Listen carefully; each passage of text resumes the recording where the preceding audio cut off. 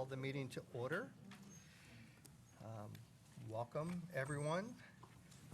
Run through the members or trustees that are present. Myself, Vincent Seri. Vice Chair Gardner is running late. He will be here shortly.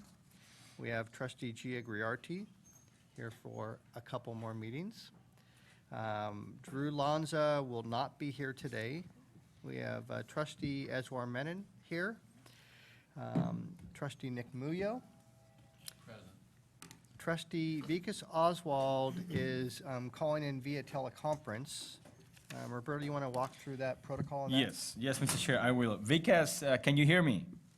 I can hear you loud and clear. Thank you very much. Good morning. I have a couple of questions that I have to ask you just to make sure that we make your participation via teleconference official. So let me ask you the first question. Did you publicly post the agenda 72 hours in advance at the location noted on the agenda? Yes, I did so. Also, are you in a room or space that is ADA compliant? It is ADA compliant. And lastly, is your room or space open to the public, and does the public have the ability to hear the proceedings and speak if they wish? Yes.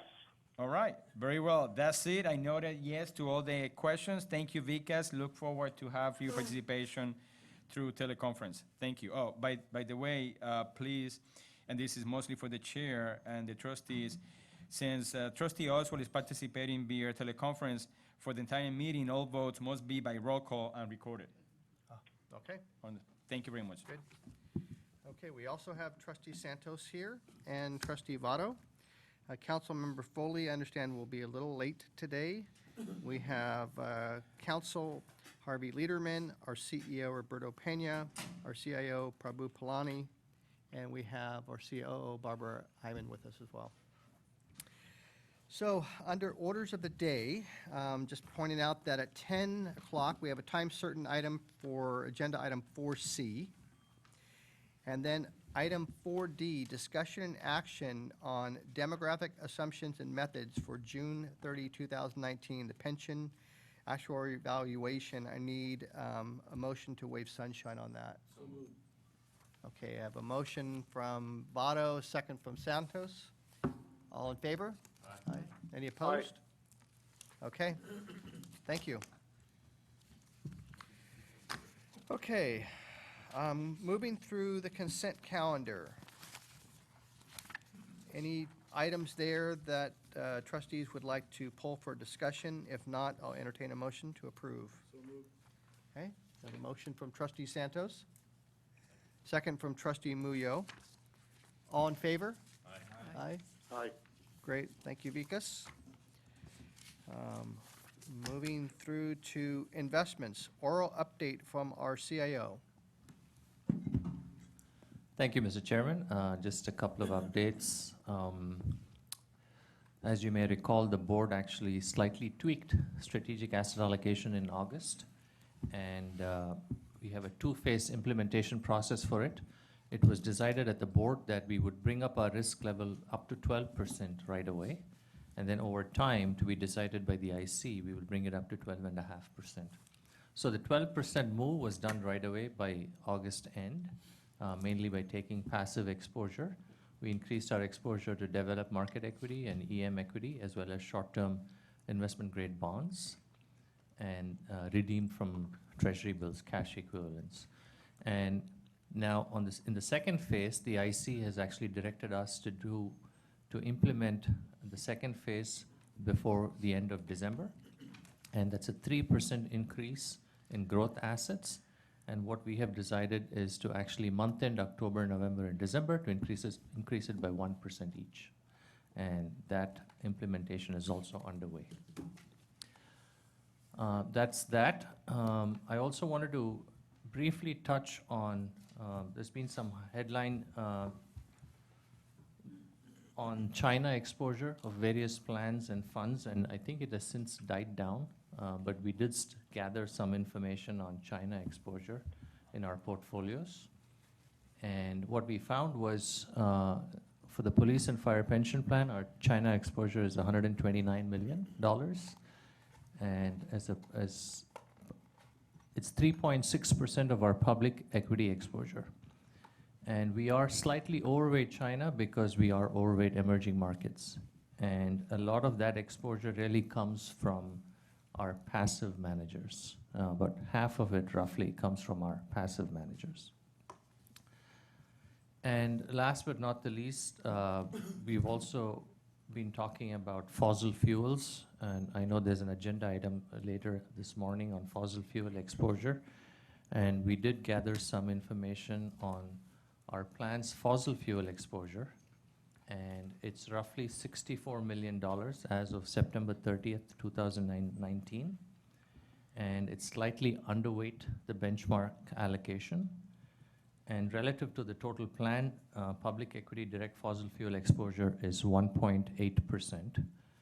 And again, of that 64 million, 40 million actually comes from passive exposure, exposure to passive funds. And most of our active managers, if not all our active managers, are actually underweight fossil fuels. This is the public equity side. It's a little trickier to get this information on the private equity side. We do have some exposure through private debt, private real assets, and a little bit in the buyout space as well. But approximately back of the envelope calculation shows that we have about $44 million in fossil fuel exposure. So I just wanted to share those numbers with the board. And we can talk about fossil fuel, what we want to do with fossil fuels at the right time. Any questions from trustees? Okay, when we get to the agenda item, we'll touch on fossil fuels a little bit more. Thank you. New business, oral update from our CEO. Thank you, Mr. Chair. So if you bear with me, a couple of items, and then I'm going to ask Cheryl Parkman. Good morning, Cheryl. Good to have you back in these meetings to provide you board an update on two items, the CalPERS defined benefit for the investment professionals and the RFP for medical panel. So with that said, just a couple of items. I just want to let you know that the election for the fire employee seat of this board will take place on Monday, November 18th. Also wanted to let you know that last month, on October 8th, CIO Prabhu, along with Chair Sanseri and myself, attended the City Council meeting, and I think he did an excellent job presenting the fee report. I'm not going to go into details, but if you have any questions, let us know. I think it was well received. And, unfortunate that the mayor was not at the meeting, but, I think we are getting to the point that we agreed to, which is full transparency. And we obviously make sure that we can do that on an annual basis. Open enrollment for retirees started November 1st. It lasts for the whole month of November. We, in fact, had the open enrollment fair at our location yesterday for retirees. I think it was well attended and well received. Also wanted to let you know, you may recall some time back, your board made a decision on those Tier 2 employees for police and fire that we're going to Tier 1, and there was a cost associated with making the Tier 2 benefit Tier 1 benefit, and that required an additional member contribution, which your board approved. We sent out the letters in October to all the police and fire members just to let them know. It's basically an account statement, let them know how much they have paid, what is the principal balance left to pay on that benefit. And lastly, just wanted to let you know, we have new members, staff that started last month. The receptionist for the office started last month, as well as our financial analyst. So I believe, obviously, receptionist is under the benefits area, and the financial analyst under investment. They've been in the office for 2 or 3 weeks now, so welcome to both of them. We have a new benefit analyst starting November 18th. And we're still going through the process of a senior benefit analyst search. Lastly, I just wanted to let you know, in terms of the open enrollment, we actually send out a mailing with all the open enrollment information to all retirees in anticipation of the month of November. So we did had a little mishap on some mail merge, and so there were a few of those that went to the wrong location. We certainly apologize for that. We identify which were the members that did not receive the information, and so we reissue all the packet before November and in time for the open enrollment. So with that, I'm happy to address any questions, and if there are any questions after that, I will ask Cheryl to update your board again on both items, CalPERS defined benefit and the RFP for the medical panel. Any questions? Okay.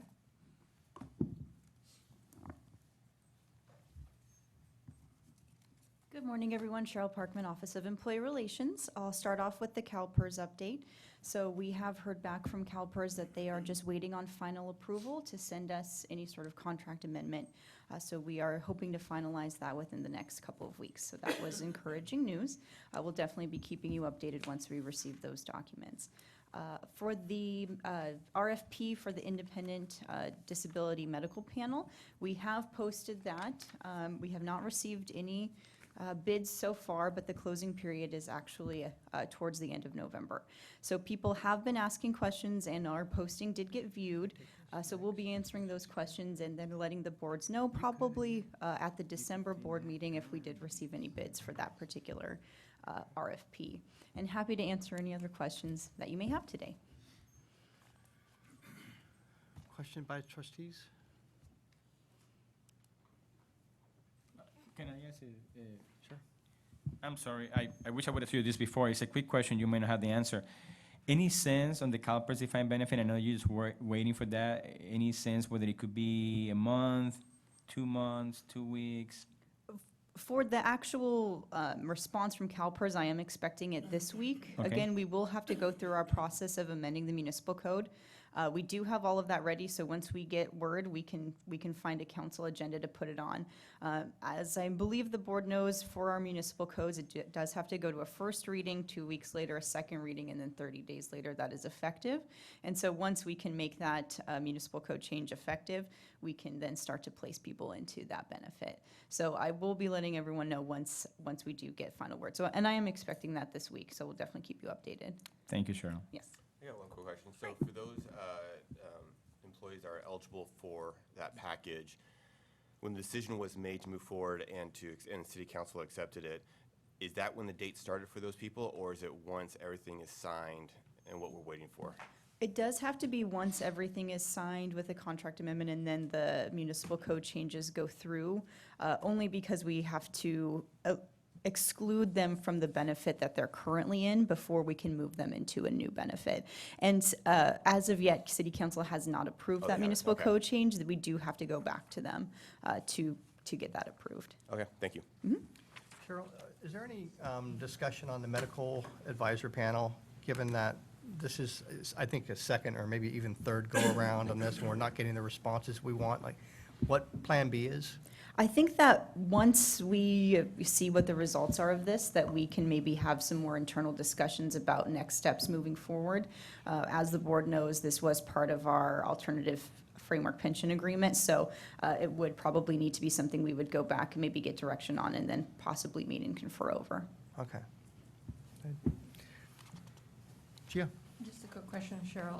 What is the city's anticipated timeframe for that? Time frame, I think that it really depends on what responses we get back. I think that the board is eager to have resolution to this, and so is the city, and I'm sure the bargaining units are too, so we would hopefully be able to do something within 2020 for the medical RFP. Mm-hmm. Yeah, I mean, we were fraught with delays on that, on our side. One thing I'm going to suggest here, if we can, maybe continuing to take things a little bit out of order, if you're prepared for Agenda Item F, and G to cover those two items. If you're not prepared, we can just go through our normal agenda item. I have a couple of agenda items today, so as long as you remind me what those I know. two are Yeah. and what order they I come in, will. I'm happy to speak to those right now. Yeah, so F is on the climate emergency by city council, and then G is the survivorship benefits. Perfect, yeah, just needed to Okay. be reminded of the Yep. order. I can definitely take both of those right now. We don't have the benefit of Councilmember Foley being here to answer any questions regarding council's action regarding the climate emergency resolution, but I can let you know and let the board know that the city council did request that this board and the federated board take a look at divesting of any investments regarding fossil fuels. And so they understand that it's this board's purview in order to, be the administrator of those particular investments. So they're just asking that it's something that this board review and research. I would imagine that the city council is looking for, some sort of maybe answer to their particular question. But for now, I can tell you that what the federated board is doing is they're, I think, bringing it back to a different board meeting to discuss and review. And I know that Prabhu had brought some maybe more information regarding fossil fuel investments. And I know that maybe the investment committee has looked at that as well. Was there, if I recall reading the memo, a difference between direct and indirect investments in fossil fuel and how they were looking at this item? I can't necessarily speak to that, but I do believe what they're doing is looking at divesting from all fossil fuels. I'm not sure about the indirect portion of that. Harvey, do you remember seeing that in there? Yeah, thank you, Mr. Chairman. The provision in question, the seventh provision of the declaration or the resolution, refers to direct investments in fossil fuel companies. As you may know, the definition of what is and isn't a fossil fuel company is itself something that deserves considerable study. Generally, it's referred to as those who have carbon deposits as assets on their balance sheet, not yet extracted. So it would be, generally speaking, in the pension community, the phrase fossil fuel company is intended to refer to companies that extract material, fossil fuel material from the ground, and doesn't include transportation, pipelines, or anything like that. But it's something, I don't know what definition the council may have selected, but that's something that needs to be examined as well, so we know what the universe of what we're talking about. Okay. But to answer your question directly, it is, the resolution talks about direct investments in fossil fuel companies. Correct. And I just found the provision, the seventh provision states Right. that it's direct investments. So that means that what Prabhu shared with us regarding the passive investment exposure wouldn't apply to this part of it. I guess the question would be on the active side, does that apply to it, or is it simply going towards investment vehicles that are targeted to the industry?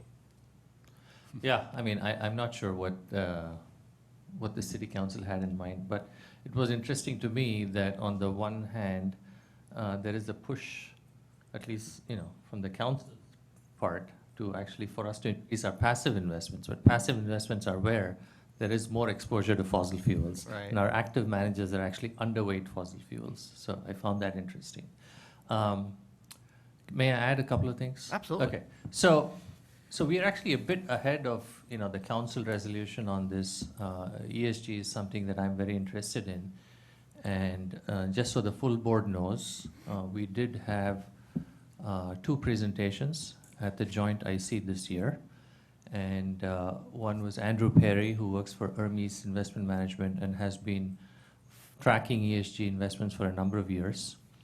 And we also had another panel which had a representative from UNPRI, which is the United Nations Principles for Responsible Investment.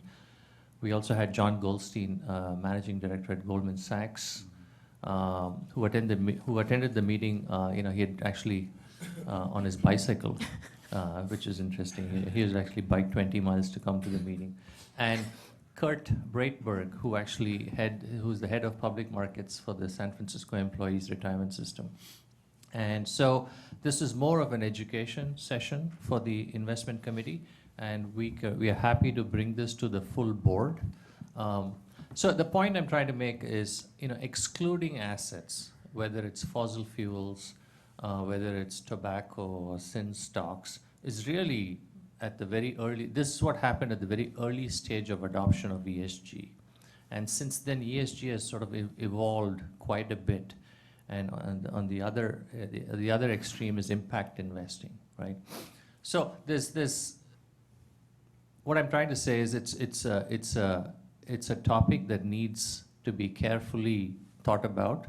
I think we should start with an education process for the boards. There's tremendous ramifications of adopting ESG, and there's, as I said, from just excluding stocks all the way to impact investing, there's a wide spectrum of choices there that we can make. But we first need to get educated. There's risk implications, there's return implications, and obviously there's philosophical implications to all of this. But just so the full boards know, we have started the process of education, and I'm happy to bring those speakers back and other speakers as well to the full board and to discuss this in greater detail. And Makita, by the way, our general consultant, is also a signatory to UNPRI. So. Good. Gio? I would echo Prabhu's proposal to perhaps bring some of these panels for education of the board. We found it quite useful. But I think before we kind of go down the path of trying to respond to this, I think it's really important to have that legal definition to kind of frame what the action would be on our part, right? Because if that's going to define which managers are impacted by the definition of fossil fuel. So, and that could be, have some significant ramifications on the number of assets that we have or not. Council, you care to comment on this? I think that's a wise thing to do.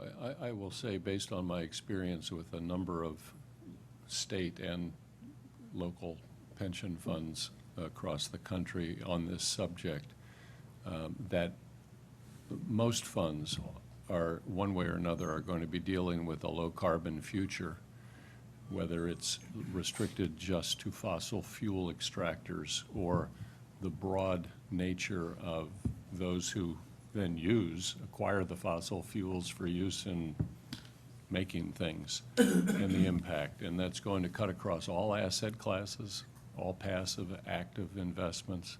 It's something that everyone is thinking about. And so that's something that, we may want to grapple with, or may do it not just on our own, given the size of our commitments, but do it in collaboration with others as well. But I agree, I think it would be useful for the board if we put some definition and parameters around what we're talking about. And we're talking about not only risks, but opportunities. And I think the city council was talking about opportunities as well in their resolution in terms of investing in industries that will take the place of fossil fuel companies in the future. So it's a risk and opportunity evaluation, but it's something I applaud the first step, the first stage, to get an educational background for everyone so we all come up to speed on what the nature of this discussion is. It's going to be very impactful in the future, and we can get our arms around it. I attended the meeting that was held at that joint IC presentation, and it was pretty clear that this is a high-level subject, but it was also clear that the implementation is varied significantly in how they're pursuing addressing it. Some are choosing to pursue it, some are not. So I think what would be valuable is if you two could coordinate, so when you come back to educate the board, we have how council views the definitions, risks and opportunities. But another item for consideration, I'm curious on how the board feels about this, is that if staff is considering at this point in time, between now and when we get to this next agenda item on this topic, if they're considering any direct investments, if the board should be informed of that in advance. I don't know if that's on the agenda at this point in time. I'm not sure if you, or on your work plan at this point in time. I'm not sure if that's something you want to share openly at this point, but is that a valuable consideration? Just a quick comment. I mean, I think even that definition of direct in a company that's extracting carbon, I think we need to have some parameters around that, because we don't invest directly in companies. We invest in funds who then deploy capital for that. So, you know, we need to determine if we will accept that as a pass-through that comes back to us. I think those are things that we still need to agree on. And just to be clear, I'm a fan of, ESG, thinking about ESG and impact investing, and all of these are very important issues. And of course, we are in the Bay Area, we're in San Jose. We should be taking the lead on this, no doubt about it. But we should also be mindful that there are opportunities in fossil fuel investments. Sure. And that's something that, the board should think about. I mean, our goal is to maximize our returns for our fiduciaries, and should we give up certain opportunities? So that's something that, to your point, Vince, I mean, if there is an opportunity, I'm always happy to bring this to the attention of the board in advance. But until such time, and I suspect it's several months away before we're all fully informed and educated and we can actually come up with a policy, I don't think staff should not make those investments, especially if they're opportunistic and if they're beneficial to our beneficiaries. So. Yep. I support that. Me too. Okay. If I may, just a minute. I agree with everything that was said, and I totally support the approach of educating the board on ESG. Certainly that needs to happen in order for the board to then establish some policies that will direct staff how we can move forward. But I just want to make sure that we, in addition to educating the board on the ESG, we run the parallel search or review of the fossil fuel, because I believe that we need to address that issue and get back to the city council. In other words, if the ESG education is going to take 6 months, that's fine for the board, but in the meantime, I think we also want to keep the city council apprised and let them know if we get to that decision sooner, let them know what our decision-making is in terms of the fossil fuel. Because if we are going to decide that we're going to be continuing investment in fossil fuels, then that needs to be articulated to the city council so that they know we appreciate the resolution, we appreciate the request, we have done our homework, and this is how we like to move forward, as opposed to taking 6 to 9 months to educate the board on ESG and getting back to the city council next summer. Is there a timeline? I mean, is there something that they're expecting, some responses at some point? What are they looking for? I think at this time, there's not a timeline. I think that they understand that there's some research that needs to be done. I mean, Okay. this is a very large plan, so divesting of something is I'm assuming, not going to be done so quickly. But I think that this is a great question, actually, for Councilmember Foley in terms of what the council is expecting back. And Sure. it may be as simple as informing her and it being part of her oral update to Yes. City Council on a regular Tuesday. But I think that there is some flexibility in terms of how this information is then provided back to City Council, and flexibility on timeline. Can you repeat that? She's just coming through the door. Oh, you're not. Oh, wonderful. Yeah, we can wait like 2 seconds for her to get here. We'll see. Yeah. Well, we can circle back on this, give her a chance to get settled in. She can get settled, but. Yeah. No, we actually skipped over that knowing that you were going to be delayed, so that's not a problem at all. But we are on a different agenda item that might warrant some input from you if you'd like. So we're currently on agenda item F, which is a discussion on the city's resolution regarding the climate emergency. And we've been having discussion around that. We're going to be bringing at a future board meeting an educational session around ESG investing. Council is going to put together a report that looks at really trying to define that industry, the risks and the opportunities as well. And at the same time, a discussion ensued around if the investment team actually sees opportunities. Until we've defined this, they're going to pursue it, is my understanding. So I think the discussion is more really kind of around time frame and how quickly we come back to the board and city council, and if there's an expectation that you sense that, or a requirement that we have to come back. Yes, thank you. To answer that question, I think there is an expectation that you'll come back, but as trustees, your job is to manage the assets and manage the investments. The city has taken a position on climate change and businesses who generate income that are affecting the environment in a negative way. And that's easier for the city to disassociate ourselves from than it is the pension boards. Right.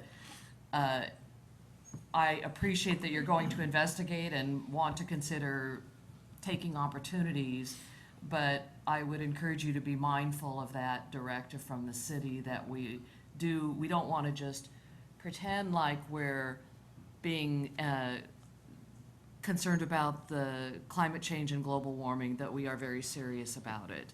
We took a position very strongly. We've made changes regarding REACH codes and development and construction and eliminating gas being installed in any future or most future developments. So I think we're serious about that. What that means to the pension board, I think you need to sort of analyze and discuss. But you wear one hat, I wear two hats. I'm not a voting member here, but I'm sensitive to the fact that your job is to generate income.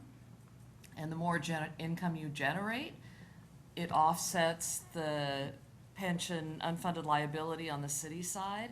But there's also the philosophical issue that is, I think, a bigger concern. Right. Does that answer your question? It- Not really. No, it's perfect. Okay. And I think it gives confidence to the board that what we're doing and the way we're pursuing things from an investment perspective is prudent. One piece of information, if you do take this back to council, that I thought was interesting that our CIO provided, was that our exposure, as it looks right now, how we might define fossil fuels on the public side, is about 64 million. Actually, the other way around. In the public side, it's 129, and in the private, it's 64 million. No, 64 is right. Total. 64 million? I think the 129 is the China exposure, I'm not the sorry. fossil fuel. Correct. You, Say that again? So 64 million is our exposure that we have to fossil fuels. It's about 1.8% of planned assets. The most interesting piece of that is of the 64 million, 40 million of that is through our passive investments, which means Oh, that's we interesting. couldn't get rid of it if we wanted to remain in passive investments. Oh, that's interesting. Okay. I will, at the next council meeting, when I have an opportunity to speak, I will actually raise that and just bring that up and your thoughts around that and how you're thinking about it. Yeah. We did have a discussion around direct versus indirect, and these are Yeah. really more indirect investments when you're talking about passive, but just interesting information there. Yeah. Anything further on this topic? No, I just wanted to know if Shirley was going to repeat the last statement. So I just wanted to make sure that we, as issues like these come to the board and we have discussions, that you can then take to the council what are the discussions that we're having at the board level. And we're happy to, if you send us a communication, to provide for you the information that you need to share with council in anticipation to your council meetings. That would be very helpful. Yes. I don't have a council meeting on Tuesday, Yes. but I should be able to make a presentation on the following meeting. So that would be, a briefing or something would be really helpful for me. We're happy to do that. No one more happy than our CIO, Prabhu Palani. So thank you. Thank you very much. We'll Very certainly good. do that. Thank you. Thank you, Roberto. So it'll be forthcoming then. Yes, absolutely. Yes. Thank you. Okay. Mr. Chairman, Yes, sir. I wanted to just, since we have the benefit of Councilmember Foley's presence, I wanted to just ask, when this was discussed at the council, what was the definition of fossil fuels? Since this is something we just discussed briefly before she arrived this morning. There was no extensive discussion around fossil fuels. Okay. That was it, fossil fuels. Okay. And not just fossil fuels, any energy related that was negatively impacting the environment. So PG&E potentially could be someone in that group. Just saying. That's a Okay. pretty broad definition. Yeah, it is, it is. Yep. Okay. So let's move on to item G. We'll go back to B after we're done, which will be the oral update. Yeah. Then we'll move back with the regular agenda. So G is discussion on survivorship benefits for police and fire members killed in the line of duty ordinance. Great, thank you. So we are bringing an ordinance, municipal code change forward to this board, as is required, so that you and your council can provide any comments. Anytime that we change the municipal code related to retirement, we are in fact obligated to bring it to this board for comments for those new board members.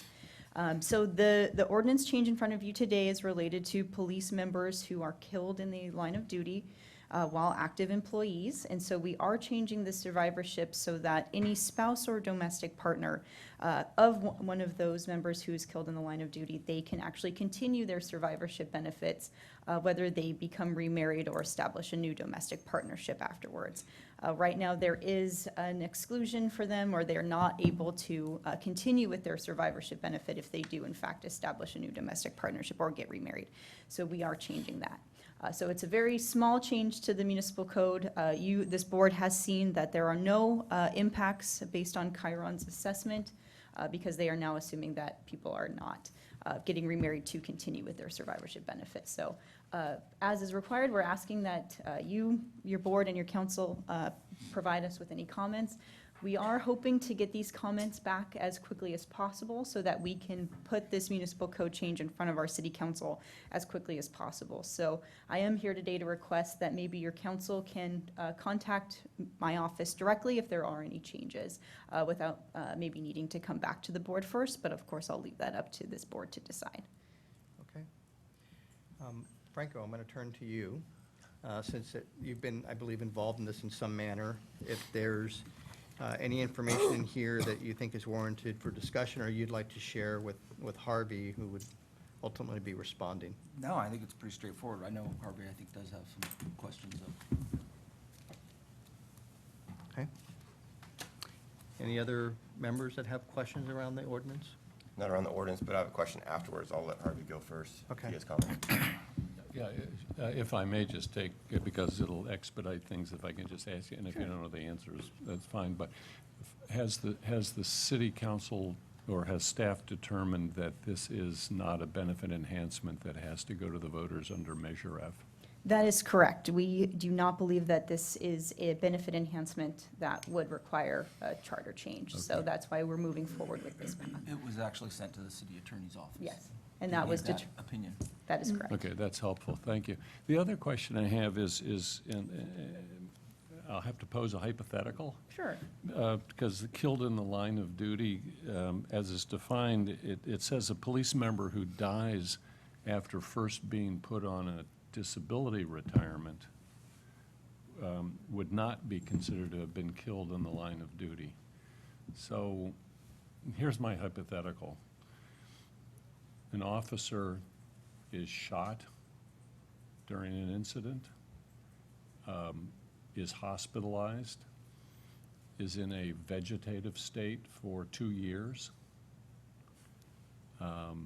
during which time we put this person on a disability retirement so that they can start drawing a disability, and then they die from that state later. This excludes that person from this? Yes. It specifically is for those active employees who are killed on active duty and have not yet received any sort of disability retirement benefits. Okay, I just wanted to clarify what that is. Mhm. Okay. So So- given that hypothetical, Harvey, how would you respond to this? I mean, do you see a need Well, to I don't make an know. I'm not adjustment? sure. This is a policy issue, and it's really between the city and its bargaining units, I think, to figure out. But I'm just, because based on that hypothetical, it creates sort of a perverse incentive for us not to grant a disability retirement at a time when the spouse should have some income. So I'm just, I haven't studied this yet, Right. but based on that, I worry that it creates a disincentive for the board to consider a disability application. Because if you help the family while the person is in the hospital by granting a disability benefit, you hurt them if the member dies and the spouse later wants to move on with their life, and it's for and they can't qualify for the survivor benefit. So I don't know if that was thought about with the bargaining units, but I worry about a disincentive that impacts our determination about whether to grant a disability retirement. That's all, and I Right. just Well, want and people I- to think about it. I think this is a really important point that may not have come up as an example in this discussion. Maybe it has, maybe it hasn't. But if you bring this point forward, or I would encourage you to bring this point forward as we respond as a board, as an area that probably needs to be addressed or possibly cleaned up. And I don't know what that cleanup looks like, but I certainly don't want to put us in an awkward position in dealing with disabilities because of this code. That was as I read it, that was the key example, the disqualification because of a disability grant that I wanted to raise, and I just wanted, not to put Cheryl on the spot. well, I I just think we wanted would to need raise to- it now, so not, because it sounds like you folks are in a hurry to get the code done. Well, I think that there are different survivorship benefits with those with the disability Yes. retirement, and Bill has just informed me, and I'd have to go back and look at the Muni code, but I think if you're granted a Bill disability. is our head of benefit services. Go ahead. Well, he whispered it to me, No, so I was gonna trust ask the same him. question, We've yeah. worked together for a long time. I think once you're granted a disability retirement, that your survivor actually continues with Yeah, their there's no survivorship penalty. benefit that's regardless right. of remarriage. No So penalty. this wouldn't disincentivize, I hope I got that word right, somebody from doing that. So I think there is a different survivorship benefit, so this would not impact those people who have these unfortunate circumstances where they're disabled and then potentially die from that incident. So I think that this is a particular issue for very rare circumstances, and hope we really never see again, but that we're trying to fix.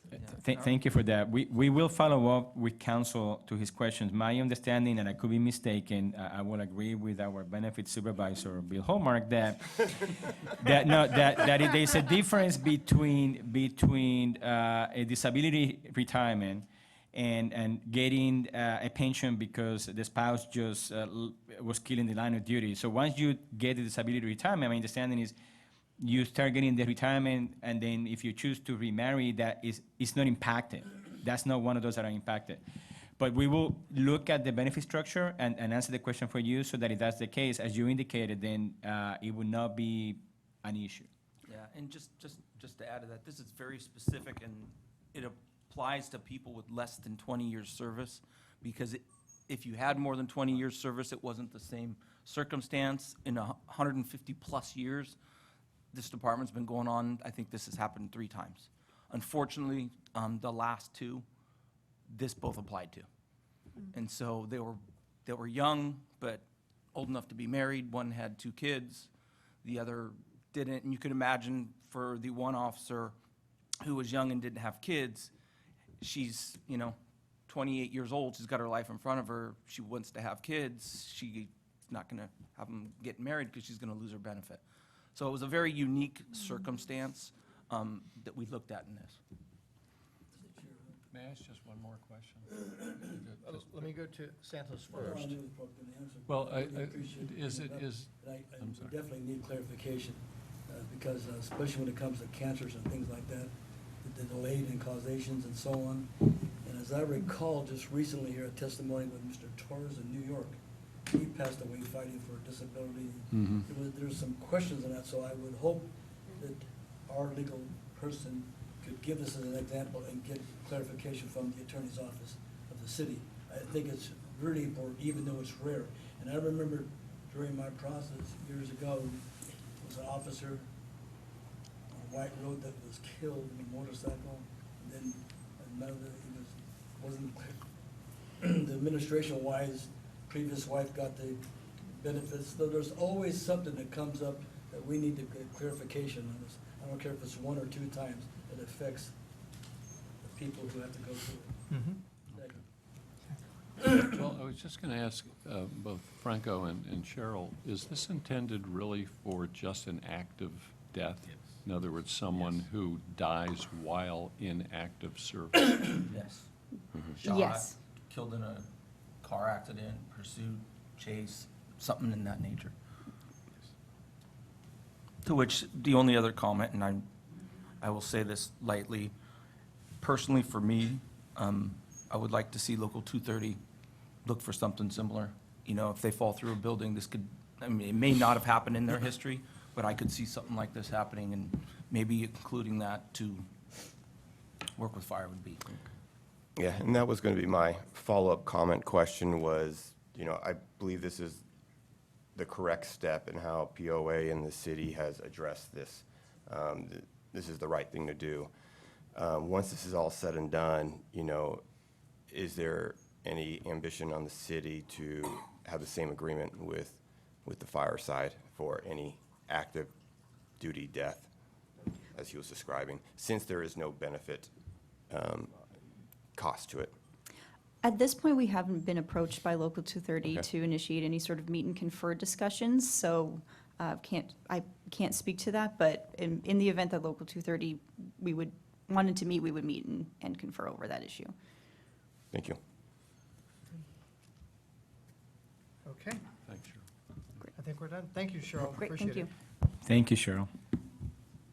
So let me come back to new business item B. We have an oral update from our city council liaison, and then we'll go back to our normal, regularly scheduled agenda. Thank you. We had a council meeting on Tuesday that lasted until 11:50 PM, starting at 11 o'clock, closed session at 9:30. It was a very busy housing day. But the most important day was the following day. Yesterday, we had a special session to approve the acquisition of the Coyote Valley acreage, to preserve that area for open space and preserve in perpetuity. We funded a portion of that. The city of San Jose, it's a real complicated purchase. We acquired 2 pieces of property that could have been used for commercial development, that could have been sold for probably a lot more money to develop warehouses and other commercial uses as it was zoned. But through negotiations with the owners and the Measure T tax measure that was passed last year, we were able to fund the acquisition of those parcels in conjunction with the Peninsula Open Space and the Open Space Authority. So the goal is to protect that land in perpetuity, to use it as flood control. Part of that Coyote Valley area resulted in the flooding of the downtown area, so we want to prevent that from happening. So it will be a beautiful property kept as it is forever. And it's just really exciting to be on a city council that while we sometimes are divided on decisions we make, we were absolutely unanimous in our approach in that decision. And it was a thrilling day to be able to say we're saving our agricultural area for not just our children and our children's children, but for all the animals and creatures who benefit and use that area. So it was really a hallmark day for us yesterday. Right. right. Mr. Chair, just a question to the council member. I read it this morning, and I read it last night. How much does the city of San Jose fund? I wish I knew those numbers a little bit better. 'Cause I was following open space, and I was following the. I believe, but I don't have the exact number, but I think it's around 45 million. It could be a little bit more than That the that. city We kind of allocate- split the cost That the city allocated? through Measure T funds, yes. It was all part of the Measure T, if you approved it, and thank you for the voters who approved it, because that was a carve-out for us to acquire or address Coyote Valley flooding and a lot of other issues, and this is one of the ways that we did that. Peninsula Open Space did most Yep. of the funding, Yep. and so, but we actually own, it's really convoluted, not convoluted, complicated. Let me use that word, complicated is better. Because we bought some of the land and then are concurrently selling it to Peninsula Open Space. Some of the other pieces we're actually retaining ownership from because we have interest in a water district down there. And so we're retaining the water district rights so that IBM can have access to those. It's very, which you may be aware of, all of that. Thank you. Complicated but exciting, so don't quote me on the dollar amount, I could be wrong. Okay. Any questions at all? Thank you Thanks. for the update. Thanks. So 4C is time certain, so we'll move to 4D, discussion and action on demographic assumptions.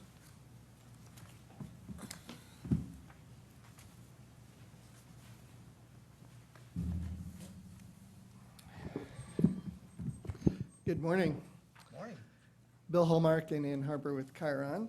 We're going to talk about the preliminary valuation results and demographic assumptions. You have two items.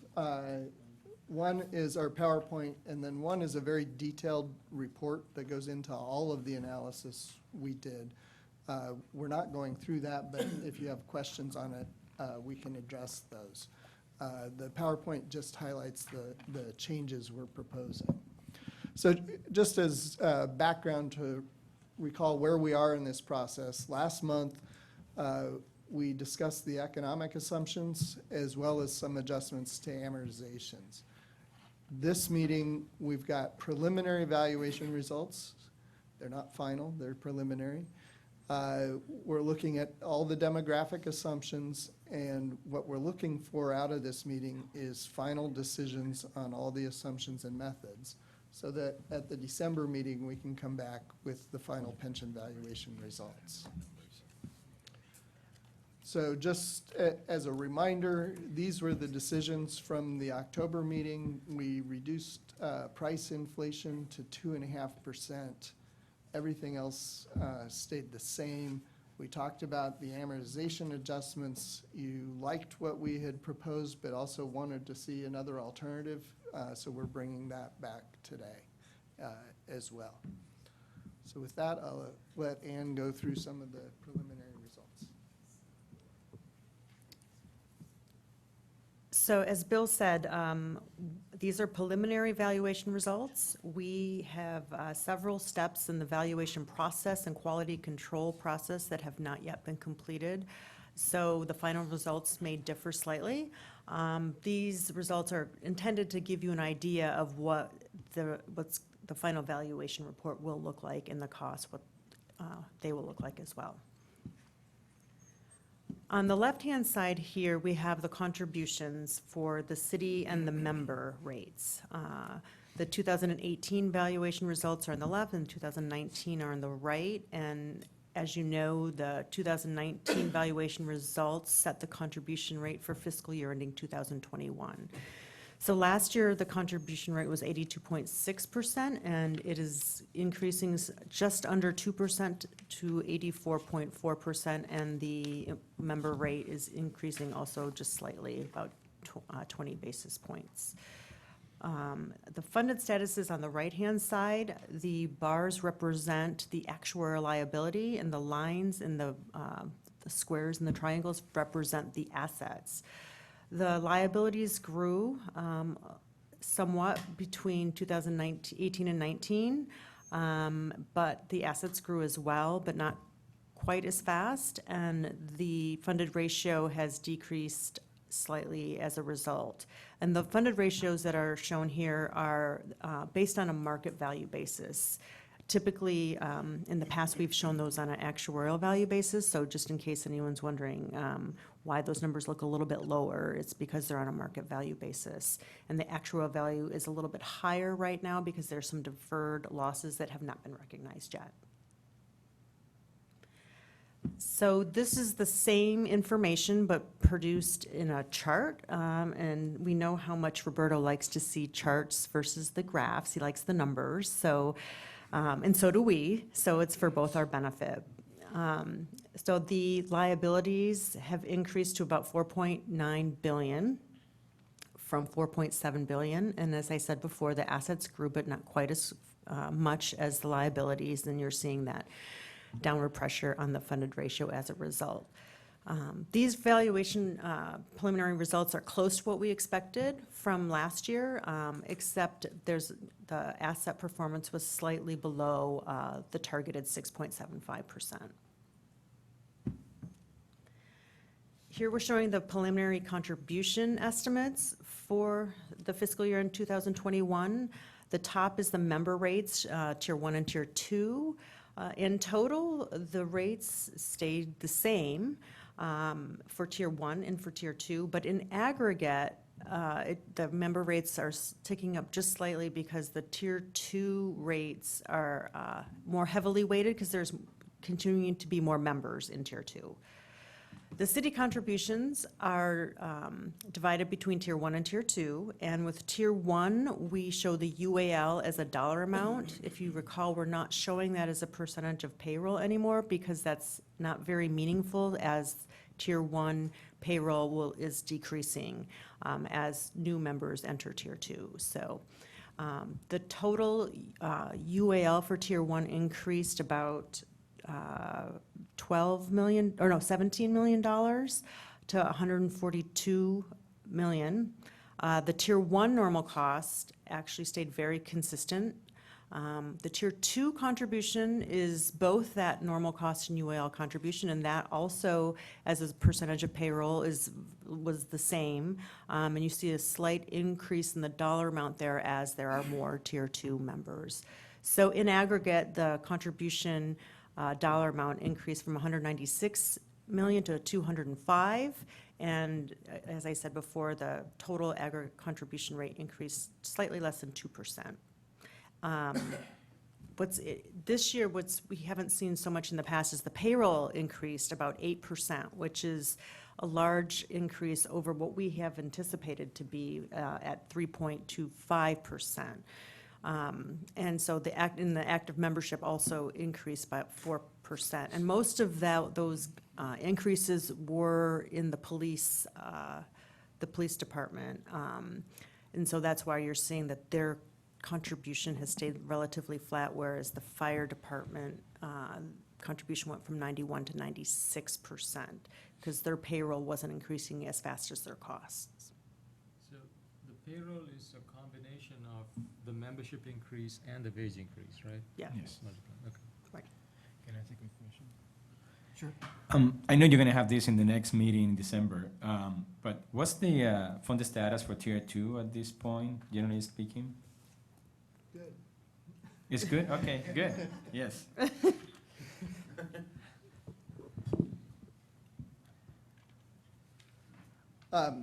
So these are the contributions before we make any changes, including the amortization changes that we talked about at the last meeting. So we'll talk about those impacts at the end of the presentation here.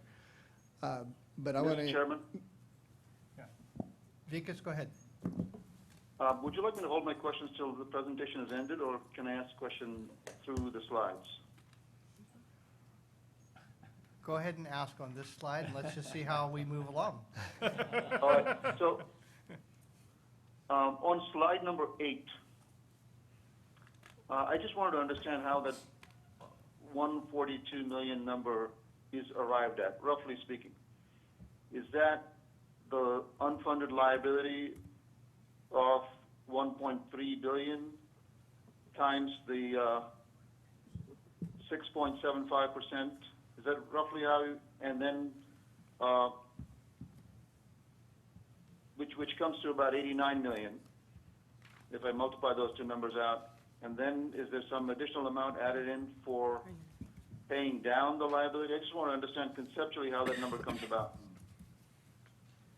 So that's the combination of all of the amortization schedules that we've talked about in the prior meetings. So if you flip ahead to slide 21, you can see the chart that has all the pieces from the past. It doesn't have the new pieces on it, but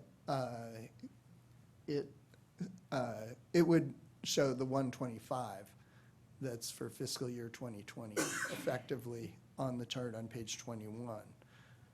And so it's the schedule of each time there's a gain or loss, we amortize the payments over 15 years, and each time there's an assumption change, we amortize it over 20 years.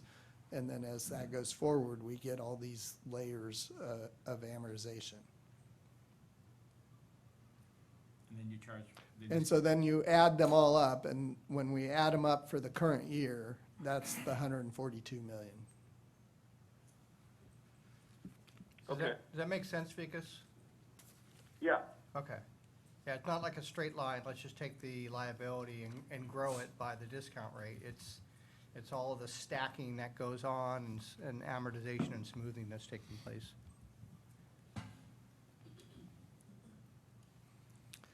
So every 2 years, we do this demographic experience study for you, where we look at all these assumptions compared to your actual experience. And we don't necessarily make changes every year, but we've been tweaking things as we go along. And so this slide summarizes the proposed changes this year, and then we'll just go through those changes in a little bit more detail. So the merit salary scale or longevity salary scale, we assume everyone gets an across-the-board pay increase of 3.25%. But then there are step increases and promotional increases and other increases that get added on top. And so this is just looking at that piece on top. And we're suggesting some changes in the early years of service. Mortality, we have not updated this assumption for 4 years. And since the last time we looked at it, the Society of Actuaries has published a new study on public plan mortality, so we're proposing some updates there that I'll go into in more detail. Retirement, we're really just tweaking some rates. We had seen out of the Great Recession some real spikes in retirement rates that we kind of partially reflected, and some of the rates are settling at a more stable and lower rate than we had moved. Termination, just some slight changes, although for fire there is the first year there's a more dramatic change that we'll talk about. And then administrative expenses, just a slight change. The other assumptions, everything looked good, and if you want details on those, they're in the full report. So if you look at the merit salary increase, the blue line shows what the actual was during the period of the experience study. And we're definitely seeing higher increases in the early years of service, and then lower increases in the 6 to 8 year range, and then it follows fairly close to our assumption. And so we're suggesting just partially reflecting this pattern now, making an adjustment, increasing the assumed salary increases for the first 5 years, and then a slight decrease for years 7 and 8, and then it pretty much stays the same. We don't want to fully jump to this pattern. We'd like to see if it persists.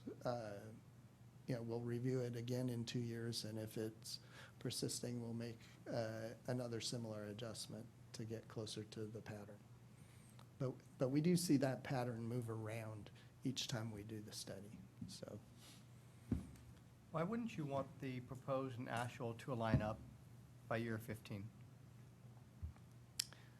There's,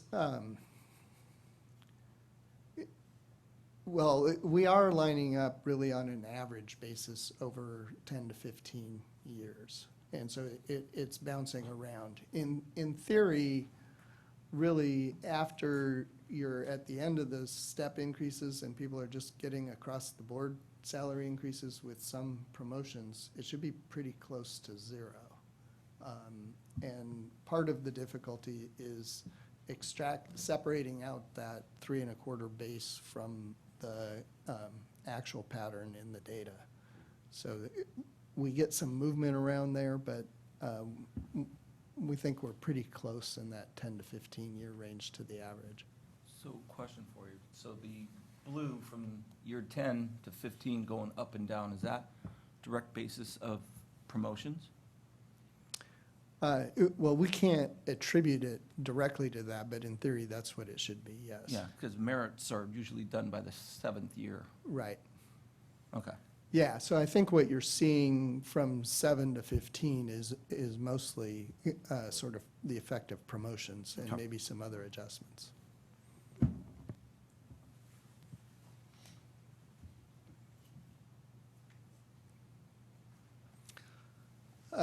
Mortality. So the current mortality assumption is based on CalPERS's mortality tables. And when we looked 4 years ago, that seemed to provide the best match.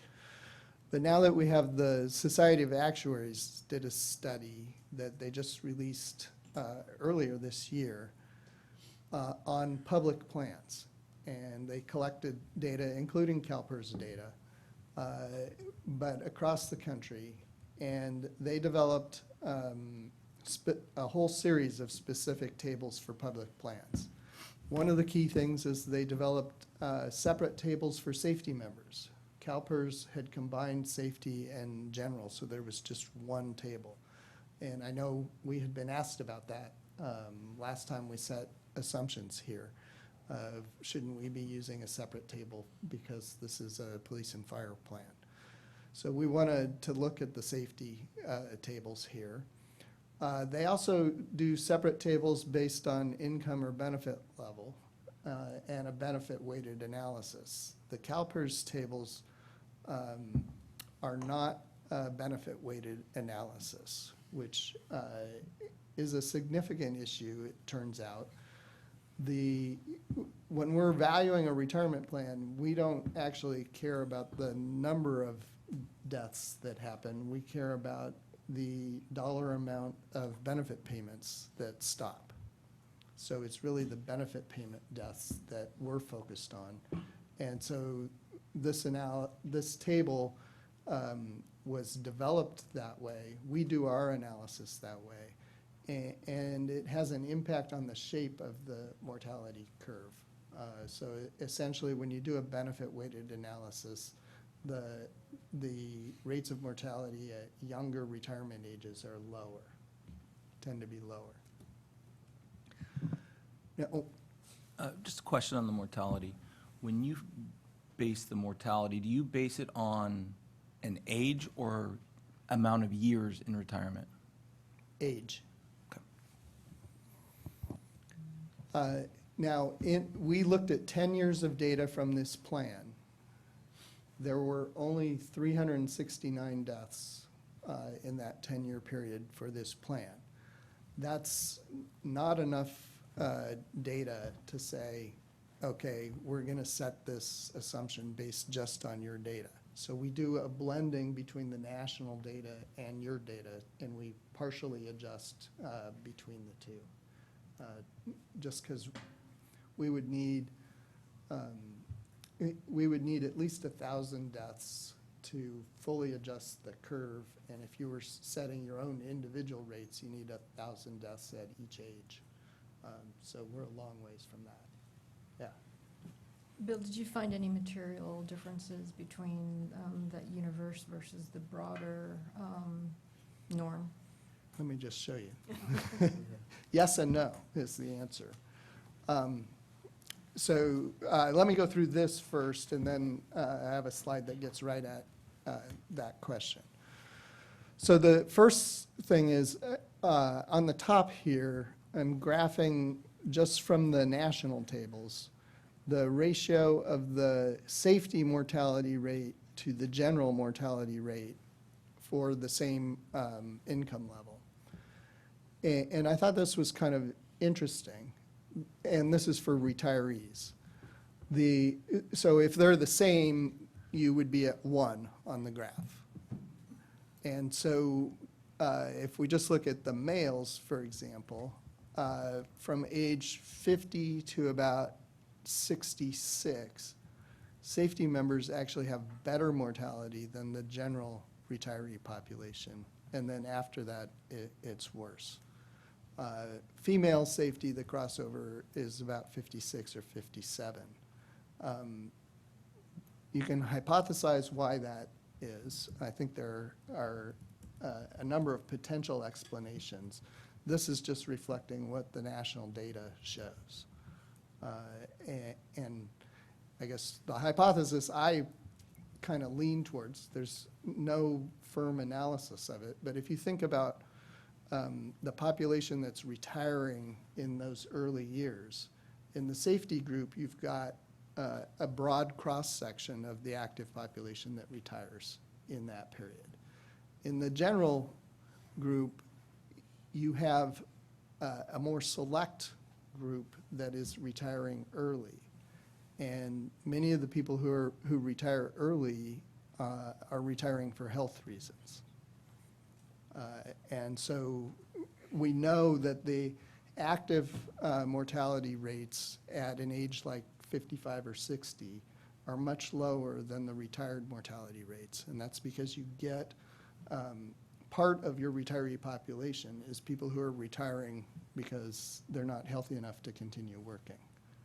And so I think that's just my own hypothesis about why you see this dynamic between safety and general rates at those early ages. Because for safety members, we get a broad section of the population retiring then. So the bottom, any questions on that? Men versus women also seems very interesting. It does, and it is a little surprising, the difference in that curve. And I have not worked out a hypothesis I'm comfortable with for that. I'd entertain any thoughts. On the bottom chart, just to get to the impact that this will have for this plan, we're showing the ratio of the CalPERS table that we were using to the public plan safety table that we're proposing to use at different ages. And you can see the stark difference is from age 50 to 60 or 65. So beyond that, the rates are very close, but it's those early retirement ages where we're seeing a change. So it's really a change in the shape of the mortality curve that we're going to, as opposed to a big change in overall mortality levels. Can I ask a question on this chart? Yeah. Go ahead. So this is slide 13. At the bottom, can you explain just so I understand clearly what the ratio of 3 times means? That means that the CalPERS mortality rate is 3 times the rate of the public safety table at that age. Now, those rates are very low. 3 times? Sorry, I didn't catch that. 3 times of what? 3 times the mortality rate from the public safety table for above median income. So it's 3 times higher. Public safety nationwide? So if you make the switch, it's beneficial. I'm sorry, to the could plan. you use an example? For, you take one person who's 50 So, years so old. these aren't the rates, but person, let's just say, the mortality rate was 1% for age 50. It's much lower than that, but let's say it was 1% in the proposed table. The CalPERS would be assuming 3%, 3 times the mortality rate. 3 times that- more that- likely to die. Yes, That's pretty significant. it is. What do you think? Now, you get? except that the rate is, I don't have the rates, but it's closer to something like 0.1% versus 0.3%. It's not 1 to 3. They're very low rates at those ages anyway. So 3 times is not as significant times as a it little would is be if still it a was little, 3 yeah. times at age 90. That rate would be way different. But it is still significant, and that's the significant change that we're proposing here. And it's really that pattern of the mortality rate. So if you were to think about, because we get to almost the same rate out at later ages, the CalPERS mortality rate curve is much flatter than what we're going to. We'd have much lower mortality rates at the early retirement ages, and then up to very similar rates. So if you go back to slide 12, where you show the 37,000 exposures and the 369 deaths, is that the universe we're talking about roughly of the 369 deaths, and then they look at the age group of those deaths to get to these numbers, or is it a different So data that's set? just San Jose. These numbers are based on much larger. Got it. So these are based on millions of exposures. Okay. So the impact is slightly beneficial to the funding ratio, I suppose. Slight- No, it's going to be the other way. So- We assume people live longer, which means the Okay. benefits are more valuable. Or there's a greater chance that they live to their 80s and 90s. We're not saying more people are living to 100, Mhm. right? It's, They don't die. Harvey, did you have another question? Bill, are you using generational mortality schedules? yes. Okay, thank you. Yeah, we adopted that 4 years ago, I think. So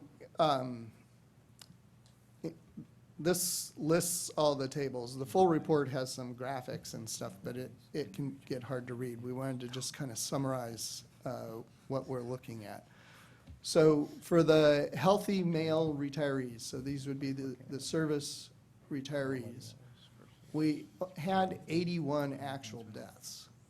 When we looked at the public safety table for above median, we got almost a perfect match. And so using the credibility factor, we're multiplying that table by 1.002. So we're using almost exactly that table. And the A over E ratio, I should explain, that's one of our standard metrics. It's the actual deaths divided by the expected deaths. And we will use that on some of the others as well. It's the actual number we experienced divided by what we expected based on the assumption. Benefits weighted. This is benefits weighted, yes. Actual benefit deaths. And so with the proposed table, we're right on. Now, for female service retirees, there was only 1 death, so there's really not enough data to do an analysis here.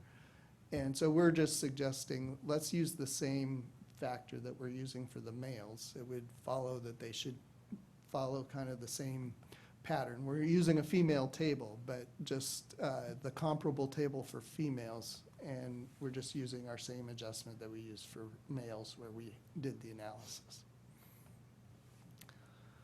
For disabled retirees, we're looking at the public plan safety member disability table. And we're getting greater longevity than what that table is producing. Again, for the males in that group, we had 190 deaths in the study period.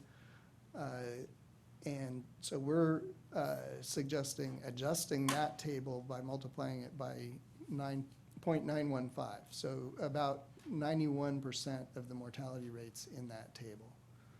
And that's based on the amount of data we had and what we could adjust. And so that gets us to an actual to expected ratio of 87%.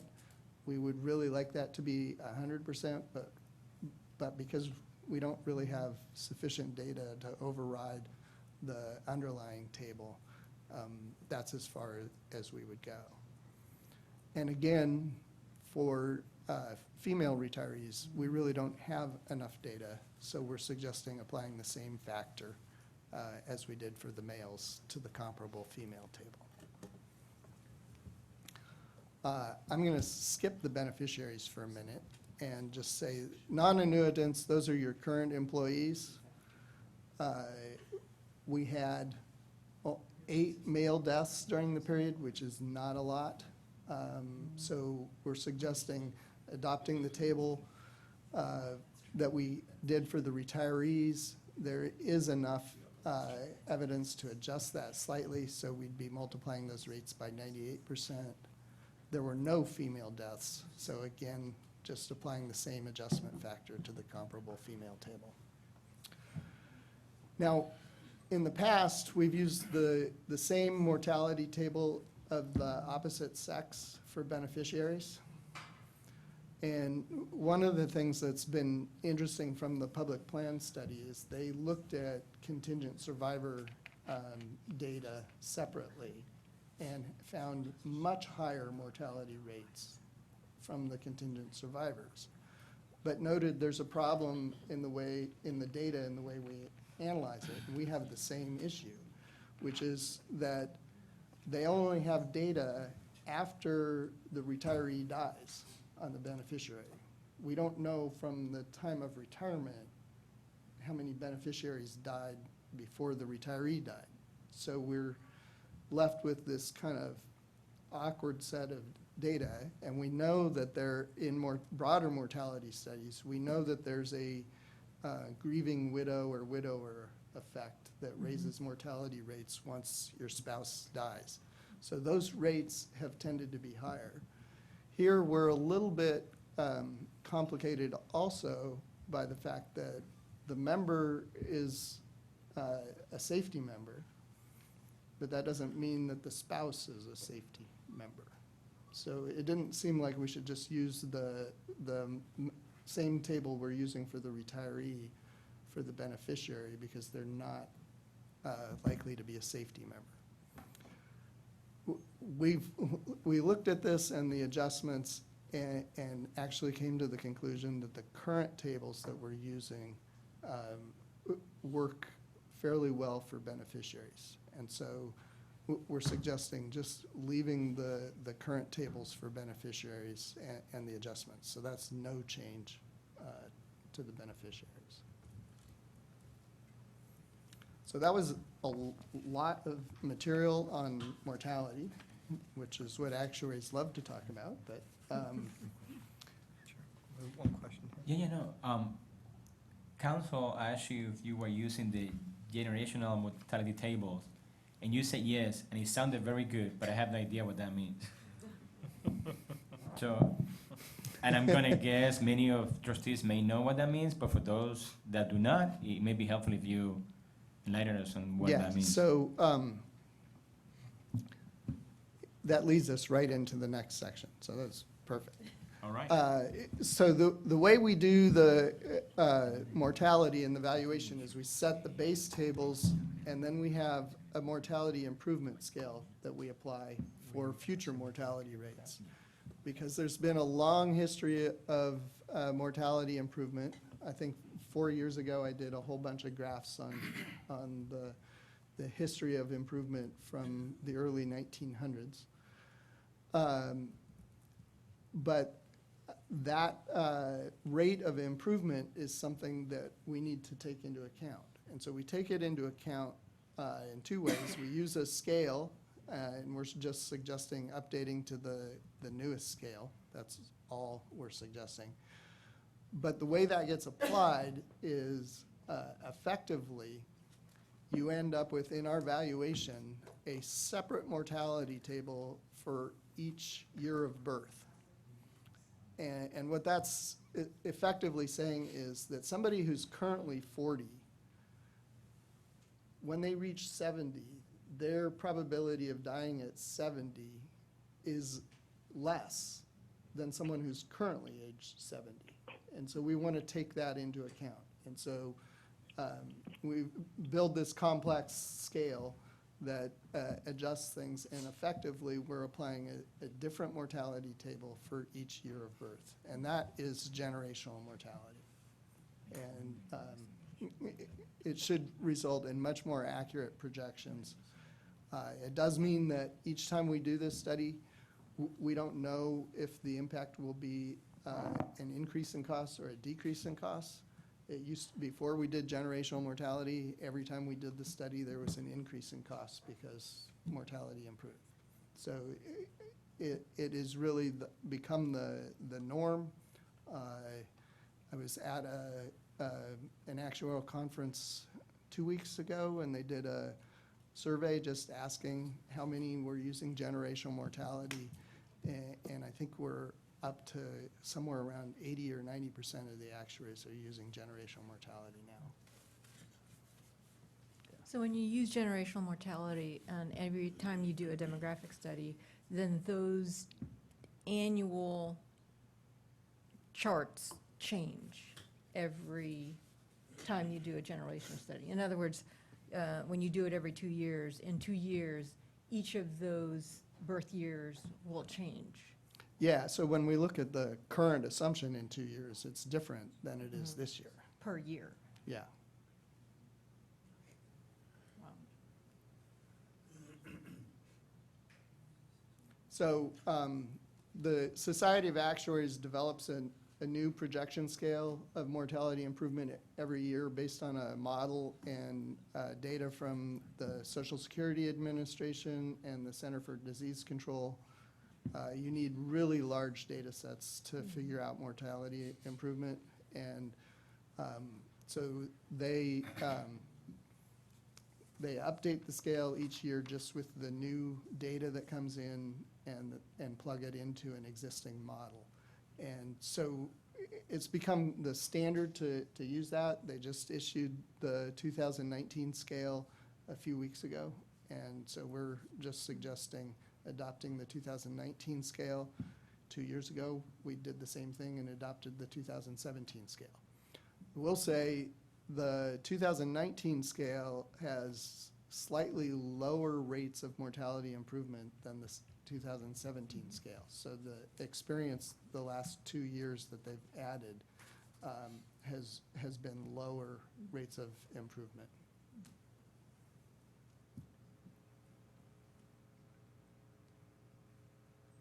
All right, I'm going to let Ann talk. So it is 10 o'clock.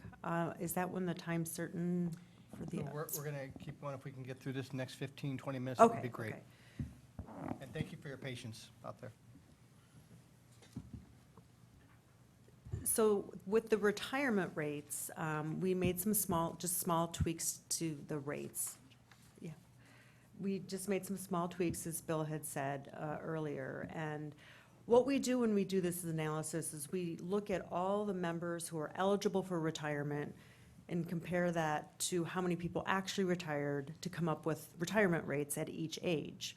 And then we also develop what is called these confidence intervals, which are statistically calculated to determine with a 90% confidence that the actual rate will fall within a certain range. And that's what you're seing on these bars, these floating bars are those 90% confidence intervals. And then the black square in the middle is the actual observed rate for this experience study. And we were looking at experience from 2012 to 2019. And you can, when we look at the experience and when we look at compared to our current assumptions, and our current assumptions are the red lines up there, we look at a couple of things. We want to try to have the assumption within the confidence interval as close as possible. And when we see that there's a pattern, that's when we tend to adjust the rates. So at ages 53 through 57, for the police, which is the top graph, all of the proposed or the current rates were within the confidence interval except for age 55. But in those intervals, we were always above the actual rate. So we decided that it would be prudent to just lower the rates slightly to come closer to the actual rates there. And then actually at age 55, we've lowered the rate enough so that it's in that 90% confidence interval. And for fire on the bottom, we saw similar patterns at ages 54 to 57, where we wanted to follow the actual experience that we saw, and we lowered the rates between ages 55 and 57. We did not lower the rate at 51, even though there's a shorter confidence interval there, because it just seems a little bit like a blip because the ages 50 to 54 all have relatively similar rates. So we're being a bit conservative there by assuming that at age 51, it's going to be the same rate as those others. And one more thing about this slide is the wider the band means the less data we have to substantiate where that actual rate's going to fall. So for termination, the police graph is on the top. We basically lowered the rate for the first year of service for a member, a termination rate, and then we saw that between mid-career, people were terminating more quickly than we had anticipated at a higher rate. But then at the end of their career, we saw people were not leaving as we had expected, so we lowered the rate at years of service from 16 to 19. For fire, our rates were pretty close between ages or years of service between 3 and above, but we saw a large decrease in the termination rate for the first couple years. Part of the reason is that we're not including those years of 2010 and 2011 when we saw lots of terminations, partially due to the recession and what was going on at that time. And so we're not including those years anymore. So for the last 7 years, that rate has come down and we've adjusted accordingly. The administrative expense assumption, we've updated slightly. The current assumption is about $1,253 per member, and we're proposing an increase to $1,275 per member. And that's basically taking the last years of administrative expenses that we have in 2019 of the $1,234 and increasing that with your wage inflation assumption. This does not have a big impact at all on the plan, but we updated it regardless. Yeah. And then with this, I'll turn it over to Bill.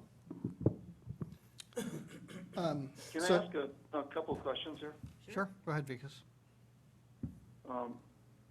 You mentioned that you excluded the 2008, 2009 data for terminations. And that raises some alarms for me. We've had an expansion of the economy that started in the middle of 2009. It's lasted 10 years. It's now the longest in history. So there is actually some merit in being informed by what happened in 2008, 2009. In fact, we may be, nobody knows for sure, but at some point, maybe starting tomorrow, starting a year from now, or 2 years from now, we might have a slowdown. So we might actually learn something from that data that was excluded for 2008, 2009. The other question I have has to do with slide 16. And given the low confidence in the data as you approach, 60 and 61, especially 61, while the proposed curve, if you will, that line looks better the way you have it. So visually it might make more sense, but it seems to me that the farther out you go, the higher the retirement rate probably. It ranges from 0 to 100, but I would assume that at some point that is a little higher. So despite the proposed line looking less orderly, wouldn't it make sense to actually move up at least to 50%, which is the average between 0 and 100? One So those are my thing, two questions. right, one thing that's not shown in these graphs is that at age 62, we assume 100% retirement. So the lack of data at 60 and 61, we're keeping that more in line with what looks like to be the experience at 58 and 59, and then 100% at 62.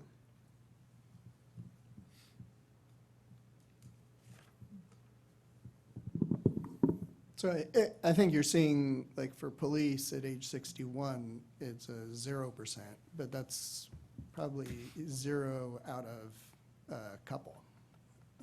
There just aren't a lot of police or firefighters who are still working at those ages. So it really doesn't have a material impact what the assumption is out there, particularly because we just cut it off at age 62 and make it 100%.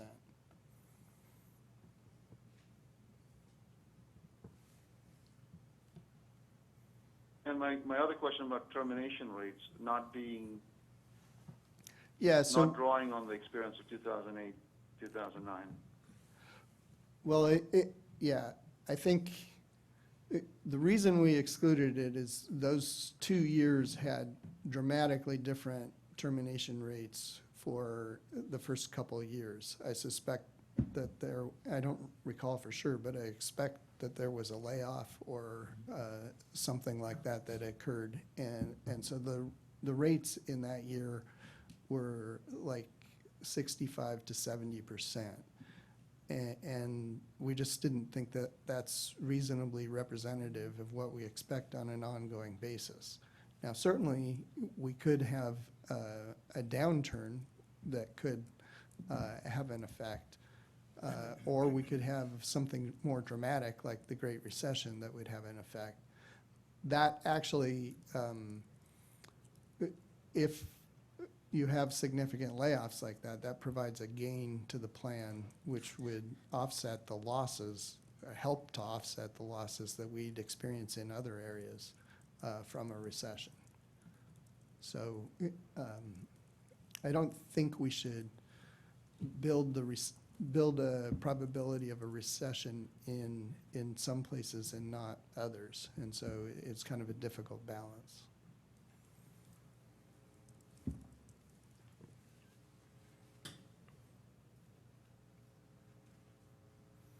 So I'd like to go back to the amortization adjustments and just refresh our discussion from last month.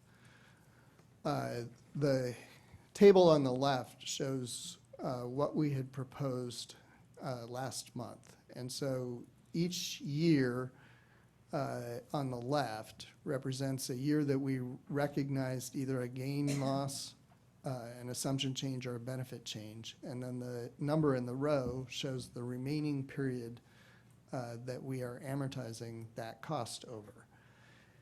And the black numbers are numbers that we did not change, and the red are numbers that we changed. And we grouped 2007 and 2009 to match up gains and losses, as well as 2010 and the 2011 gain and loss. And that helped smooth out the pattern we had significantly.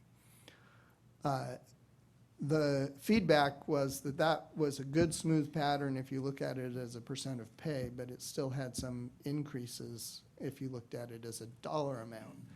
So the right-hand side shows what we came up with as an alternative.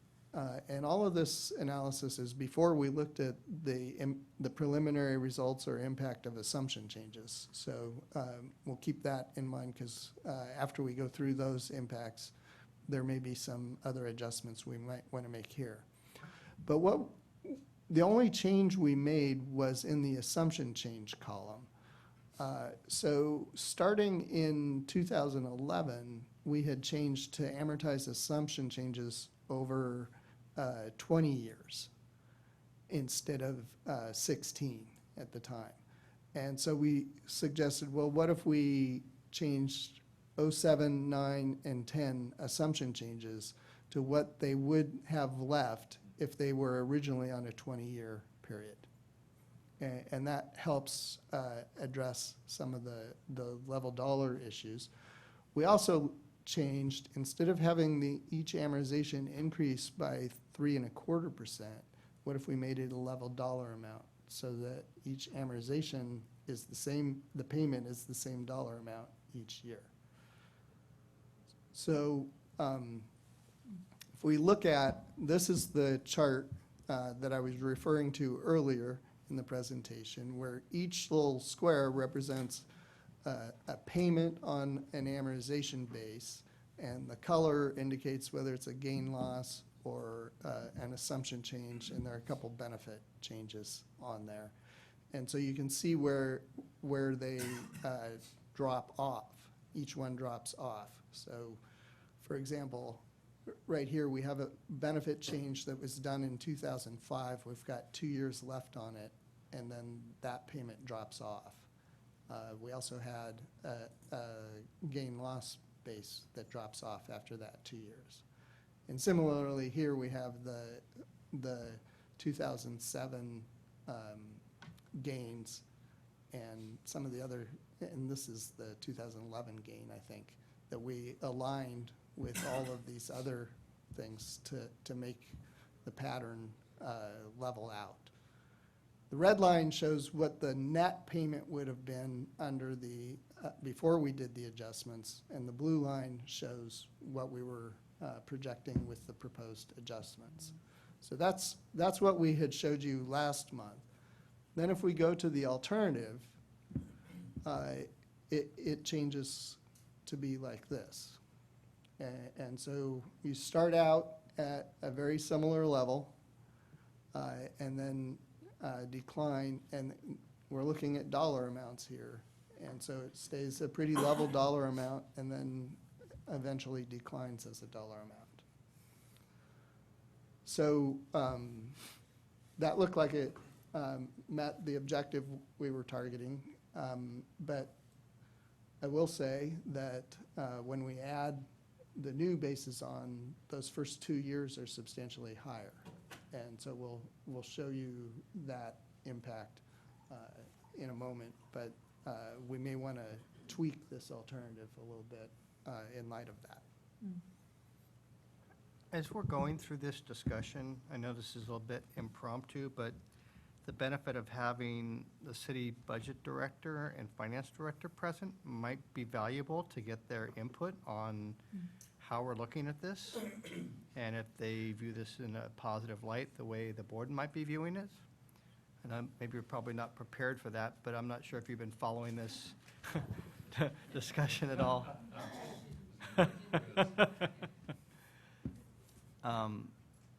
Well, maybe when we get to the end here, that Okay, might really make good, sense. thank you. So I'm going to go over the estimated impact of the assumption changes, not the amortization schedules, but the assumption changes that we discussed earlier.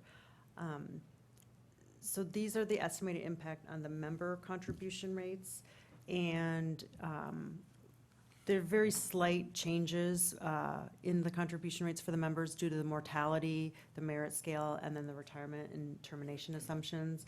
All of the tiers increased slightly due to those changes because that the mortality is going to increase costs, and the members share, the Tier 1 members share 3/11 of the normal cost, and then the Tier 2 share half of the cost of the increase.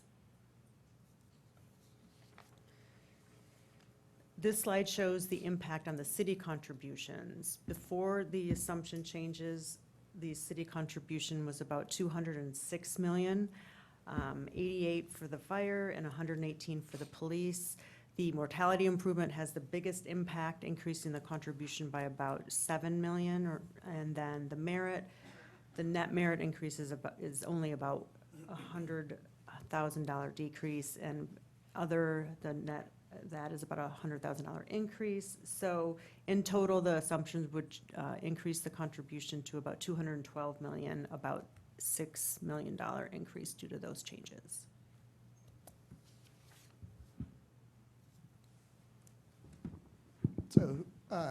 So this isn't in your packet, but this shows what our new preliminary projections would be. On the bottom, I'm focused mainly on the bottom here.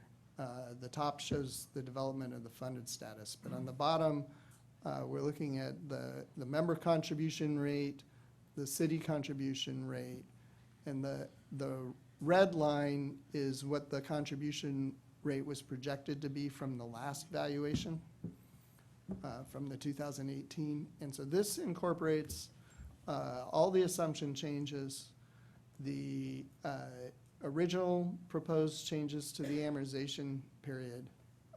And so you can see as a percent of pay, we'd be looking at going to 86%, which is a little bit higher than what we had projected before, but not a lot. And then increasing to 87 before we decrease down to around 81 and have a slow decrease after that, dropping in 2028. We also can look at this on the dollar amount, which gets more to some of the issues that were raised about the amortization change. Would increase the city's contribution to about 209 million in 2021, with another $10 million increase in 2022 before we see a drop, and then a gradual increase in the dollar amount, and then a drop again in 2028. Now, if we do the alternate schedule, amortization adjustment,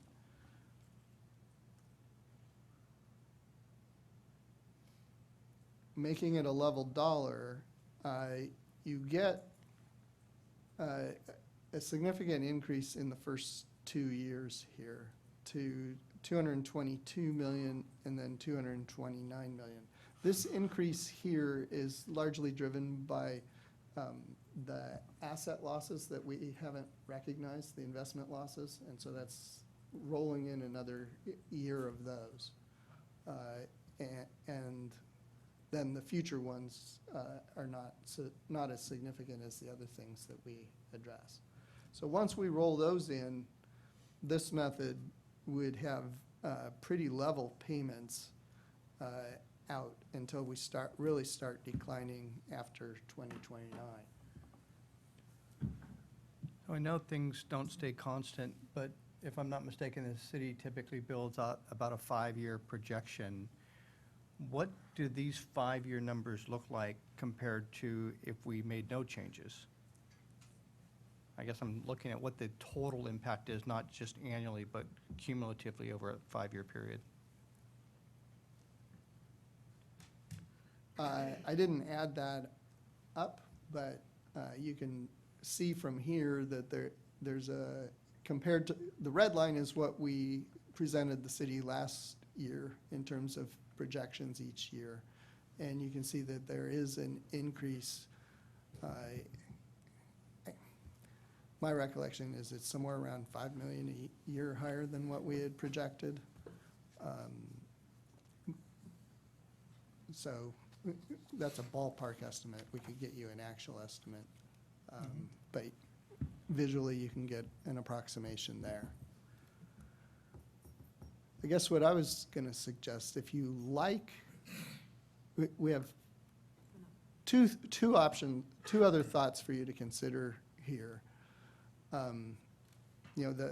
This option was originally designed to be this level dollar, but we had also talked about making this equal to our inflation assumption instead of our salary increase assumption.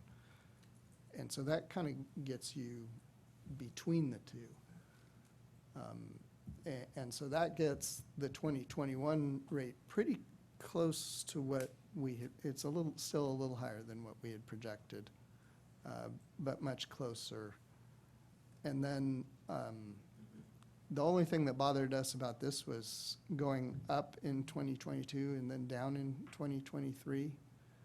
And so if we took there are two bases that were set in 2005 that have 2 years left. If we made them 3 years instead of 2, if that dip bothers you, you could extend those 1 year, and that really smooths the pattern out, that pattern out.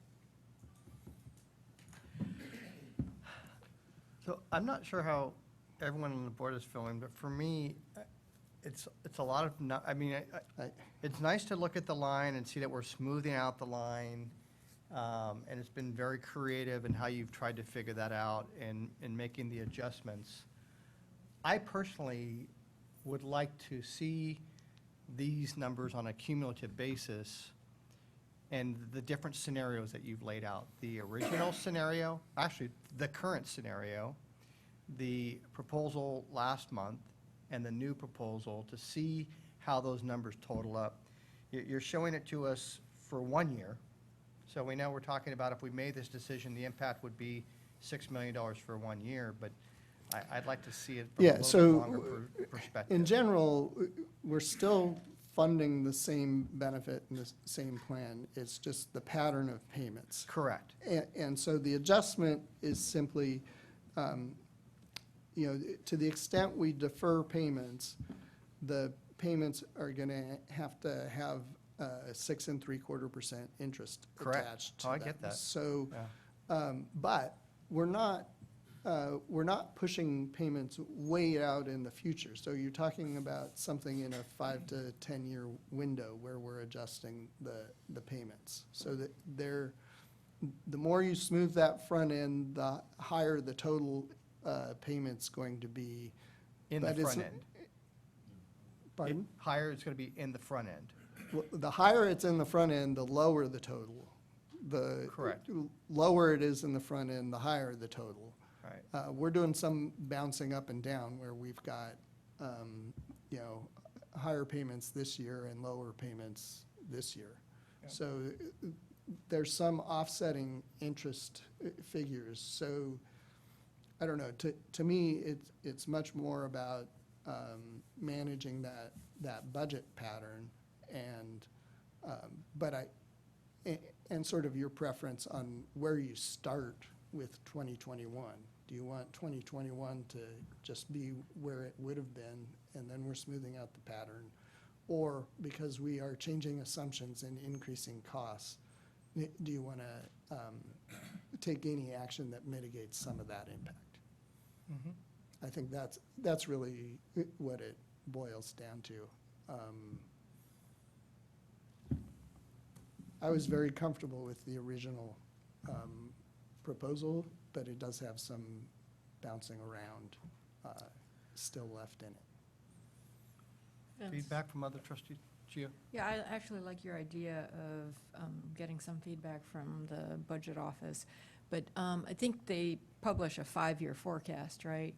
With some line items that have kind of the retirement, the benefit payments that perhaps you can actually see how in line we are with those assumptions, or how far off we might be those assumptions. And if we're far off, or there's some material difference, then we can have a discussion. But if we're within the line, then it seems like we won't need to have that feedback necessarily. Input from others?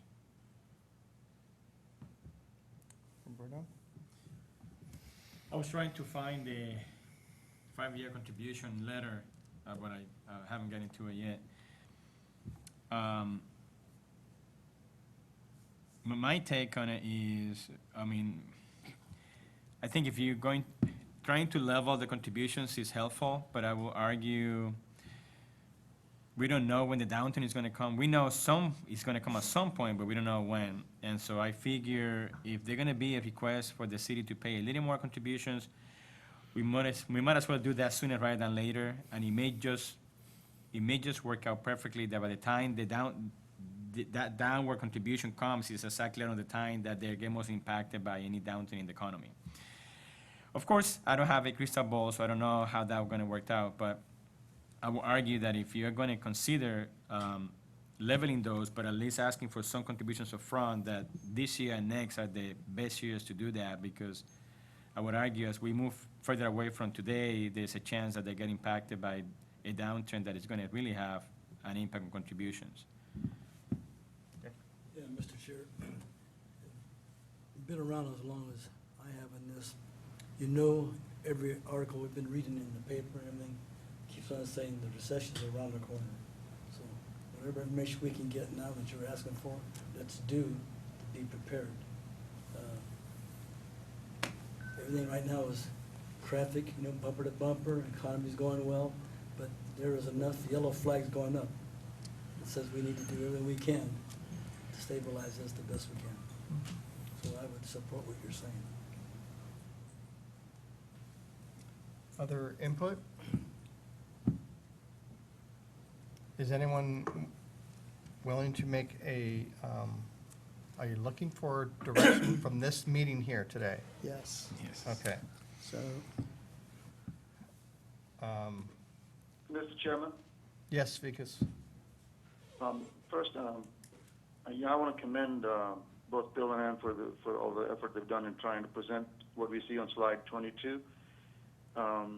It does look more orderly, and there's no blip ups, but I think we kind of do get that benefit, but I like the original adjusted number on slide 21, which is, it's a very slight move up in 2027, but so you give up a little bit of smoothing, but you're getting a little bit more in these years between 21 and 27.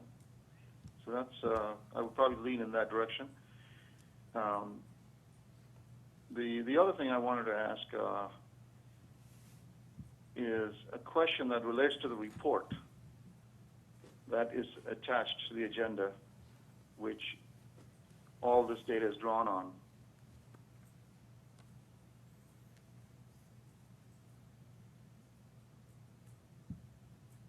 You have a I question don't on know that if you report? guys have a report handy. We But do. the experience study, if I look at page 21 of the study, and I know that this is a little bit in the weeds, but as you know, I'm the least informed of the trustees, so I want to get a little bit more informed. On 21, there's a table 4R2, and I know the data is sparse, but as I look at the actual experience that's around the middle of this table on page 21 of this report, I see there's a decline sort of until age 57. And then it's very noisy after that, but if I look to get a sense of what happens in the later years, if I look at the average of age 58, 59, 60, and 61, to get a sense of those later years versus the early years, that number appears to be closer to 45%. What we see here in the current and the proposed is a number that sort of slides downwards. So that seems counterintuitive to me, that you get closer to that that's age 61, more likely, I think, and based on at least that one data point, and also the average of the 4 data points, that it's higher than 27.5%.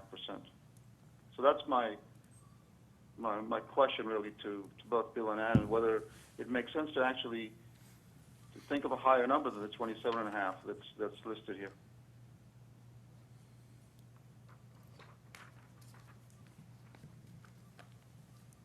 Let's see,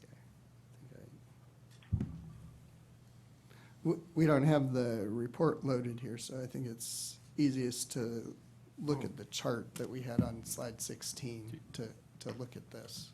Did you want the actual table? We can provide you with the iPad so you can look at the table. Does that help? Do you have it? We have it, I have it in front of me. You just can, So he's talking about the fire retirement rates on the bottom and going from 58 to 61. And I think based just on this data, you can make a case that the average is higher than what we've been assuming. We're not proposing any change. There's not a lot of exposures in that period, and so all of our assumptions are within the confidence intervals for each of those ages. So we did not feel like it's necessary to make a change. That's not to say that it wouldn't be reasonable to have a 30% assumption. I think a 30%, based on the data we have, a 30% assumption would be reasonable, so would a 40% assumption, maybe even a 45% assumption. There's a wide range, because the data is so sparse, there's a wide range of what could be considered a reasonable retirement rate. And so we look at it every couple of years. Generally, our philosophy is if things are falling within the confidence intervals, we leave it alone, unless we see a pattern over a long period of time where we think a change is needed. So I don't think we'd be opposed if you want to increase it. We just did not feel like the data demanded an increase. The reason I want to bring this up is just, I think because, you know, we've taken the trouble to create these tables, and despite the sparsity of the data, it does appear that as you get older, there is at least some propensity here to, at least in this table, to retire. At least if I look at an average over the last 4 years, age 61, 60, 59, and 58. So at a minimum, you know, leaving it higher, say at 35, or the average at 45, which is the actual average, would make our numbers more conservative.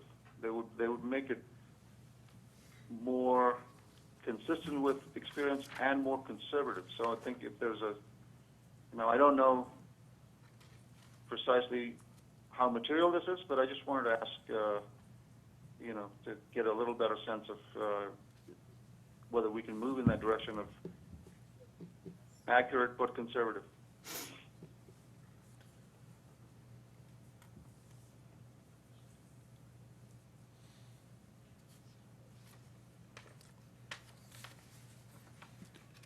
So, you know, it certainly, like I said, a higher rate is reasonable. There were 10 retirements out of 25 potentials retirements during that, combining those 4 ages. That's not a whole lot of data to deal with, but the actual rate in that period was higher. But when you adjust for fluctuations, you know, plus or minus a couple retirements moves the rate quite a bit. So you're basically saying it's not very meaningful to the big picture?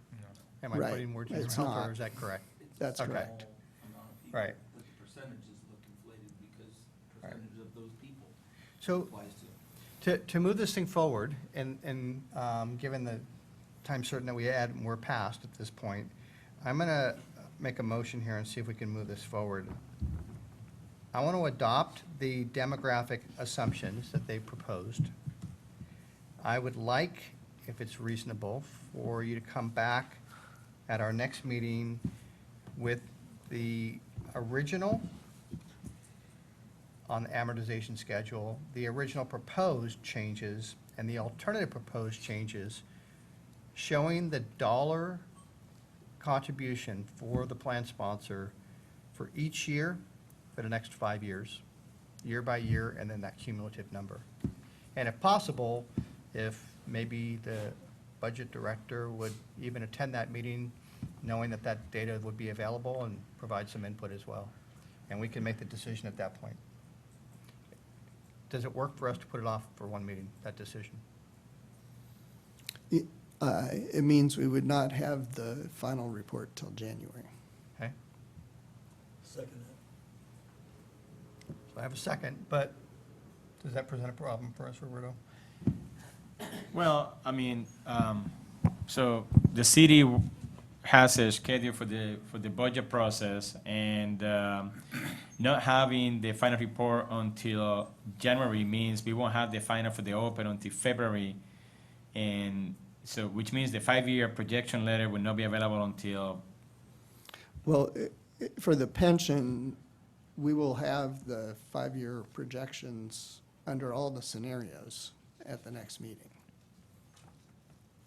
okay. But we just, before we write the final report, we need to know which of the 5 we're Right. writing. Correct. Yes. All right. Well, if the city budget director is available and excited to spend an hour with us next month on actuarial issues, so long as they have the information available, the question would be, what's the decision by the board? Then they'll have it up front. I mean, we'll follow up with the letter, the official letter later, but the numbers should not change. So I guess from the budget standpoint, unless I hear something different this morning, I think it will not have an impact. So moving the decision one more month, I don't think is much of an issue. Well, so I guess I'm asking our audience, Jim, Juliet, I mean, obviously you can see we're struggling with this piece of it, and it does have a significant impact on contributions and the numbers that you're going to be looking at, not just in 2021, but over a 5-year period. Is there feedback or preference that you have on, do you guys just need to make a decision today, or we think you'd benefit by doing some more work on this? Hi, Jim Shannon, Budget Director for the City of San Jose. So I think Roberto was correct. I think if we have the data for the available options, is what we're going to be doing right now, and we'll talk about it in the next presentation, is putting together our preliminary forecast for next fiscal year. And so the retirement contributions are a huge driver on the cost side for that. So we would generally like to have that as early as possible, certainly before December is out, because we want to provide direction to departments on how to shape the budget proposals. So if we have that data and see what those impacts are, I think that would help us in that discussion. And I believe, I'm assuming it will be early December, the next meeting will be. Yeah, the meeting is the first Thursday. The information should be the week before. So as soon as we get it and it's public, I will share that with you and the finance director, and you can just go from there. Yeah. I mean, I think it'd be fine. Okay. So I have a motion, I have a second. Any further discussion on that motion? All in favor? oh, it has to be by roll call, Okay. right, council? Yes, but if it's unanimous. Oh, if it's unanimous, okay, I apologize. Why Go don't ahead. we try it Okay. first that way? Sure. All in favor? Aye. Aye. Any opposed? And that was an aye from you, Vikas? Yes. Okay. That's your roll call. Sorry to delay it, Bill, but I appreciate it. Thank you. So Bill, before you go quickly, the next meeting is December 5th. And I just realized that's a Thursday. The week before is Thanksgiving. I'm assuming that it's okay to get the report by November 27th? The Wednesday before Thanksgiving? Yeah, Thanksgiving is the 28th, that's the. I'm not looking at the calendar. No, no, I Yes. know, I just wanted to let you know what you were dealing with, so. Yes. Okay, very well, thank you. I know we have the finance director and obviously budget director to make the presentation. This will only take 2 minutes, Mr. Chair, but the discussion on purchasing access to current educational tools for trustees use that your board requested to be brought back. I don't want to lose Bill because he's the one that had the information on how much the cost is for you to decide. So I just wanted to ask Bill if he's going to be with us for the next hour or so. Okay, Okay, fantastic. okay. Item 4C, presentation discussion on city budget. I really appreciate your patience. 15 minutes, 20 minutes turned into 40, but you can see we take this stuff seriously. Is there, do we need? We have your presentation. Okay. Linda, are you going to, there you go. So the only thing I'm gonna, is that, who's moving that? Is that you, Jim, or is that Linda? That's yourself, Linda. Okay, Do I have so. the power to move or no? Is that this? If you cannot do it from there, Jim, and then when you speak to it, and Julia, as you go through the slides, you can mention the slide number, then they can move it for you. Whatever your preference is, or you can have the iPad. Oh, yeah, that'd be great. Thank you. All right, nice, I got it. All right. There we go. Situated here. This here, so you can have it too, Julia. Okay, well, good morning, everyone. My name is Jim Shannon. I'm the Budget Director for the City of San Jose, and Julia Cooper here as the Finance Director. We're going to walk you through a presentation that's going to kind of look at, and it's going to be a little bit similar, well, it's going to be quite a bit similar to last year. We probably have a couple new members, but it's always kind of good to see some of the information with refresh data a couple times to really get it honed in. As we go through it, please ask questions along the way. But we're going to talk a little bit just generally about the budget in 1920. We'll give some historical perspective of where we've been, which is kind of still relevant since we haven't really gone through a recession since the last one. And so it's kind of good to see where we've come from, even if it's kind of been a while since we had the last big dip. Julia will talk about the rating agency's views on pension obligations. And then we'll walk quickly through our budget development process, the last forecast that we issued in February that we're gearing up for to do another one this upcoming February. And then we'll be able to answer any more questions you might have. So looking at our total budget here, so we have a $4.7 billion budget, and we've that's segregated over a bunch of different funds, 120 so far that are budgeted, and we have various others to keep track of certain things. Our position count is about 6,600 employees. The fund that we spend a lot of the time talking about as a city is the general fund, which is $1.5 billion. That's because that can sort of pay for anything from police and fire to code enforcement to you name it. So that is where we get a lot of our attention, and we'll spend some time on today. But of course, we have two other really big funding sources. One of them are our capital funds, which are committed to the built environment in San Jose, and then special funds, which are restricted to specific activities such as the airport, the wastewater treatment plant, things of that nature. And here's an example of some of those funds. So we have airport funds. We've got funds that are for the convention and cultural affairs operations. We operate a few golf courses. So that's just a little bit of a sampling of the different types of funds that we have. And our capital program is split up into various different city service areas, much like our operating budget is. And so we have our built environment includes things like our sanitary and stormwater collection systems, the plant, as I mentioned earlier. We've got libraries to upgrade and maintain a variety of parks and communities facilities, from parks to recreation centers to playground equipment. Public safety for fire station construction, and then again, airport. And then we have things we call our strategic support, which are kind of those things that don't have a special funding source generally, but need some specific improvements. So the municipal improvements are all the things like city hall, and other facilities that don't maybe have a specific funding source from the capital program. Come on, man. There we go. Stay up. I like that. Okay. Here is now just looking at the general fund, looking at our revenues. The really good thing about San Jose is we have a very diverse revenue source. Like most cities, we have the bulk of our funds comes from sales and property tax. So we keep a very close eye on those. But we have a variety of other things, from business taxes to utility taxes to various fees and charges. And so it's a nice mix of revenue. I think what's not shown on this slide, but we talk about in other areas, is our our revenue per capita probably isn't what it would be to where we would like it to be, and we're pretty short when we compare ourselves to our peer institutions in the South Bay and other large cities.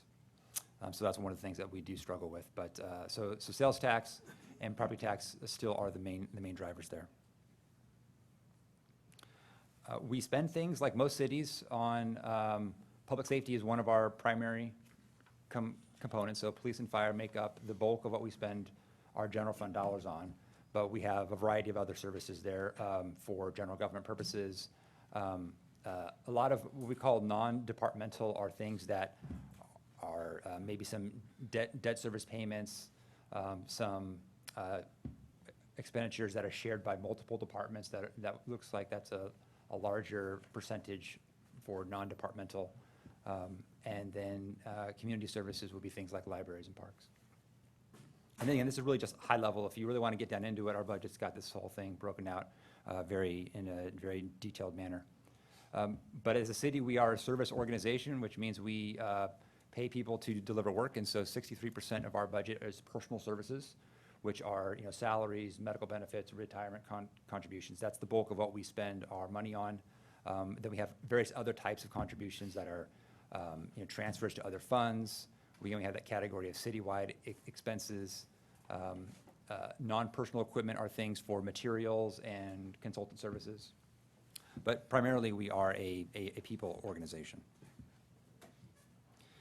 Getting into a little bit of the historical perspective of where we've been, this has really shaped the way San Jose looks today, is where we have come from over the past 15 years. So we had what we call sort of a decade of general fund shortfalls that we had to solve that exceeded $100 million in a couple of those years. And so what this says is that in the given fiscal year that's shown on the graph there, we had a deficit of what we call ongoing revenues to expenses. And so in any given year, we had to solve that amount of budget deficit on an ongoing basis. Generally, we were successful at that. There were sometimes, though, because we're always very, very conscientious to make sure that we're not digging the hole deeper by balancing a budget with one-time resources that are really for ongoing activity. So when we see our forecast documents, when we're talking about our shortfall or our surplus, it's about ongoing revenues to ongoing expenses. And generally, to the best of our ability, we will always try to balance that budget based on those ongoing revenues, ongoing expenses.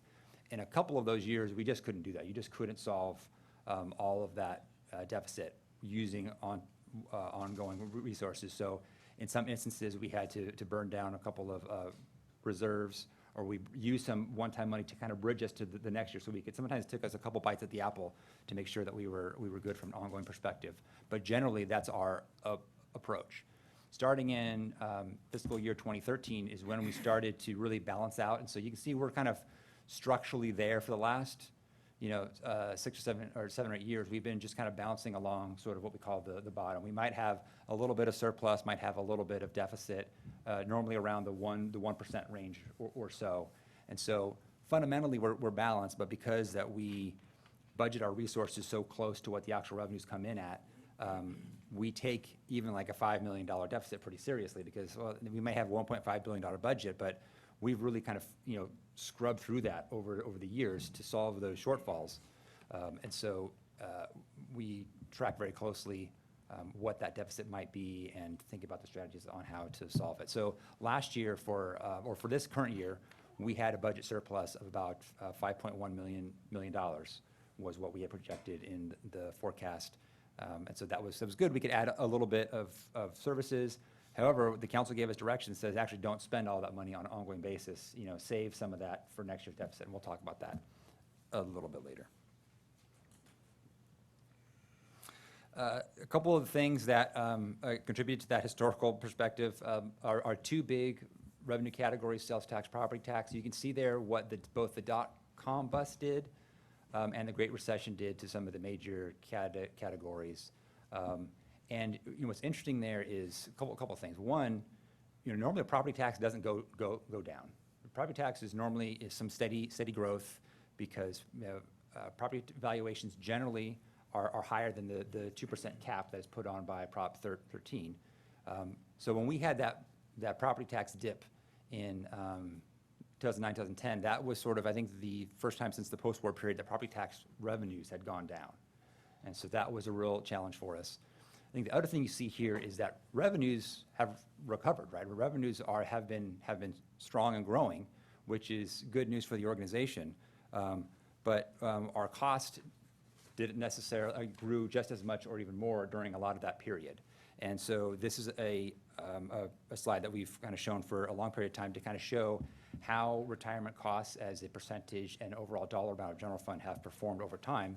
And so we see some of that really big spiking up in costs in 9, 10, 10, 11, 11, 12, which correspond, to a lot of the big shortfalls that we had during that time period there. I think what the really good news is, though, is that you can see that this curve has flattened to a noticeable extent. I think everyone would like to say that we wouldn't want that much general fund dollars going toward retirement, but I think so the reforms and the things that have gone into place with this board and with the city have flattened out that curve somewhat. So right now we are at, for the adopted budget for 1920, the retirement contributions for both systems or actually for all systems really, but is $339 million, which is about 22.4% of our general fund. And so it's good news that curve didn't keep skyrocketing up forever, as those reforms that we put in place meant something. When you look at it, it's a little bit, 1920 also includes all of sort of their one-time resources and fund balance that makes that denominator a little bit bigger.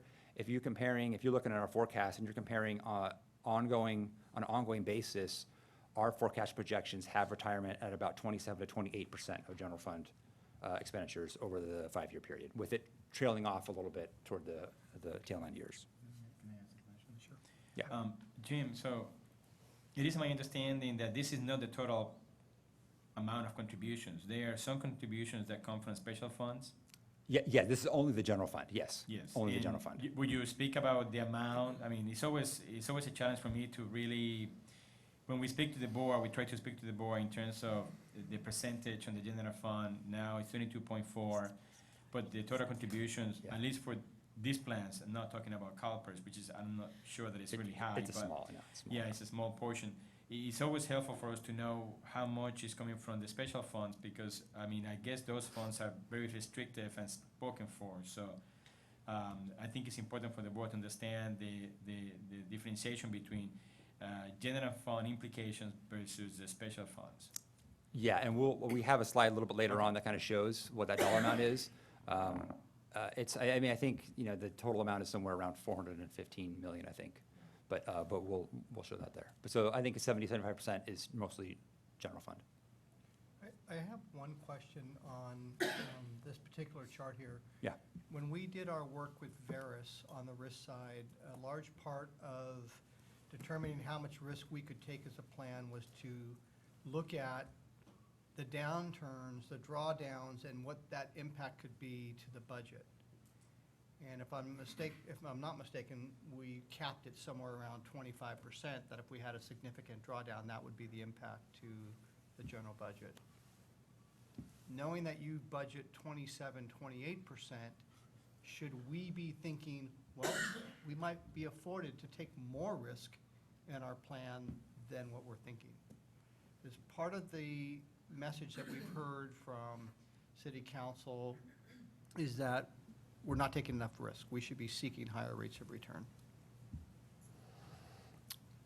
So say the question again. So my question specifically is, we tied in our asset allocation and the potential downside to what that would mean to the budget. So if we had an increase in an unfunded liability, what would that do as a percentage of contributions to the budget? And we try to cap it I gotcha. at a certain percentage. If we have the ability to go to a higher percentage of the budget, we can take more risk on the investment side. It's all tied together. Yeah. Well, I think what maybe a way, I don't know if I can fully answer that, but maybe some thoughts that I would just give is that the way that the city, we look very closely at what our surplus and deficit is. And so I think it's always a balanced component of relatively stable contributions balance with the notion that, that there is a service deficit and a overall risk placed on the current general fund status. So, though absorbing a downward shift of $50 million, let's say, would be a significant, it would be a real challenge for the organization to deal with that. Even though $50 million out of $1.5 billion is maybe a pretty small percentage, you can see the way that we budget, that would be tricky for us to solve. But over a longer-term basis, if we're always overly conservative, I think that really constrains the resources that would be available to the community. So I don't think there's a real easy answer there. So there's probably some risk that the budget can take on, but it's always going to be a challenge to how that could be, managed on a year-to-year basis, given how close to the bone that we are as an organization. I don't know if that's super helpful, but. Okay. I just wanted to offer a council member's point of view. I think the council is probably less or more risk averse than we are fee concerned. So when we look at the budget as it relates to the unfunded liabilities and the cost of the general funds, at least this is one council member, I'm looking more to what's the cost of our retirement fund, what's that actually costing us in expenses, and is that a way that we can save money versus increasing risk and generating more income? I think we're risk averse, wouldn't you, don't you think, Jim? Yeah, yeah. Okay. Just offering that perspective.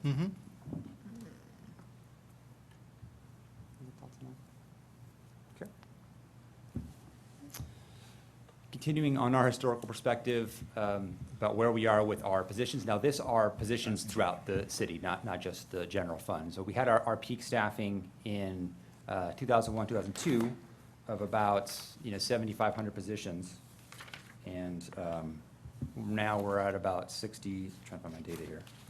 We're at 6,600. So that's about 11% below where we were.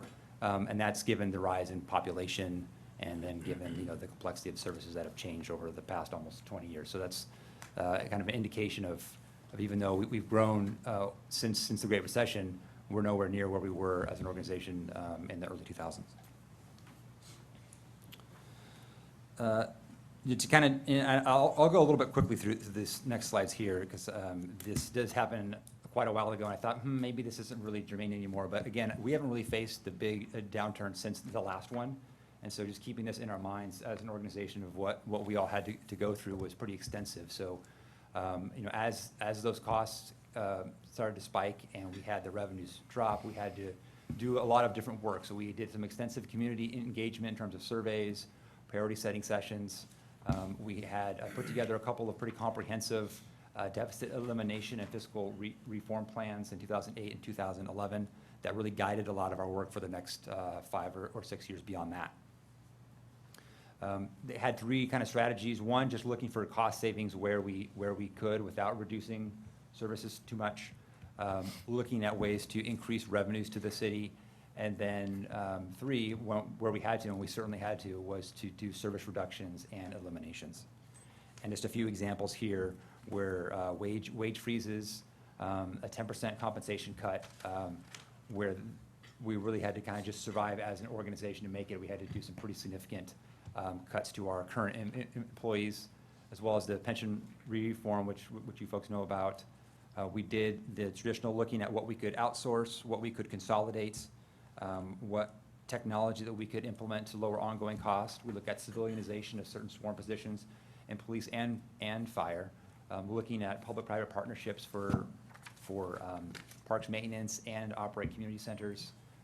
We do a lot of this stuff still today. Of course, we don't do the waste freezes here, but we are always looking to see, okay, of the services that we have, what are our tools and abilities to see if we can produce those at a lower cost or more efficiently, or can we reorganize staff?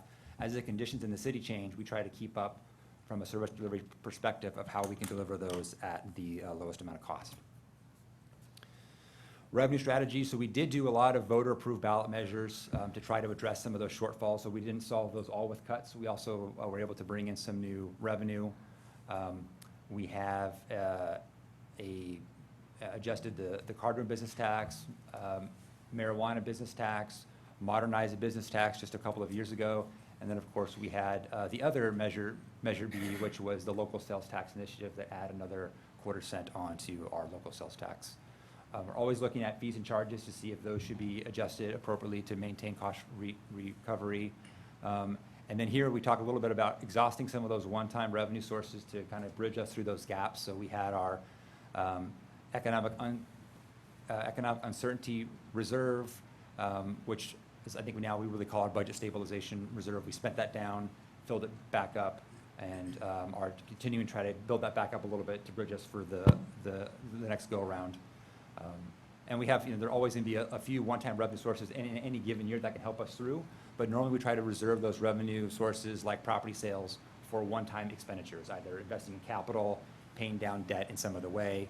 For example, the city sold the Hayes Mansion last year, and as part of that, we were able to both recognize ongoing savings from not having to pay the debt service associated with that property, but that one-time sale proceeds really helped us provide a lot of one-time resources for various things in the 1920 budget, including paying down other debt elsewhere. So we looked and paid down debt related to the golf courses, which hopefully will help us not only lower our ongoing debt service payments for those properties, but position those so those properties, that debt can be paid down sooner, so we have more flexibility on how we could use those properties or how those can be managed.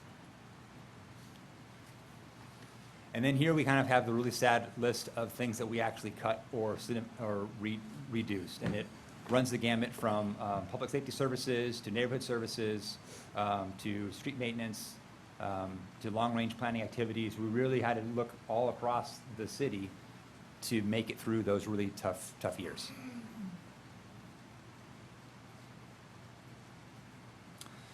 Just a couple of data points looking at service level challenges. Here is the response times for the police department, looking at priority 1 and priority 2 data. And a lot of this has been driven by, we did reduce staff in the police department, but just as important is that we had a significant number of vacancies in the police department over a number of years, which has recently been corrected. And we actually have a plan now where we are doing a hire ahead program for the police department so that we can anticipate when the retirements are going to occur and have staff start up in the academy so they can be full police officers by the time the retirements occur. So we're able to catch back up, but we're still working on that. And so that's only happening just now. So we're hoping that that's going to start bending those response times curves back down. Data for the fire is not quite as dire, so they do have some minimum staffing levels there. But probably there are still some improvements there. So although we have targets there for priority 1 of 80%, or our actuals there. So our percent of response time requirement for priority 1 should be 80%, and we're now at 71%. So there's still some room to go there.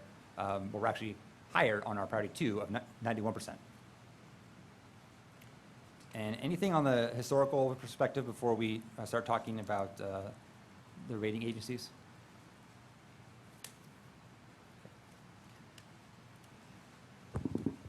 Thank you, Jim.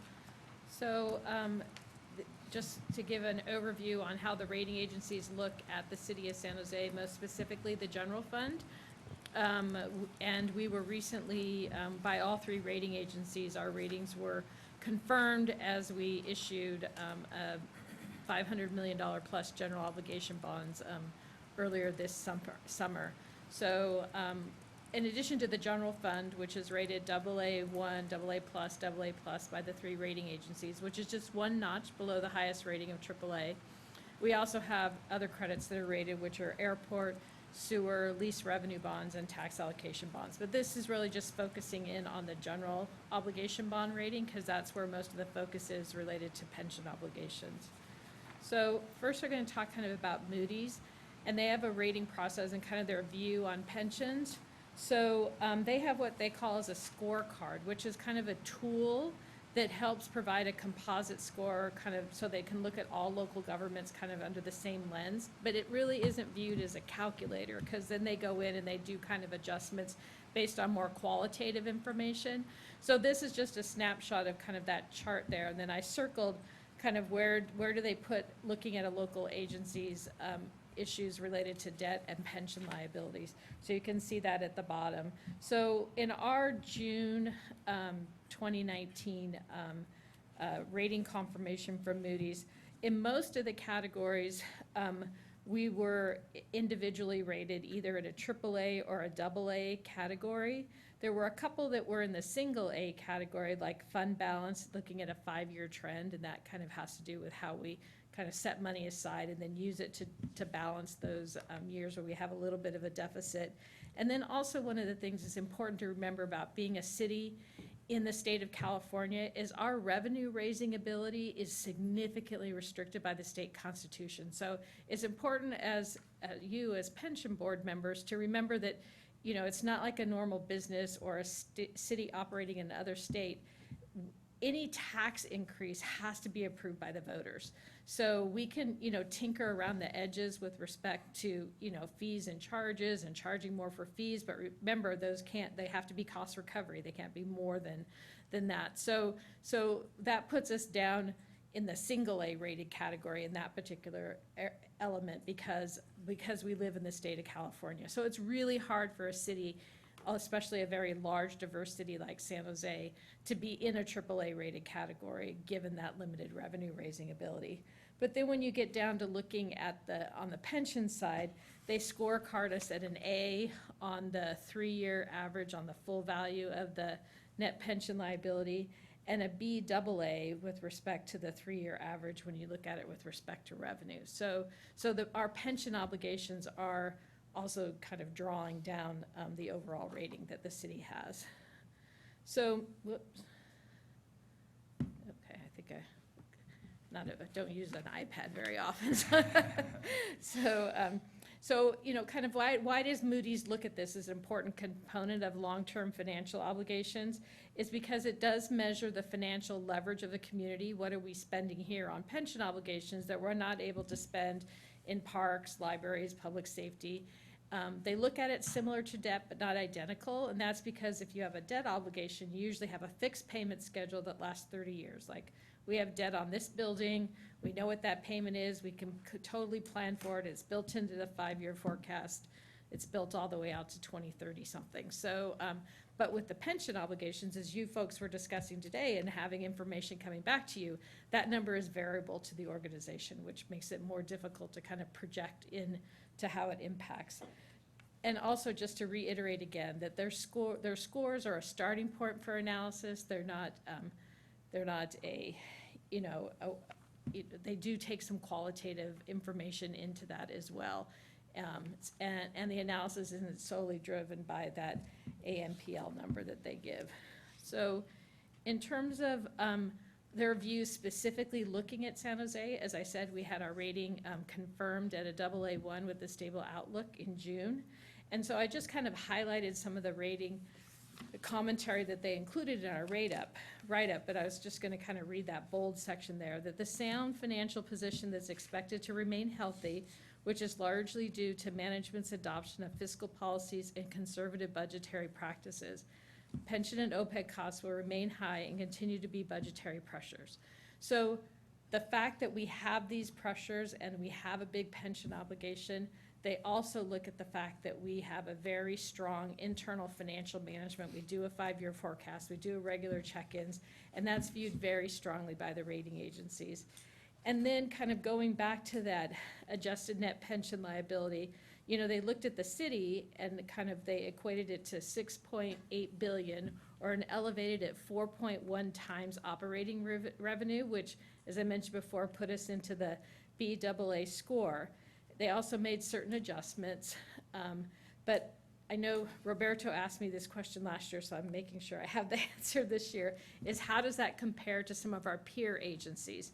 So when looking at, and they put out a report every year, Moody's median report, so I can compare against the peer agencies. So our peer agencies are cities with populations over 500,000.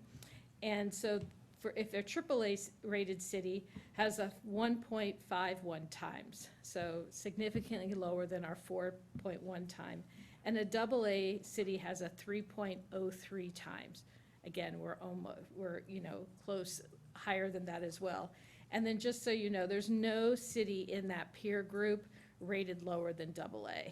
So all the cities in the United States rated by Moody's with populations over 500,000 all have at least a AA rating, So if I can summarize that, that's a higher rating than we have over here of BAA?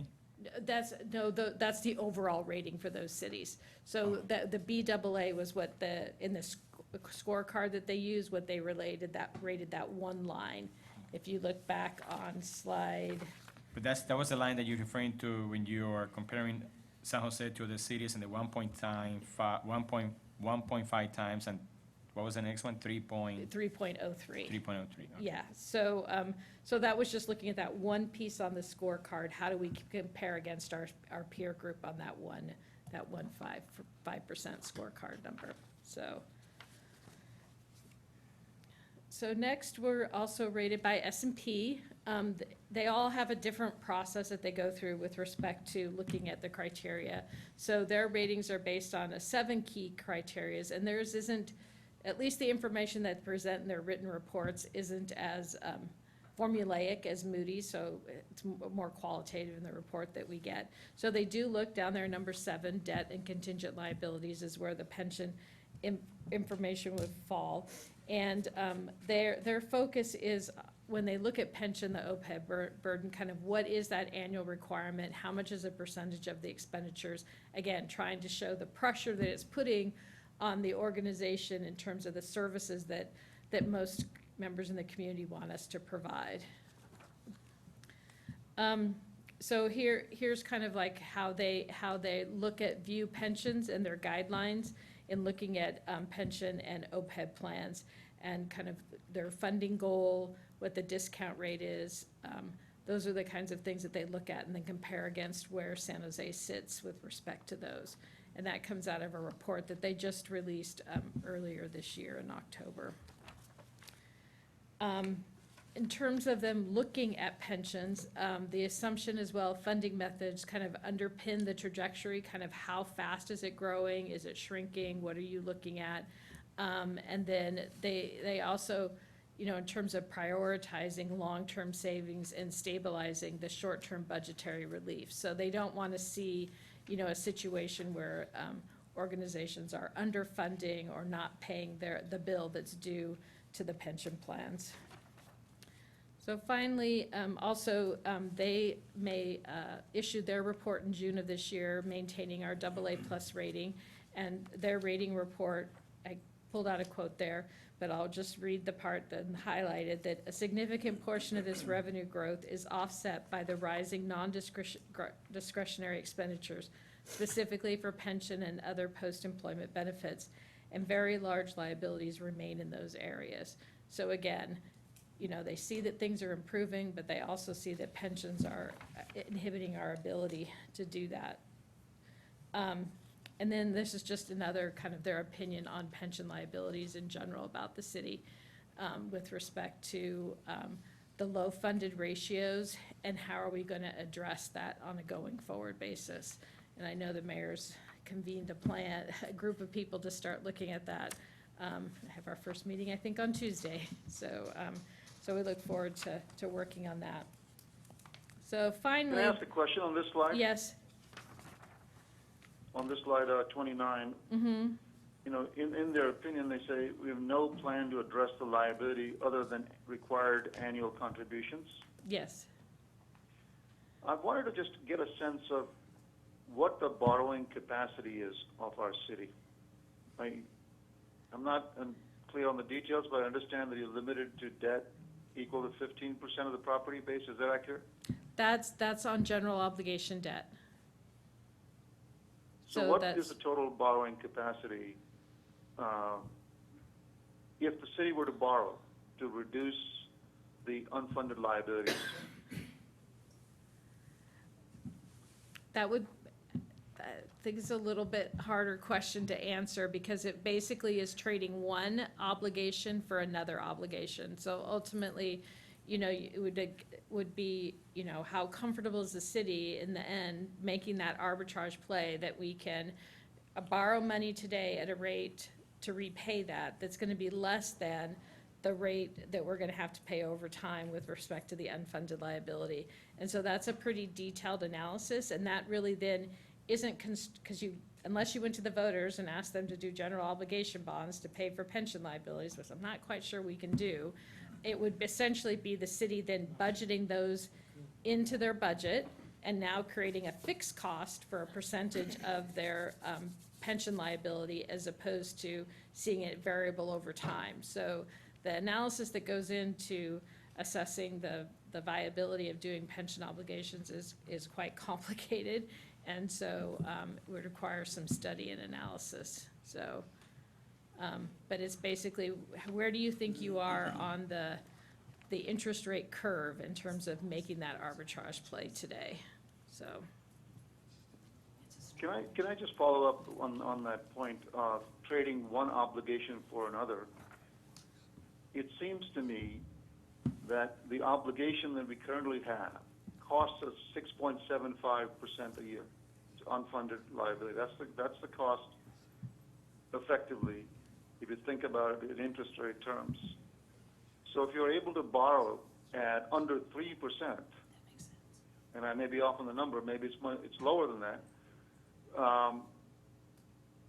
that's a 3.75% on the unfunded liabilities.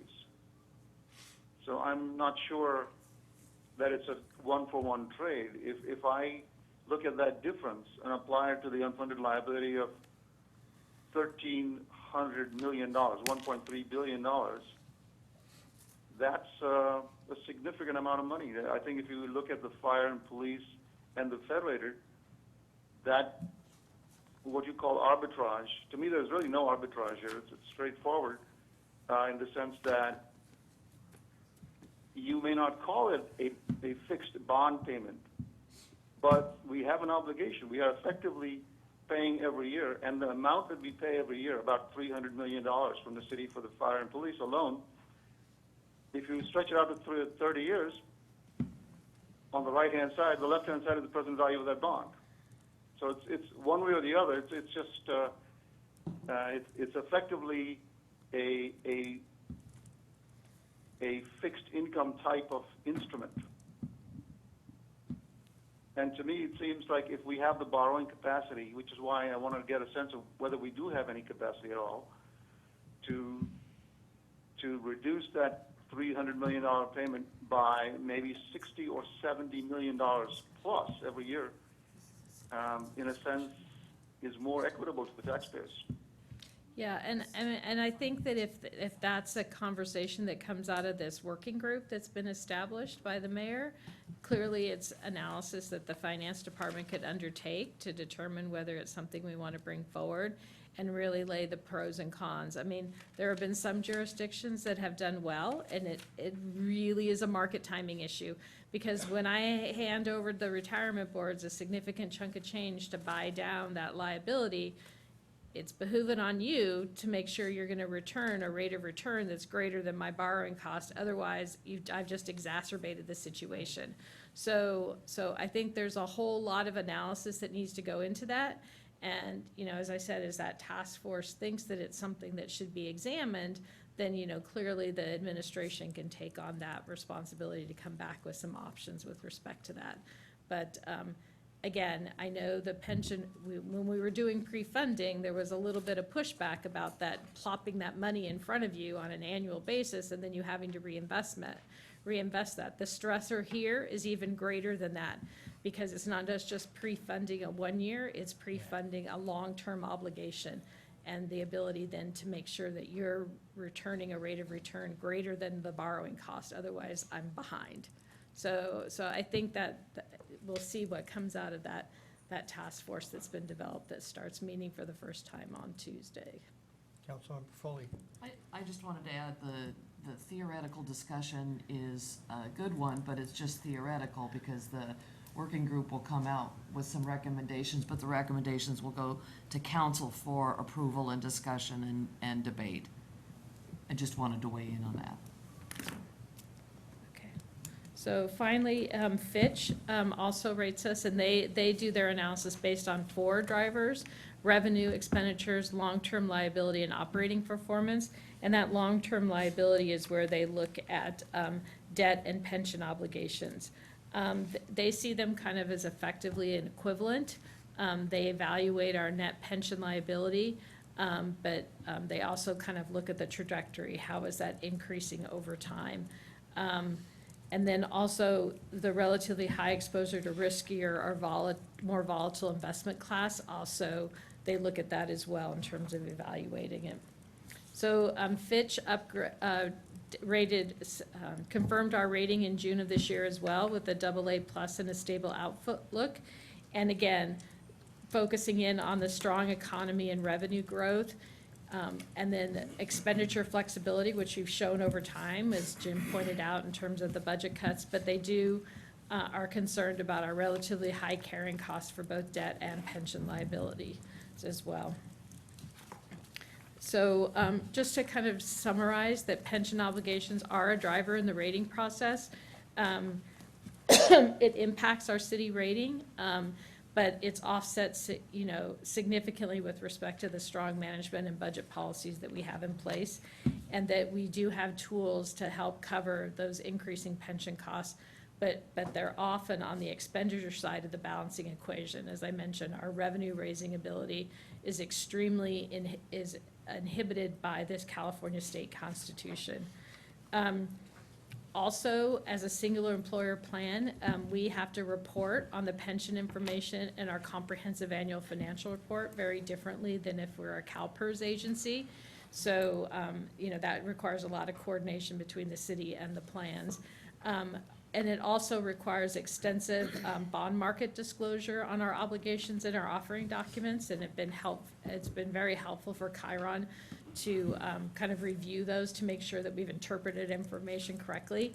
And so, as I mentioned, we issued just over $500 million in GO bonds in July, which refunded all the outstanding GO debt that we had, and then issued about $240 million against the new authorization that we had.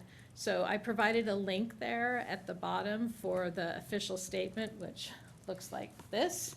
And if you wanted, it's Appendix B, which is all of how we summarize up the city's pension obligations. So it's a helpful document. It takes an awful lot of effort to kind of put together. So with that, I'll turn it back to Jim. I have a question. Yeah. So this is about 2 years ago where Veris ran their enterprise analysis, and they had 9 major cities. I don't know if they were defined in the same manner that you had, but it included cities such as Dallas, Denver, LA, San Francisco, San Diego. And when they looked at total debt relative to property values, relative to government revenue, they looked at debt service. Out of those 9 systems, we ranked either 3rd or 4th in terms of most conservative. Do you pay attention to that type of data, looking at those other cities, and how we're positioned relative to those other cities? I also think that the bond ratings were very similar as well to those other cities, or is it more insular in how San Jose looks at it? No, I mean, we do comparisons to especially when we're trying to encourage the rating agencies to give us an upgrade, and do look at those comparisons.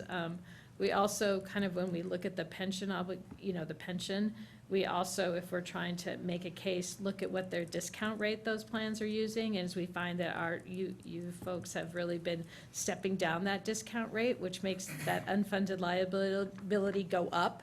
And so, some of those other agencies are showing, a much better position because they're having a higher discount rate. And I don't know if you were following, but the state auditor recently released information that they put out. They have a dashboard, and she looked at all 400+ cities in the state of California, and she ranked them, and she put San Jose at number 23 in terms of risk exposure, primarily focusing in on pension obligations.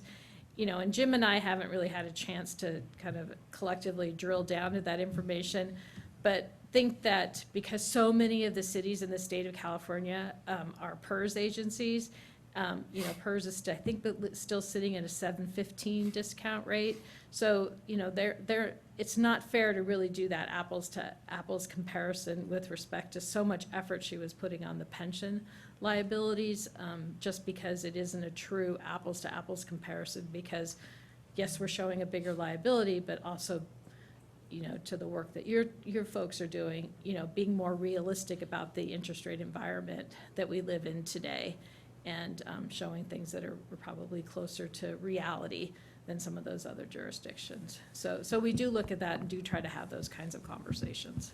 Thank you. And just a side note, that report actually is from 2 years, meaning the Yes, CAPRs are 2016. 2016, 17, which actually makes your statement even more alarming because the discount rate for this plan was already 6.875, but CalPERS at that time was even higher, probably closer to 7.5.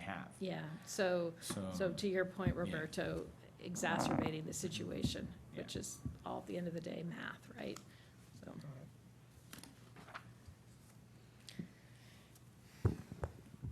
All right, we'll talk a little bit here about our upcoming budget development process.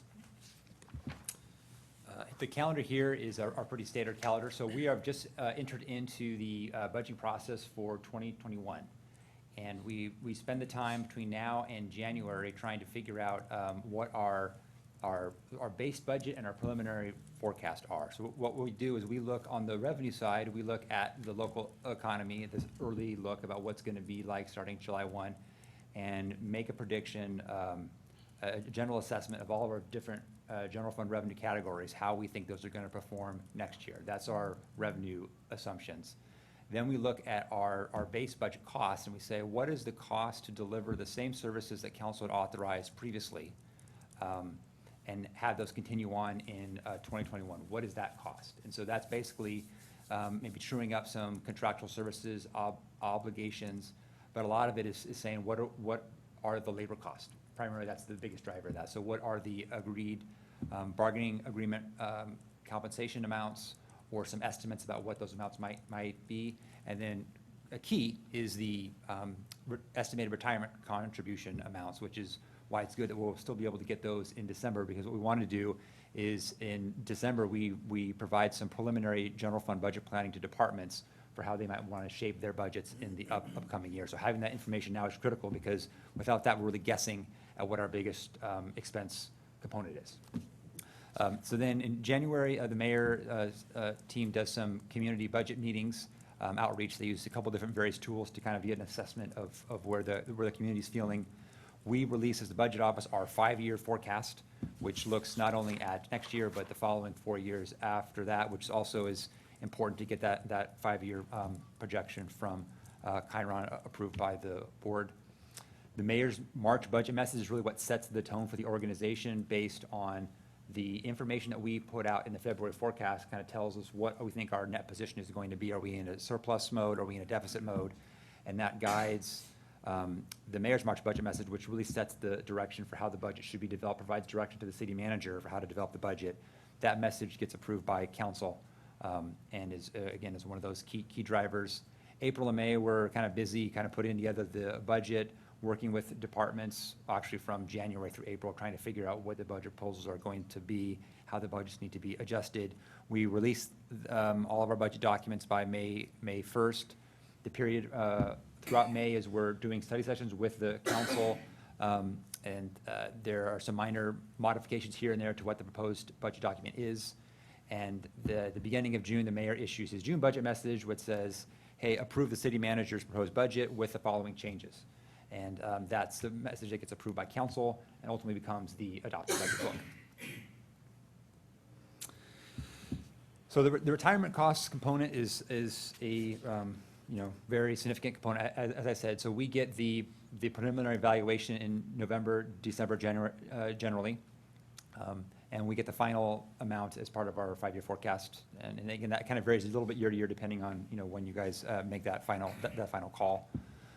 We use all of the actuarial data that's provided. There's a note there in the third bullet that talks about the retirement prepayment. We're not doing that. So we did the analysis last year, and we're just doing the pay-as-you-go portion of it. But we look to input into all of our staffing costs as we put together the budget has their own individual portion of what that retirement contribution is, all the way down to the employee level, and even how that employee is split out between their different funding sources. That all kind of filters down to the very detailed level there.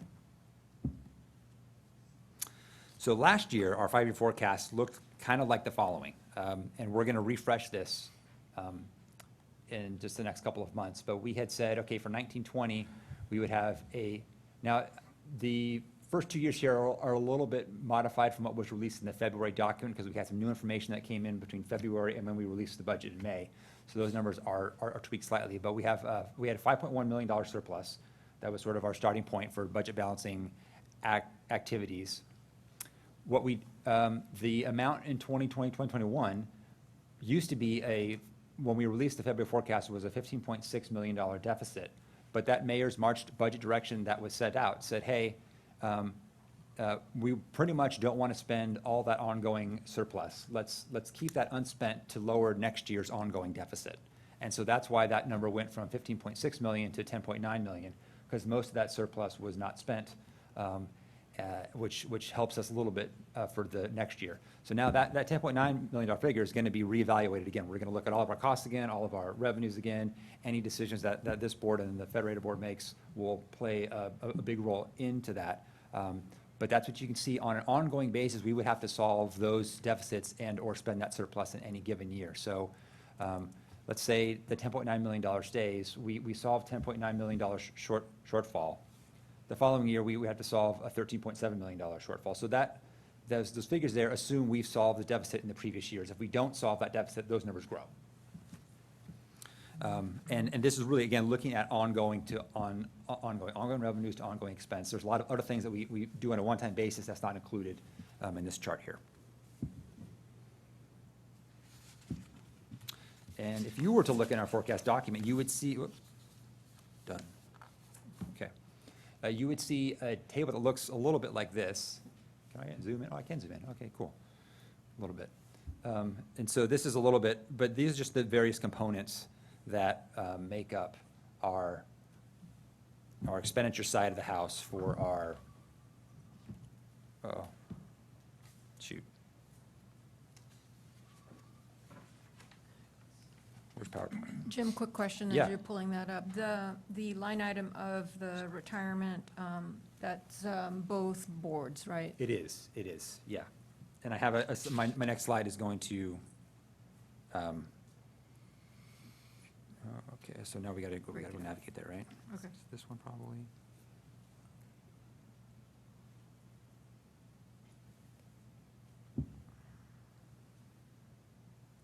This one probably. This one? That's good. Okay, so let me see if we can guess what we were. Oh, that's close. Can I ask one question on the slide 39? Yeah. The line item that says retirement, in the year 22, 23, that's going down. Is that from projections you've received from our actuaries? What's the source of the decline? Correct. That is from the actuarial report, and that is I believe it's, I'm sorry? Last year's. Yeah, it's from last year's, and I think it is related to the amortization of one, I think related to police. It's possible, yeah. It's based on the 5-year letter that we Yep. issue, and there's some expectations that contributions will go down in that fiscal year. Right. And that's because, help me here, Mr. Hallmark from ORS, is based on,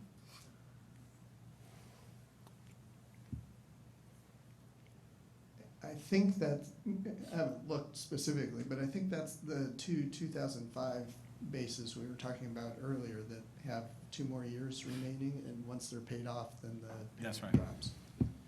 thank you.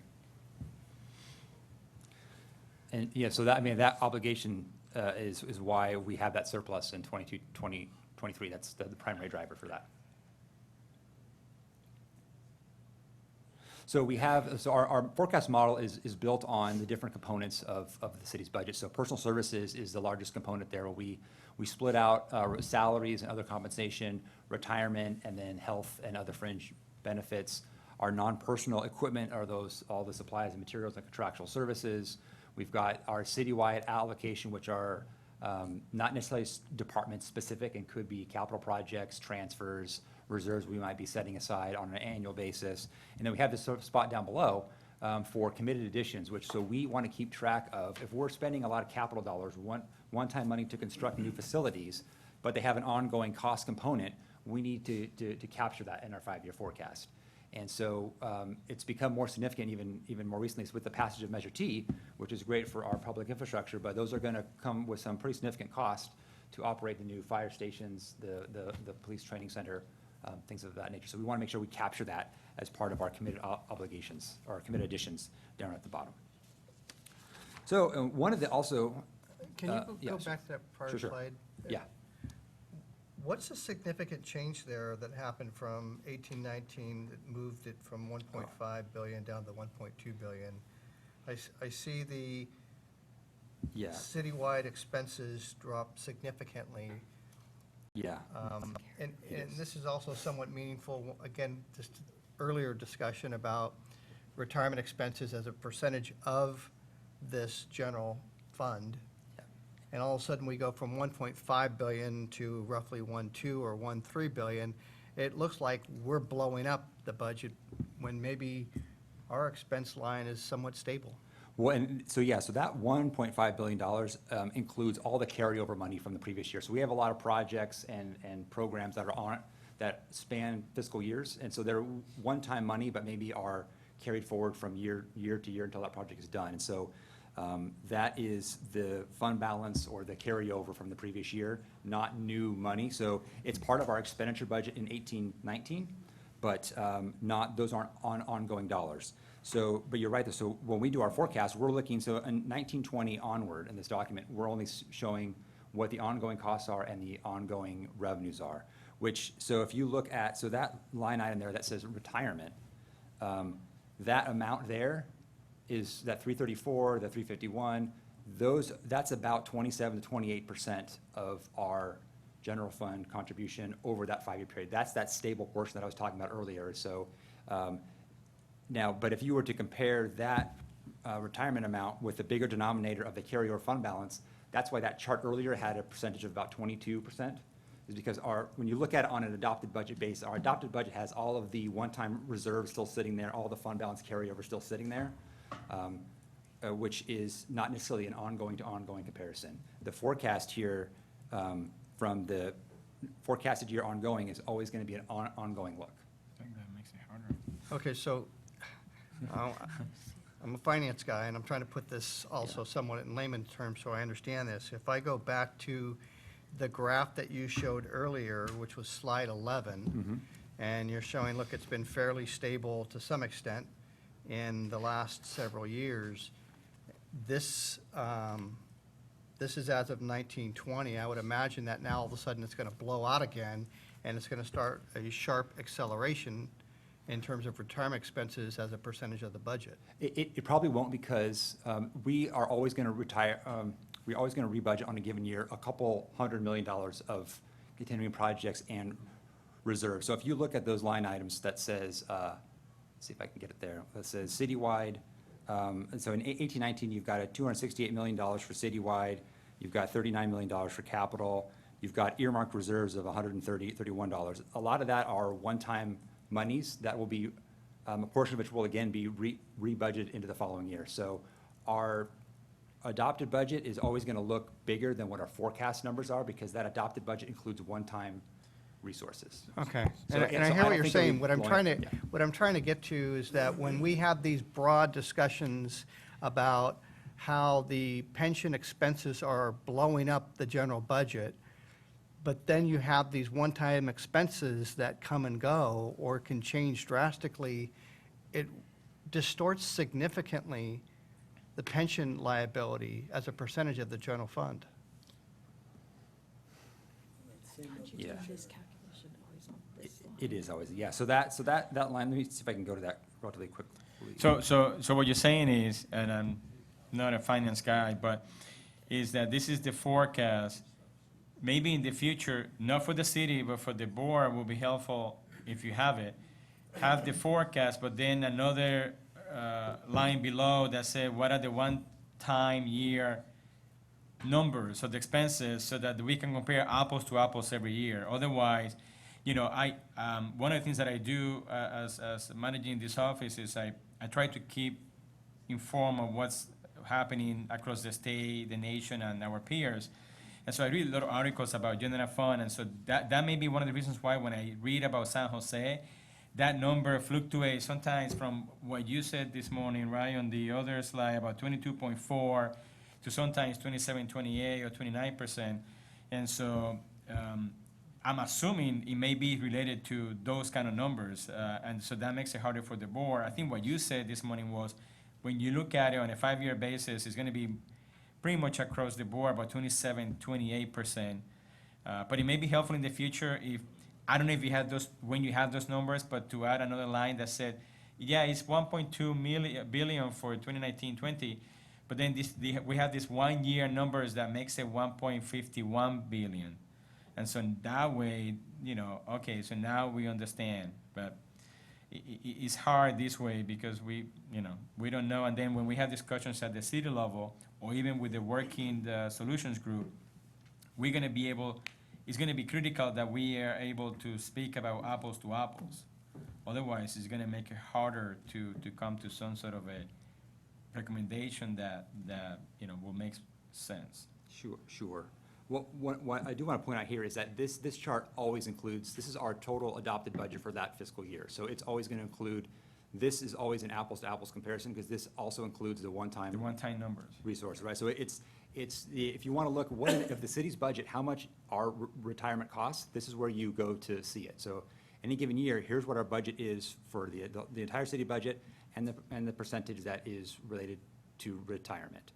If you strip out and you just look from a forecast period, then that percentage goes higher because we exclude from the forecast any one-time revenues or expenditures that are part of a given adopted budget, because those vary so much from year to year. So I think this is, if you wanted to show folks on a historical basis the percentage of our budget that is related to retirement, this is an accurate representation of that. On a look-forward basis, on an ongoing, what we see in the future, those are shown there as that 27, 20% of the forecast document. So, we can certainly talk about that at that meeting, but this is a good representation of what our budget actually looks like.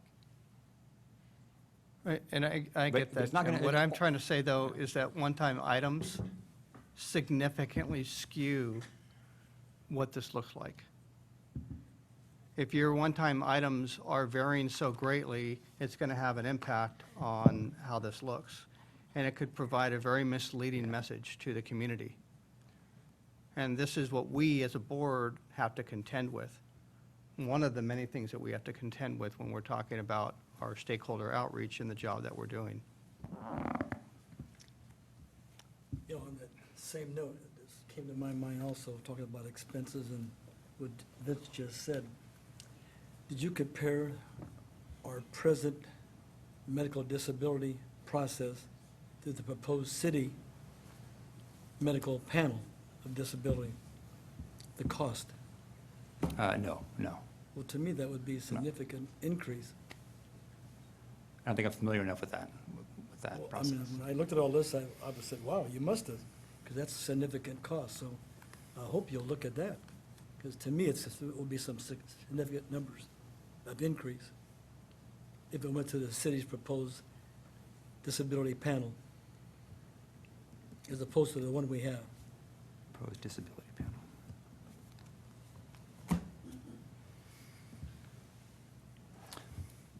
The only other thing I'd say is I think the amount of money that is rebudgeted on a year-to-year basis is relatively consistent. And so I'll just share that. Yeah. But I like what the chair says, is not to defending our responsibilities, but I don't want to see numbers, whether the word be exaggerated or increased without justification. That we looked like they were not taking care of our shop. And that's, hope you're using the right words, but I have real concern about that too.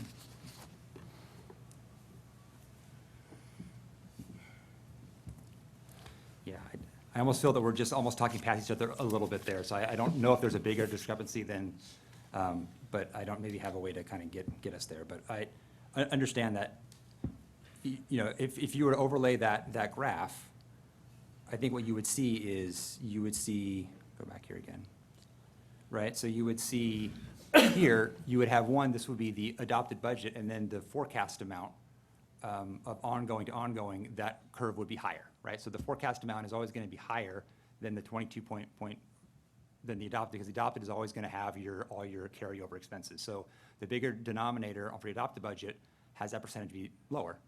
But that's what that would, if we overlaid that, you would see the ongoing, you see that 27 to 28%.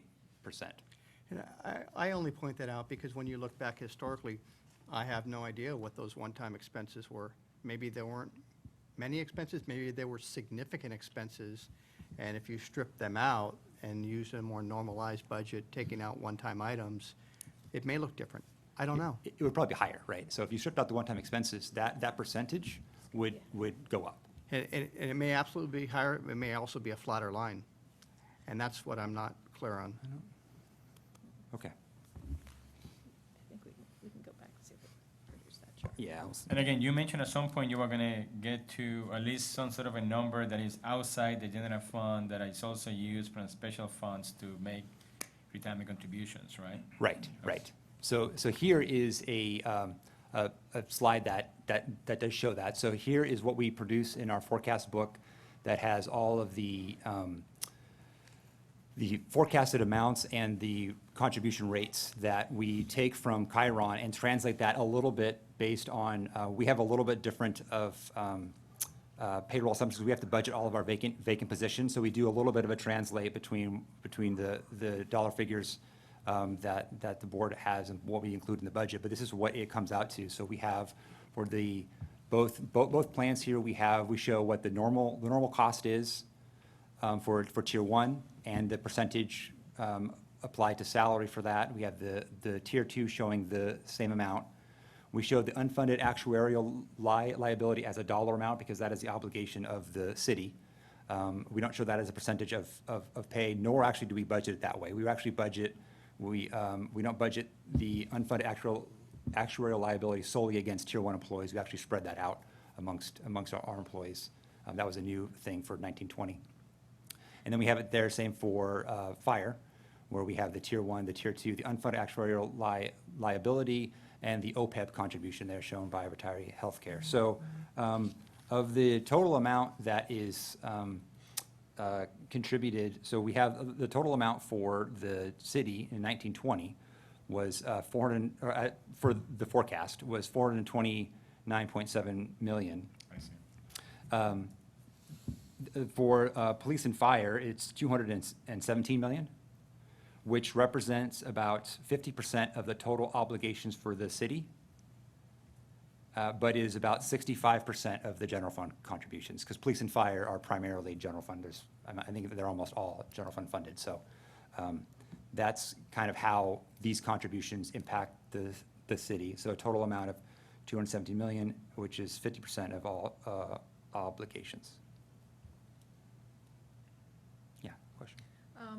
Is it fair to say that, you've got this all funds, so it's general funds and then which is about 75% of the total. Is it fair to say that the remaining 25 is always pro rata to the other fund? Yeah, so it'll be combinations. Yeah, so the general fund percentage is about 78% of all the retirement contributions in 1920. And so the other remaining percent are going to be spent by special funds and capital funds. So capital funds are those staff that primarily work on capital projects, public works folks. And then special funds are folks that maybe work at the airport or their wastewater treatment plant. Okay, I guess my question is really, if we're looking at our expenses as a percent of the general fund, we can just use that as a proxy for the overall expense. Well, yeah, but police and fire is going to be almost all general fund, yeah. So what you see there is primarily, I think, almost all general. I mean, Okay. that amount is that. Got it. Yeah. Okay, is gonna be everything. I just want to make sure I understood what you're saying. So you're saying that most of the contributions that are coming from special funds are mostly related to federated, not to police and fire? Correct. Correct. Thanks. And maybe next time what we'll do is we'll just have one slide that actually just shows all those numbers there. Instead of showing you this big stuff here, I can show you this stuff too, but we'll have a slide that'll just show those particular amounts.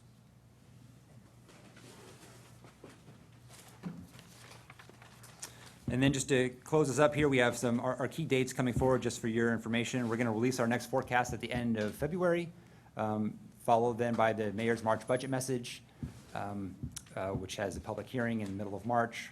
Also during that time, we're going through to do our work on the administration side to produce our proposed budget, which will be heard through study sessions on May 6th through the 11th, where council has the opportunity to really dig in there and ask a bunch of questions about how the budget was developed and what we're going to be spending our money on. The mayor's June budget message released on June 1st, which says, hey, approve the city manager's budget with any changes that are recommended by either staff or by council members. And then we adopt the budget we approve the mayor's message that's on June 9th, and then do the formal appropriation actions on June 16th. And that, I think, is finally the end. If you want more, there's so much more. If you're interested, on our website, it has it all. And I think we're still here to answer any questions you might have. I wanted to ask a question, going back to what Vikas had asked earlier about issuing a pension obligation bond.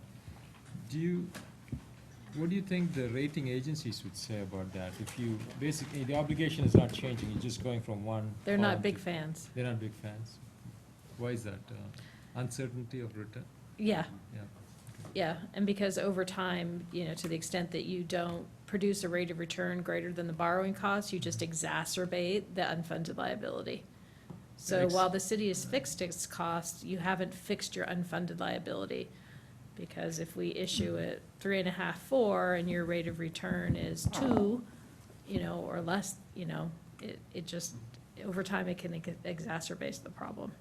So some cities have made out well, some cities have made out not so well. So- Except in the long term, the evidence is that we would easily cover that. Yes, but remember, from a budget perspective, we don't while we do a 5-year forecast, every year we're putting together a balanced budget, and to the extent that we have an operating deficit, that operating deficit translates into direct services that people don't receive. And, when we had that significant downturn, as Jim pointed out, we had libraries that were only open 3 days a week. We had significant reduction in parks maintenance. We even had to reduce public safety services.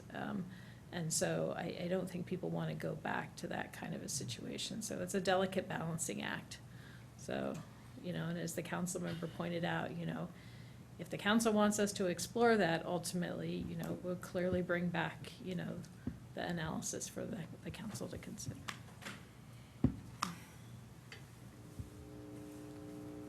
Any other questions? Roberto? No, just wanted to say, go ahead. Well, is there any other things that for next, year, when we come before you again, anything that you wanted to kind of see or dig into more than we didn't cover today? Or think about it next year and shoot Roberto a note, and then we'll prepare that. Just wanted to thank you both for your presentation this morning on behalf of the board, and, for being nice enough to wait for 40 minutes, even though, it was a 40-minute presentation on actuarial issues, which is, I can't imagine a better presentation than that, other than maybe budget. So, thank you so very much. We appreciate it. This is very helpful. Thank you very much. Yes, very helpful. So we're going to take a 5-minute break, and then we'll come back and keep moving forward.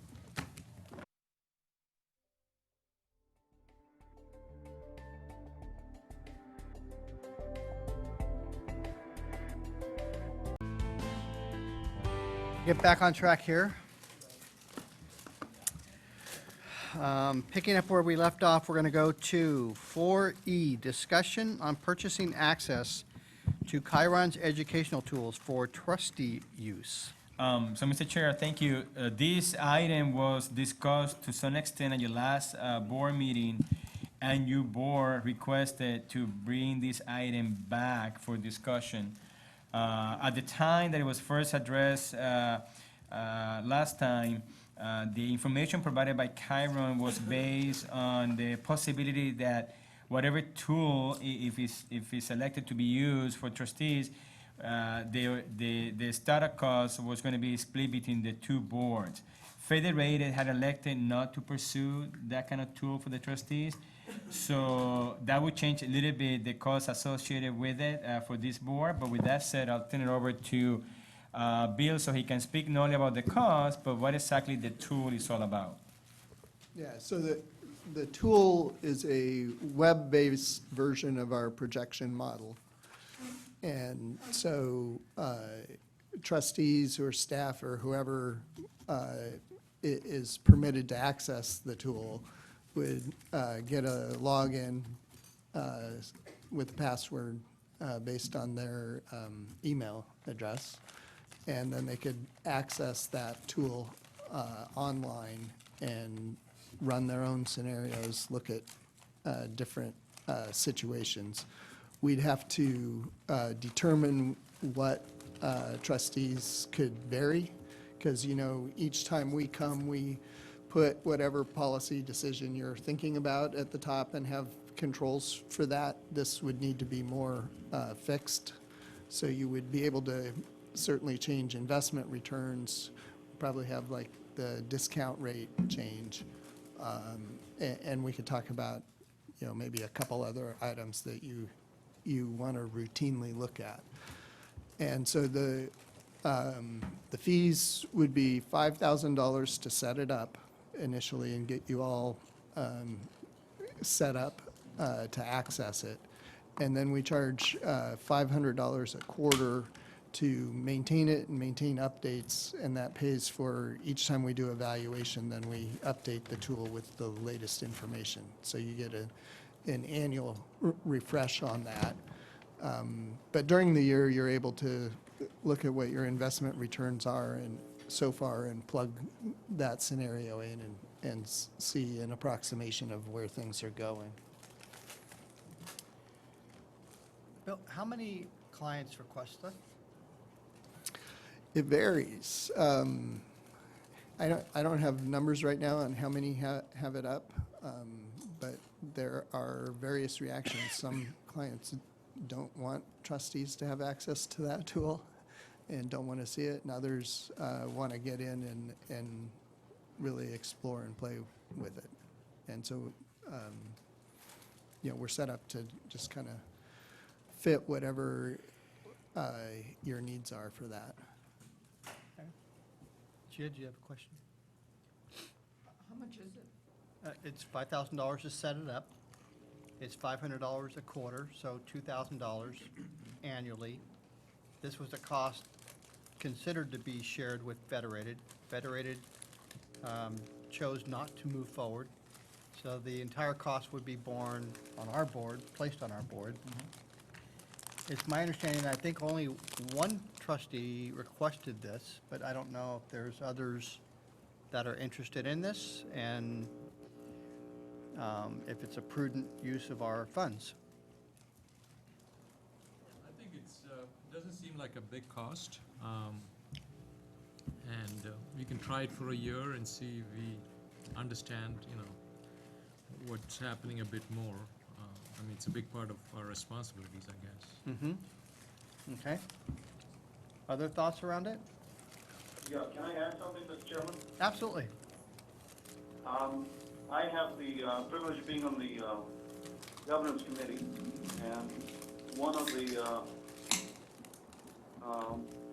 exposures I have is to the board education policy, which is enshrined in our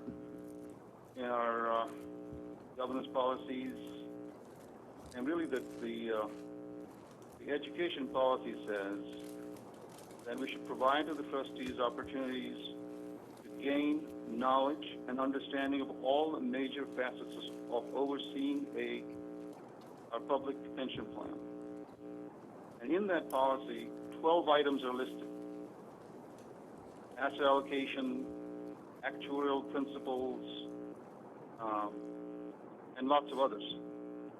And to me, this is really an education tool, much like we, much like trustees request, and the board approves, requests to travel to learn about, say, alternative investment strategies, the CalPERS General Assembly, deep dive into ESG, Pension Bridge Conference, and so on. So these are all educational tools, and we, as a board, I think are better off when trustees are as informed as they want to be so that they can do their fiduciary duty of overseeing all aspects of the plan. Now, we get great advice from Bill and Ann and from Makita and so on. But we, at the end of the day, the buck stops with us. We need to be informed. And as terrific as these consultants are, we have an obligation to oversee them, to make sure that everything they're doing makes sense to us. So I think this is really along the line of education. And as a board, some, obviously costs vary by conferences attended. But, thanks to staff, I have some data on it, and I think in some cases, individual trustees have spent as much as $7,000 in the last 12 months. So to me, this is a tool that could be useful for new trustees and any other trustees that like to get a little deeper into understanding what it is that we do in terms of the actuarial assumptions and so on. And clearly, if you think about the plan, there are really two big foundations of overseeing the plan. One is to understand what it is that we can generate from the assets, and then what it is, actuarially speaking, our liabilities. So those are really two big pillars, if you will. And so this is a nice tool to have for those trustees that have interest. And I think I can see new trustees being the immediate beneficiaries, but I think all trustees over time might benefit. So I would actually strongly support this, but I'd like to hear other input. Trustees, other comments or thoughts around it? I think for myself personally, this is probably a tool that I would not be utilizing as much as maybe others would be. I think part of the reason is, actuarial is a very specialized topic, and that you almost need a consultant there to explain a lot of things. I look at Chiron, as our consultant, where as we brainstorm and have discussions, there's different scenarios that we want them to explore. I feel like it's best for us to give them direction on the ideas or things that roads that we're thinking about going down. And they have the expertise and knowledge and experience to know which studies to pull or which attributes to change. And I think me sitting there, playing with the tools, I don't know if that would be the best use for myself. So, but I definitely believe that, actuarial study is a big part of what we do, and we need to understand it, and the education that we need to develop, I think is a high priority. Is this the tool, the best route for that education? That's what I don't know. Yeah. Yeah, I do agree with you. When I first came, I thought actuarial was kind of missing on the list of education, and the 1 hour that people devote to it, I didn't think really did the job. With tool, on the other hand, goes to the other extreme where you're playing around with it, and you perhaps may not know how to manage all the different variables and can come to your own conclusion. But let me ask Bill, how much would typical study sessions be where you're there with the tool, the trustees are there with the tool, actually kind of playing with it, but real time with an instructor or someone who has actuarial experience, such as yourself, or someone perhaps not as expensive, but, like Well, these that's- workshops, study workshops or something like throughout the year, would that be more or less than the 5,000? Or- That tends to be a more expensive approach just because of the personnel involved as well as the setup. I mean, you're doing a lot of the same kind of work to set up the tool and the options for it. And then in addition, you've got personnel there and their time involved in it. But it's not really a substitute for that. I think that's one of the things you're getting at. It's a educational tool where you explore on your own. And so it's very good for getting a sense of things like volatility and for managing costs and stuff. One of our most successful versions of this that's actually been a detriment to us is we built one for the city of Detroit, and now they only pay us for the tool. They don't hire us for any consulting because they're able to do the kinds of projections and stuff they want. They have some sophisticated people involved there. So that's one extreme. The other extreme is, just being able to get a sense for how some of the variables affect things, but it is a limited set of variables. It's not the full-blown set, and it's not with the full education. So it would be more being able to go back after one of these meetings, after we've done a presentation on some topic, and spend some time on your own with the tool and look at it with different scenarios and really be able to have that time to understand it and study it. That's where it'd probably be the most useful. Or if some clients ask for a lot of different projection scenarios so that they can look at budget impacts and stuff on a whole slew of different scenarios.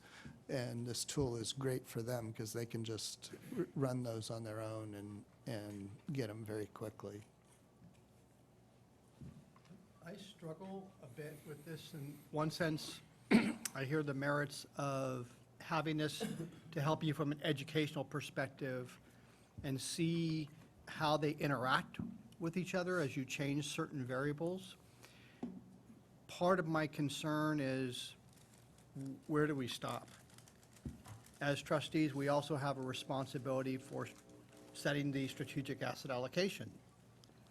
And Makita runs the analysis. They have an optimizer. Can we, as an investment committee or trustees, have access to that optimizer with inputs of capital market assumptions, and we play around with it, and we come up with different asset allocation scenarios? I'm a little concerned of how deep we go here, and maybe I'm taking this too far, but that would be part of my concern, is sort of weighing the benefit of the education with an overreach on our part as trustees. So I'm going to shift it a little bit to council and ask from the perspective of the prudence of us spending money on something like this, because I think that's where it becomes most important. Vikas has pointed out that we need to get educated. Our governance policies say we should be doing that. Does this fall within that guidelines, and then this is a prudent expenditure of funds, or is this something that's kind of a gray area for us? Well, that's a judgment call. Trustee Oswald makes a very good point about the board getting educated, and the theory of that is more than the theory. That is valuable, and part of the trustee education is the idea of a rising tide floats all ships, and the idea is to get all of us up to a level of education, as opposed to some people grabbing one specialty area and increasing their education there. It comes back to what's a reasonable expense of administering the fund. As I'm listening to the conversation, I'm thinking, it's like you want to become worldly and travel the world, but I think if I wanted to go see what was going on in Afghanistan, I wouldn't want to go without a guide, somebody who speaks the language.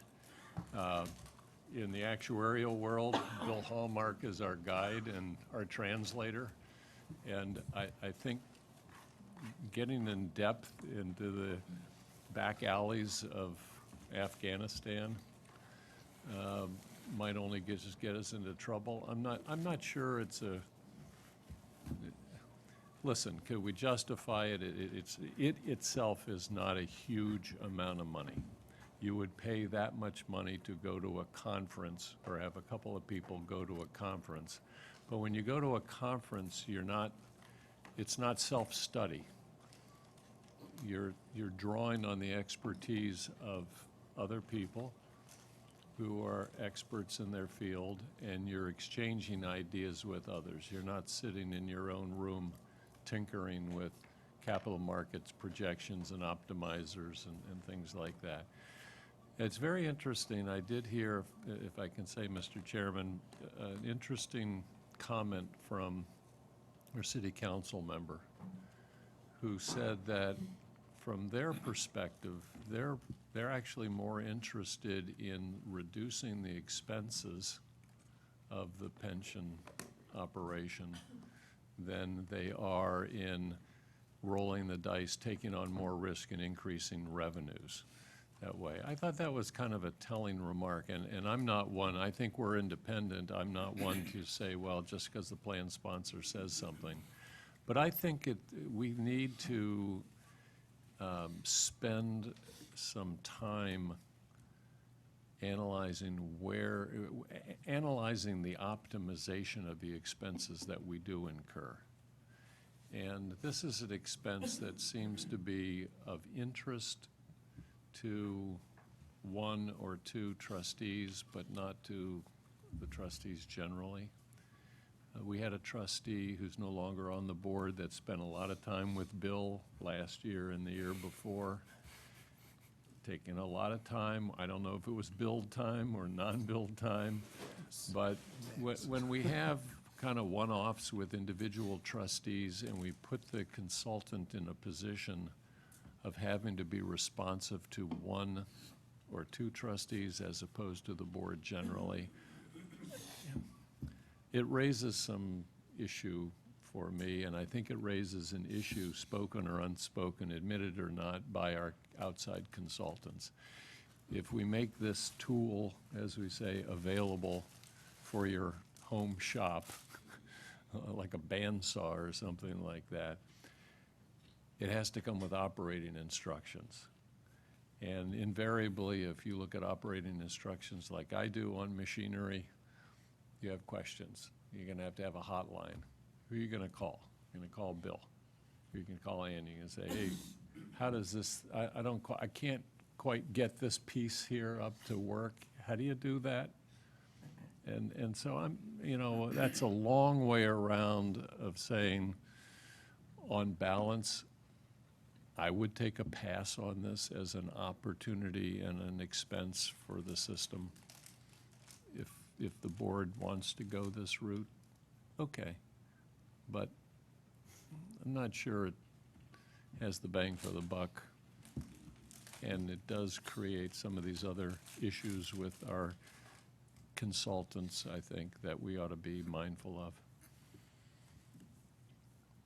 Any more feedback? Jim? Try and maybe hopefully wrap it up.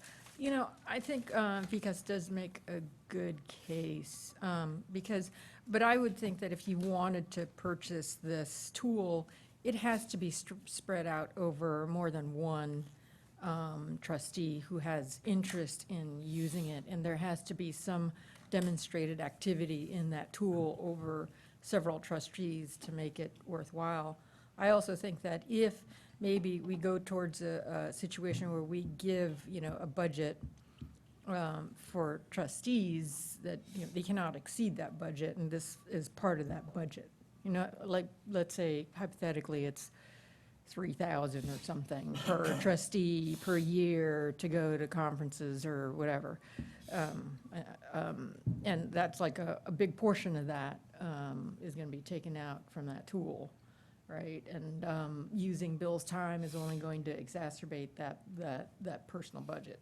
I'm throwing out a bunch of different ideas here, but I can see the merit of it because I felt like I didn't get enough education on the actuarial side coming in, and there wasn't really a lot of workshops or study sessions on that.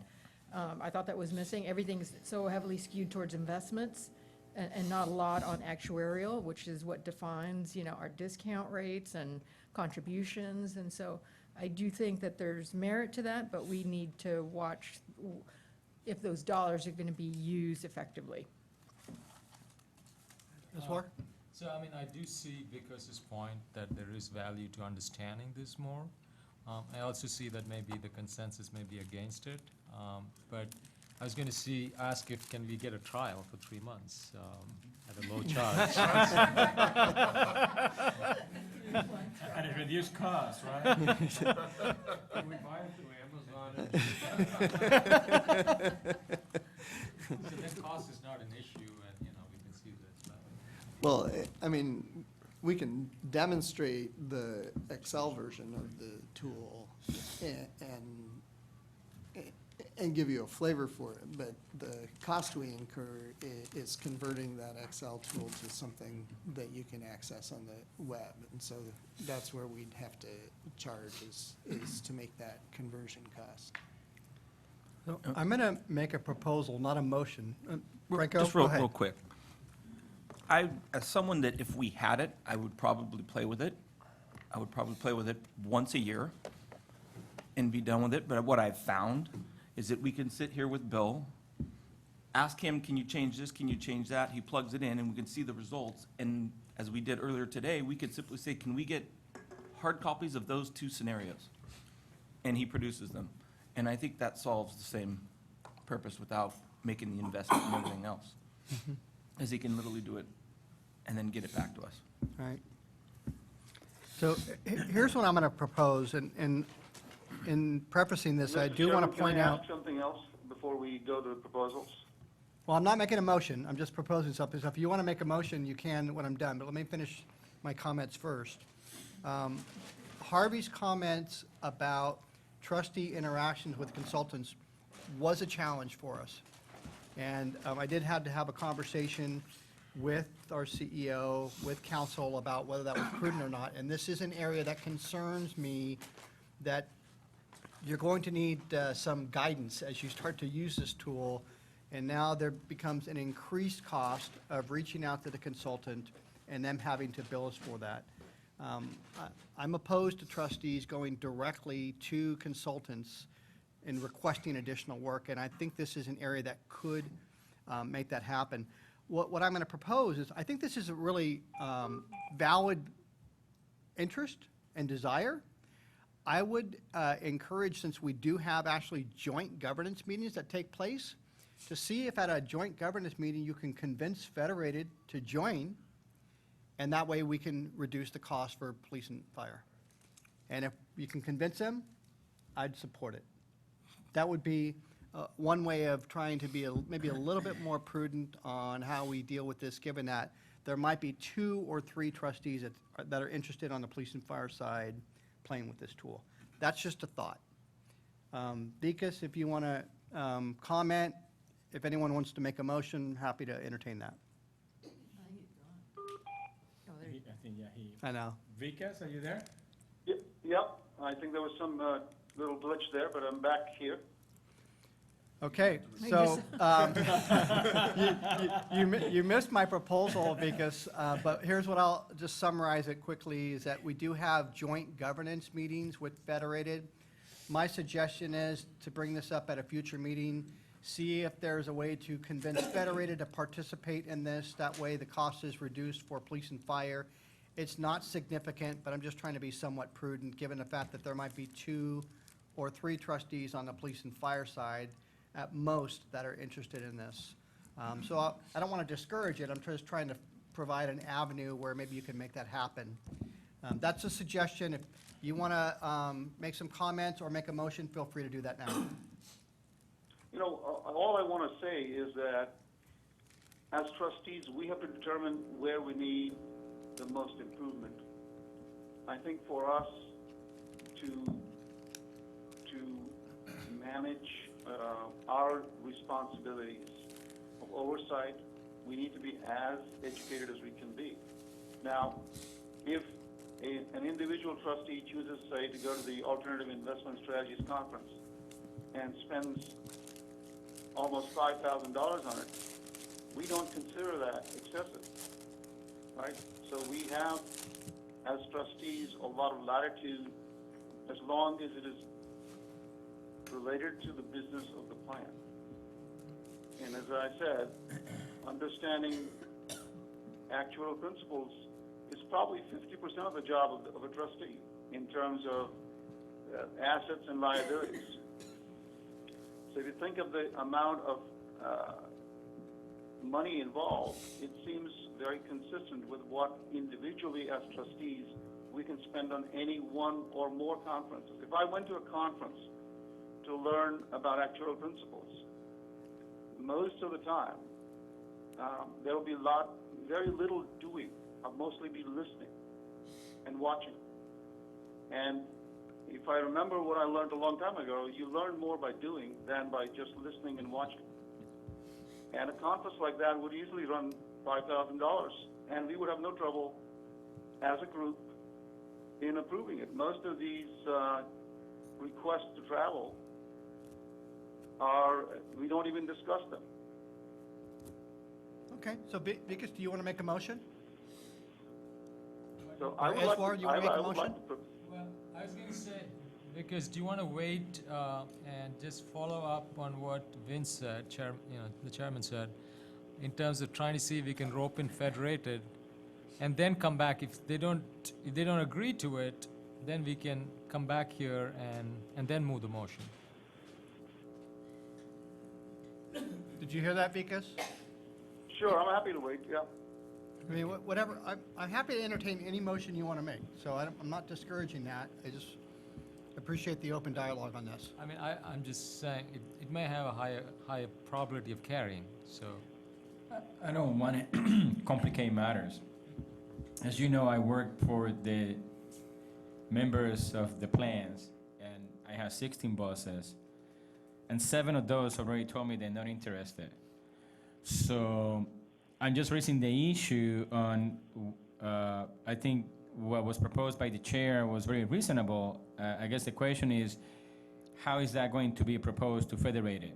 Because if you direct me to do that, I'm certainly going to do that, but I wonder how Federated is going to feel when I do that and they go back, we already told you that we're not interested in this. Why are you trying this again? So I just kind of like in the middle of this, so I just want to make sure that it's understood. So if you're going to give me direction, or is it a situation where you personally as trustees are going to be reaching out to trustees of Federated and ask, or the chair of the governance committee is going to reach out to the chair of their governance committee. I'm fine with that approach as well. I just want to emphasize, Federated gave me a direction not to bring this item to their meeting because they're not interested, and so just wanted to pass that along. I think what the chair said was Vikas could bring it up, talking to people on the other side at the governance committee. As an Person, agenda item. But it has to be an item that has to be agendized, and so it will be something that Vikas, he's in the governance committee? Is he the chair? No. So you will have to, Vikas will have to reach out to the chair of the governance committee here, is it Franco Vado, the chair? Franco, there you go. And then Franco will then reach out to the chair of governance committee for Federated, so then they can discover this is something that they want to discuss jointly, and we can make it part of the agenda. That's fine. Again, I'm not trying to be difficult. I just wanted to be respectful of the direction from Federated at the last meeting. That's all. I appreciate you letting me the time to mention that. Thank you. Let me just add one thing, which is I don't think there's a rush on this, because if we were to do it, we would want to get start with the June 30th, 2019 results. And so we're going to be into January before we could even do this anyway. So there's not an urgency for you to figure out yes or no at this meeting. Okay. Understood. So did you hear that? Because basically it wouldn't be until January that it would be up and running, which is going to put us past this cycle that we're going through right now anyway. So it buys you a little bit of Well, time. I mean, I wanted to just follow up on what Roberto just said. I mean, in a sense, the federated folks have expressed an opinion. I'm not sure that it's very practical to try and go that route.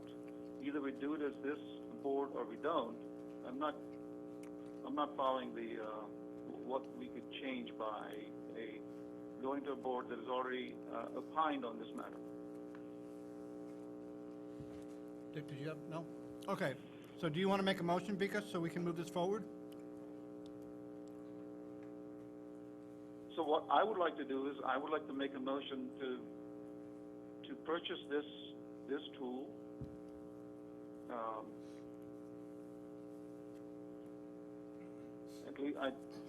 At least try it for a year. So I'll purchase this tool and pay for the $200 or so, or $500 per quarter for 4 quarters. That's my motion.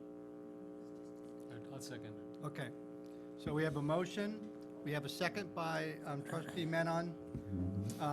One friendly amendment I'd like to make is that this would preclude any direct contact between trustee and the consultant, that they would have to come to the board first if they would like to do that. Are you acceptable Sure. with that motion? I can accept that amendment, absolutely. Okay. I can also, outside of the motion, commit to not spending any money on travel and on any other conferences. We don't want to do that to you. No, that's not our intent. Okay, so now discussion, Gia?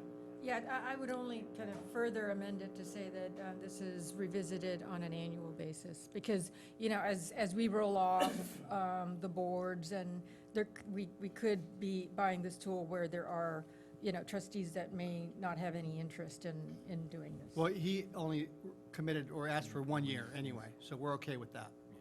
Okay. Prabhu, did you have a comment that you wanted to make on this? I was just going to say, Barbara just pointed out to me that 4E does not say discussion and action, it just says discussion. Okay. No That's very true. That's very true. But, you know, I don't think there's anything wrong with providing the board direction, the staff direction, and just get a sense on what direction would that be if they count individually each one of the trustees. What about that for a flexibility, Council Littleman?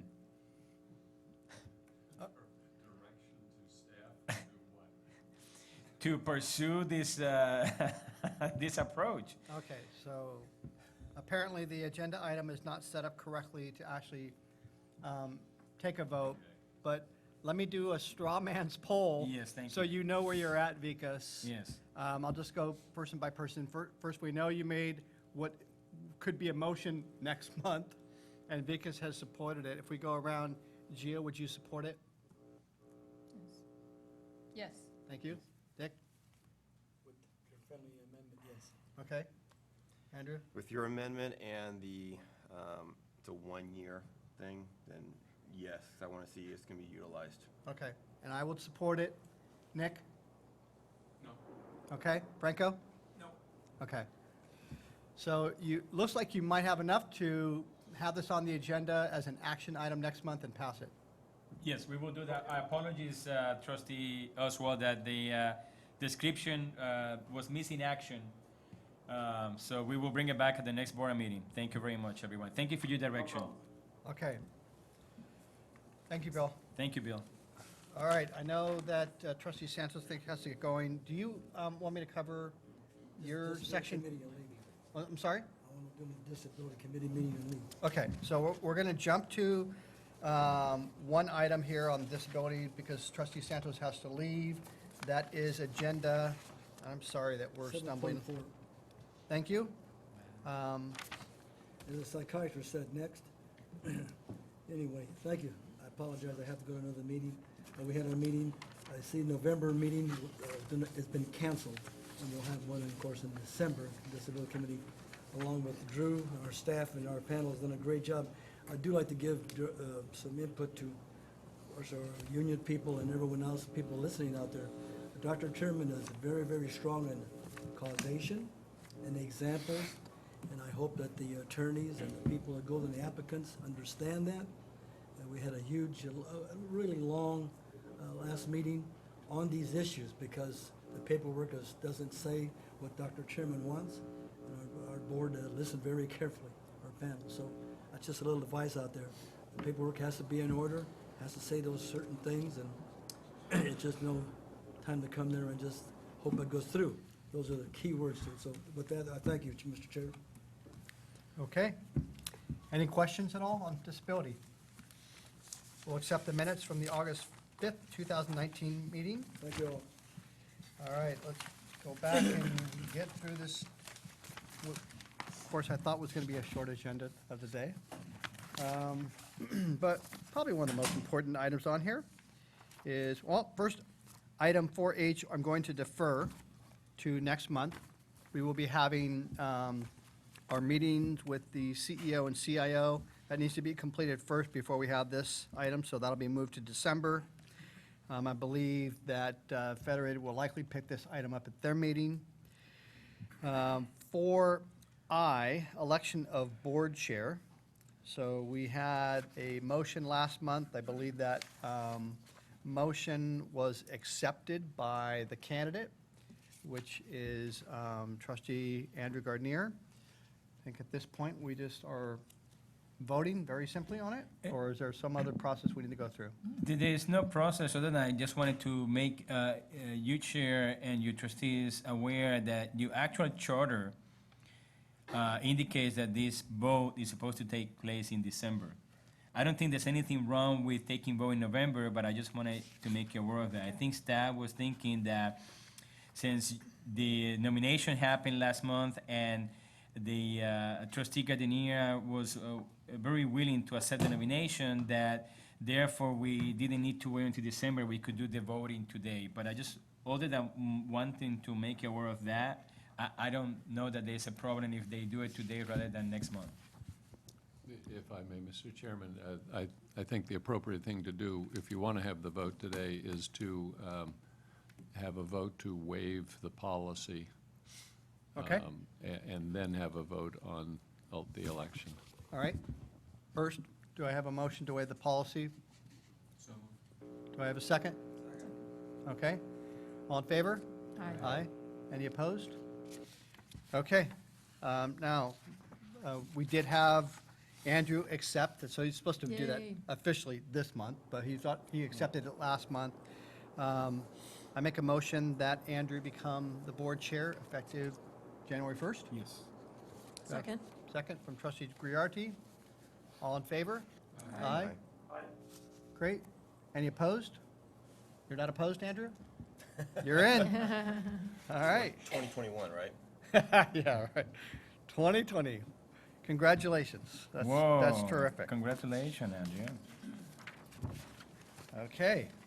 Which then brings us to the nominations for the position of vice chair.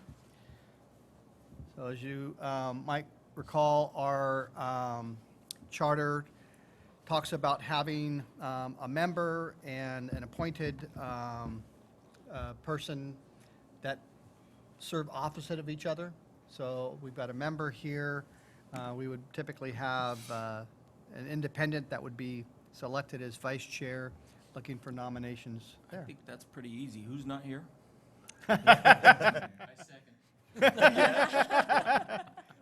And can we nominate people that are not here? Yeah, because I think He would next have to month, accept it. next month they would accept it. Maybe even sooner. I think he would be enthusiastic. I think Drew and Andrew work well together. Yep. So I think the nomination, and I'll Unless, just of course, state at the- Gia, unless you would like to step up. Yeah. And actually, I have to say that, you know, we all know that Gia is going to be coming off the board at the end of December, and Oh, she that's would have been a terrific Not all of us. know, apparently. candidate. Yeah, Oh, we'll talk later. I'm sorry. I mean, it's going to be a big loss for our board. She's been very instrumental and would have been an ideal person to step into this role. But given that vacancy, I'll nominate Drew Alonso as vice chair. Do you have a second? I'll second. Okay. I think I kind of already did, but okay. Are You there- take the credit. Are there any Yeah, other but that wasn't officially. This is official. Now, are there any other nominations for vice chair? Okay, so all in favor? Aye. Any opposed? And Franco, I'm assuming that's who you were talking about? Yes, he's the only one not here. Okay. Franco, you also support that motion? I'm sorry, Vikas? Yes. Yes. Okay, great. Thank you. Okay. Retirements, so go through that. We have about 5 retirements. Alan F. Gonzalez, Fire Prevention Inspector, Fire Department, effective November 21st, 2019, with 25.93 years of service. Roberto C. Plemenso, Police Officer, Police Department, effective November 30th, 2019, 25.05 years of service with reciprocity. Jeanette Sievertson, Police Officer, Police Department, effective November 16th, 2019, 26.67 years of service with reciprocity. Ronald Tabron, Police Officer, Police Department, effective November 30th, 2019, with 26.99 years of service. And Shawnee K. Williams, Deputy Chief of Police, Police Department, effective November 12th, 2019, 26.29 years of service. Do I have a motion? So moved. Do I have a second? Second. Okay, motion by trustee Muyo, second by trustee Votto. All in favor? Aye. Any opposed? Okay. We have one deferred vest, which is Nathaniel Braxton, Police Officer, Police Department, effective November 16th, 2019, 27.79 years of service with reciprocity. Do I have a motion to approve? So moved. Second. Second. Okay. Motion by trustee Muyo, second by trustee Votto. All in favor? Aye. Any opposed? Okay, death and survivorship notifications. I'll read these off and then ask for a moment of silence when I'm done. Notification of death of Richard Hunter, Police Sergeant, retired January 7th, 1988, died July 18th, 2019, no survivorship benefits. Notification of death of Tommy J. Kennedy, Police Sergeant, retired July 18th, 1992, died September 26, 2019. Survivorship benefits to Linda Kennedy, spouse. Death of Don Newman, fire engineer, retired September 14th, 1980, died September 29th, 2019. Survivorship benefits go to Gloria Newman, spouse. And death of Margaret Sandez, police officer, active, died September 13th, 2019. Survivorship benefits to Vanessa Sandez, Helene Sandez, and Santiago Sandez, spouse and children respectively. Have a moment of silence.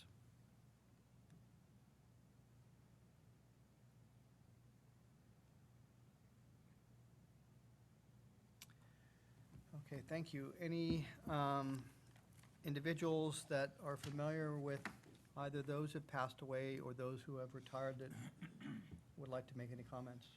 I knew Sergeant Hunter all too briefly. Had the pleasure of working for Tom Kennedy, both good men, and I want to pass along our condolences to their family and friends. Do you want to talk about Margaret at all? Yeah. Just kind of solidifies how important what we do here is. Very tragic, very quick passing, active duty officer, basically was having some medical problems and very, very shortly after passed.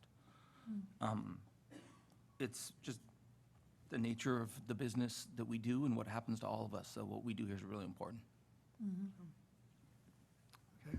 And then just pointing out on the retirements, that's about 155 years of experience leaving public safety in San Jose. Yeah, pretty amazing. Okay, thank you. Okay, moving forward on the committees, Investment Committee, Trustee Griarty, Chair Griarty. Yes, I'll make this quick. Most of our discussions ended up being kind of optimizing our transaction costs of our trades in the back office. You know, we're hired several consultants to make sure that our managers are optimizing, you know, their trades, especially foreign currency. So that was done. Then we launched into the VC strategy, and I think CIO Palani will provide some view of it next month. But we had quite a bit of discussion around that. Okay, any questions at all? All right, we'll accept the minutes from August 27th, 2019, for both the Police and Fire and the Joint Investment Committee meeting. Moving on to 7.2 Audit Risk Committee, our Chair Lanza is not here. We actually have some items, many report and some are discussion and action. Roberto, can I turn to you? Or? Yes, please. I'm fine to do that, Mr. Chair. So, excuse me. Trustee Drew Lanza is absent today, and it's unfortunate because you know he has a lot of energy, and you know, he, at the audit committee, he was very vocal and asked many questions, was very engaged, so it's unfortunate. But having said that, I'm just going to go through the items, but in reality, the one I'm going to concentrate on is the last one, which is the one where you board have to approve the Grant Thornton report and the CAFR. Not to say that you cannot ask questions about the other ones, but I'll take it one at a time. Quarterly travel and attendance analysis report is available. If you have any question, let us know. We're happy to address them. There is the update on the city auditor recommendations. This is based on the city auditor audit. These metrics have not been changed in the last couple of months, so there's nothing new. But if you have any questions, I'm happy to address them. There was an update on the pension administration system. Was presented by Barbara Heyman and also Sue from LWL, our consultant in this project. And so there were many questions. Again, I'm not going to go into specifics. We're happy to address any issues other than we expect to continue working with LWL through possibly March of 2020. We are really getting to the end of the process. The phases that are remain available or are not concluded are mostly related to the measure F that changed the benefit structure and provided some other benefits that we needed to then update the original request for the pension administration system. And of course, as you know, the member portal is one that was originally from the project that took us a little longer than we anticipated. I should have mentioned to you during my audit report that member portal was actually implemented and rolled out to retirees. And so they have been over the last month really signing in to the member direct. And we surely expect to also roll out the member direct for the active members. So if there are any questions about PAS, we're happy to address them. Next two are the first two internal audits of operations within ORS by our senior internal auditor. One of them is the investment wires and internal transfers audit, and the second one is the debt verification and repayment tracking process. The first of those two mostly included investments section, although it did have impact on accounting. And again, the debt verification was mostly benefits, but also impacted the accounting function. The reports are there, the recommendations and the responses.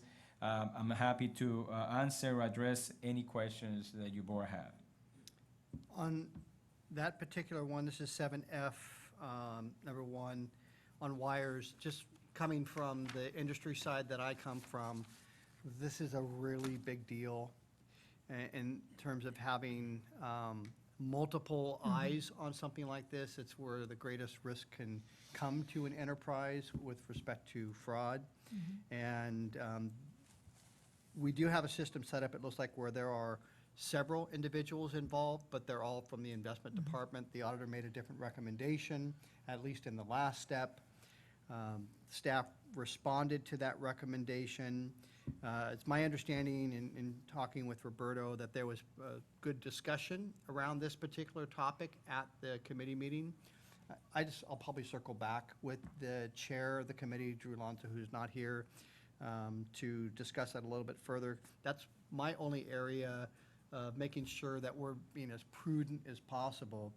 And one of the areas of protecting yourselves is that transfers of greater than $10 million, it does have to be approved by either the CEO or CIO or deputy director, so you have that benefit. But it's the smaller wires that also are risk.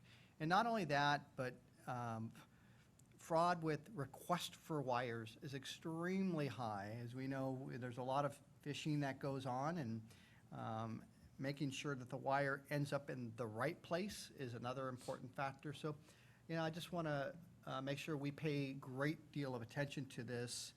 And I don't know if anyone had read through this and was comfortable with the responses or had any further questions around staff's responses to this. No, if not, I'll check back with the chair just to see what his thoughts were on this. So, thank you. Very well. Thank you, Mr. Chair. And so that takes us to the last two items under the audit committee. So I'm going to take them one at a time. The first one is discussion and action on the committee's recommendation on the approval of the police and fire. Grant Thornton was actually at the meeting. There was a lengthy discussion at the audit committee level, and the audit committee actually made a motion to recommend approval of the CAFR to your board. And so if you allow me just 30 seconds, I just wanted to let you know the CAFR actually is divided into 5 main sections: introductory, financial, investment, actuarial, and statistical. I won't go into the specific as to which, what each one of those areas include, other than to say that the system audited financial statements includes the independent auditor's report. This is the report where they provide their opinion, and the opinion was an unmodified opinion, which really what it means is that the financial statements are presented fairly in accordance with generally accepted accounting principle, and is the highest level of opinion that the plan can get. So with that, I will recommend that your board make a motion to approve the CAFR for police and fire, and I'm happy to entertain any questions or comments. Do I have a motion? I'll move the motion. Do I have a second? Second. Motion by trustee Menon, second by trustee Muyo. All in favor? Aye. Any opposed? Okay, that motion carries. And in regards to the discussion and action on the committee recommending regarding communication to the board, as part of the work by Grant Thornton, they have some reports that they actually communicate with the board. And so,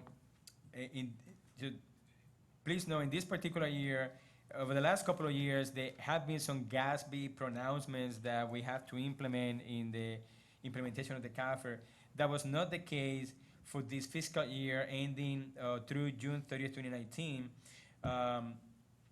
So obviously, that's certainly a plus. In terms of the responses by, or communication by Grant Thornton, those are just the findings that they have through the audit. Those findings or communications are actually split in 3 different levels. They can even be a finding that is considered a material witness. There's also the second step down is significant deficiencies. And then the last one is just a comment about a finding. And so we did not have any material witnesses, so that's certainly a plus. But we did have a couple of significant deficiencies, one of which really is one that has been in these reports for years, the last few years, even since I started working at the office, and it's related to IT-related controls, information technology. And that's because there are some systems that are used at the office that the control is actually being controlled by city IT. It's nothing that we actually in our office can control or make changes to. So you're going to, those comments cannot be removed because we do not control the central IT for the city. The second finding, significant deficiency, have to do with GASB 72. This was a finding that was in communications to you board of the last few years. It disappeared in last year's audit, but it came back. And GASB 72 is on fair value measurement.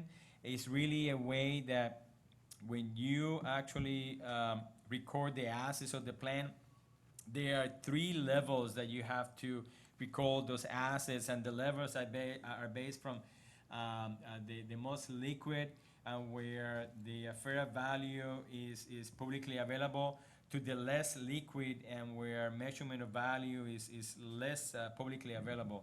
And so there were some discrepancies between where our classification was included versus what Grant Thornton thought they should be. I think part of the reason for this is that we, as you know, we had a few months through the investment section that we lost the financial analyst. And so now that we have new person on board, I think number one, that certainly is going to strengthen those controls. So I believe next year audit, we won't see this kind of situation. The other one is really something internally at the office that we're going to implement a better control and planning on doing the audit and getting the different areas in the office communicating with each other early on, so that we are all involved in the planning, so that by the time we have to produce the CAFR, we already know within the office in all the divisions who is responsible for what and what are the timelines that are needed to provide information on a timely basis. Not everything falls on the office. Some of these also have to do with information from money managers and the custodial bank, but that's not to say that we cannot do a better job. So with that, Mr. Chair, I conclude my comments, and I would recommend that you board also make a motion to approve the communication to the board by Grant Thornton. Great. We have a motion. Okay, motion by trustee Menon, second by trustee Muyo. Any discussion? All in favor? Aye. Any opposed? Vikas, are you still on the line with us? Vikas, are you there? Apparently he's not. Okay, I'm still here. Yeah, he's there. Okay. Thank you. do I have a motion in favor of? Or do you Yep. support the motion? Yes. Okay, thank you. Thank you. Okay, moving to 7.3. Oh, let me go back, actually, I need to accept the minutes. Minutes, August 15th, 2019, Police and Fire Audit Committee, if we could receive and file those minutes. Now, 7.3, governance. We have not met since September. Okay. September, so. Got a meeting coming up? Nothing Okay, good. We covered disability. Last is Joint Personnel Committee. The last meeting, October 28th. We spent time reviewing the work by Cortex. They're basically building a framework for performance evaluation, looking at both performance measurement and performance management, and things from both an operational perspective and other management metrics that we can look at for both the CEO and CIO. They encompass a lot of different areas, from investment performance, cost effectiveness on the benefit side, member service quality, enterprise risk management, human resource metrics, stakeholder relation metrics. It's very thorough. I really like the work that's being done here. The goal is to try and have this done as soon as possible. Our next meeting is actually scheduled for January 9th. I thought we, Yeah, actually, No. that's not quite right. correct. We are going to try to reach out to all of you to set up a meeting. Ideally, we are trying to do that in November. That may be unlikely given the meetings. We have a working solution group meeting next week, and the week after that, we have the federated. The only day that I think it may be reasonable is Monday, the week of Thanksgiving. So we're going to reach out to everyone. If that's not the case, we may have to have a meeting early in December.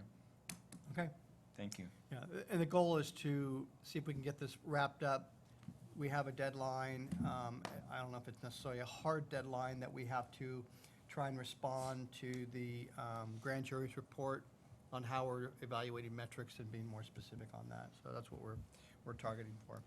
Any questions on joint personnel? Nope. We'll accept the minutes from the September 9th, 2019 meeting. Any proposed agenda items? Any public comments? One thing I want to say is, with all the fires in the area, I was talking to my dog, we had a couple close to our home, but nothing big. And, I was talking about working on the police and fire board, and I think we should appreciate all the work that the fire people do in keeping us safe, so. I appreciate it. I mean, those fires are just not police. I mean, it's so many of the communities, the police officers, it's, the locals that are helping with evacuations. It's a joint effort. But thank you. Yeah, great comments. I appreciate that. 1:04, meeting adjourned.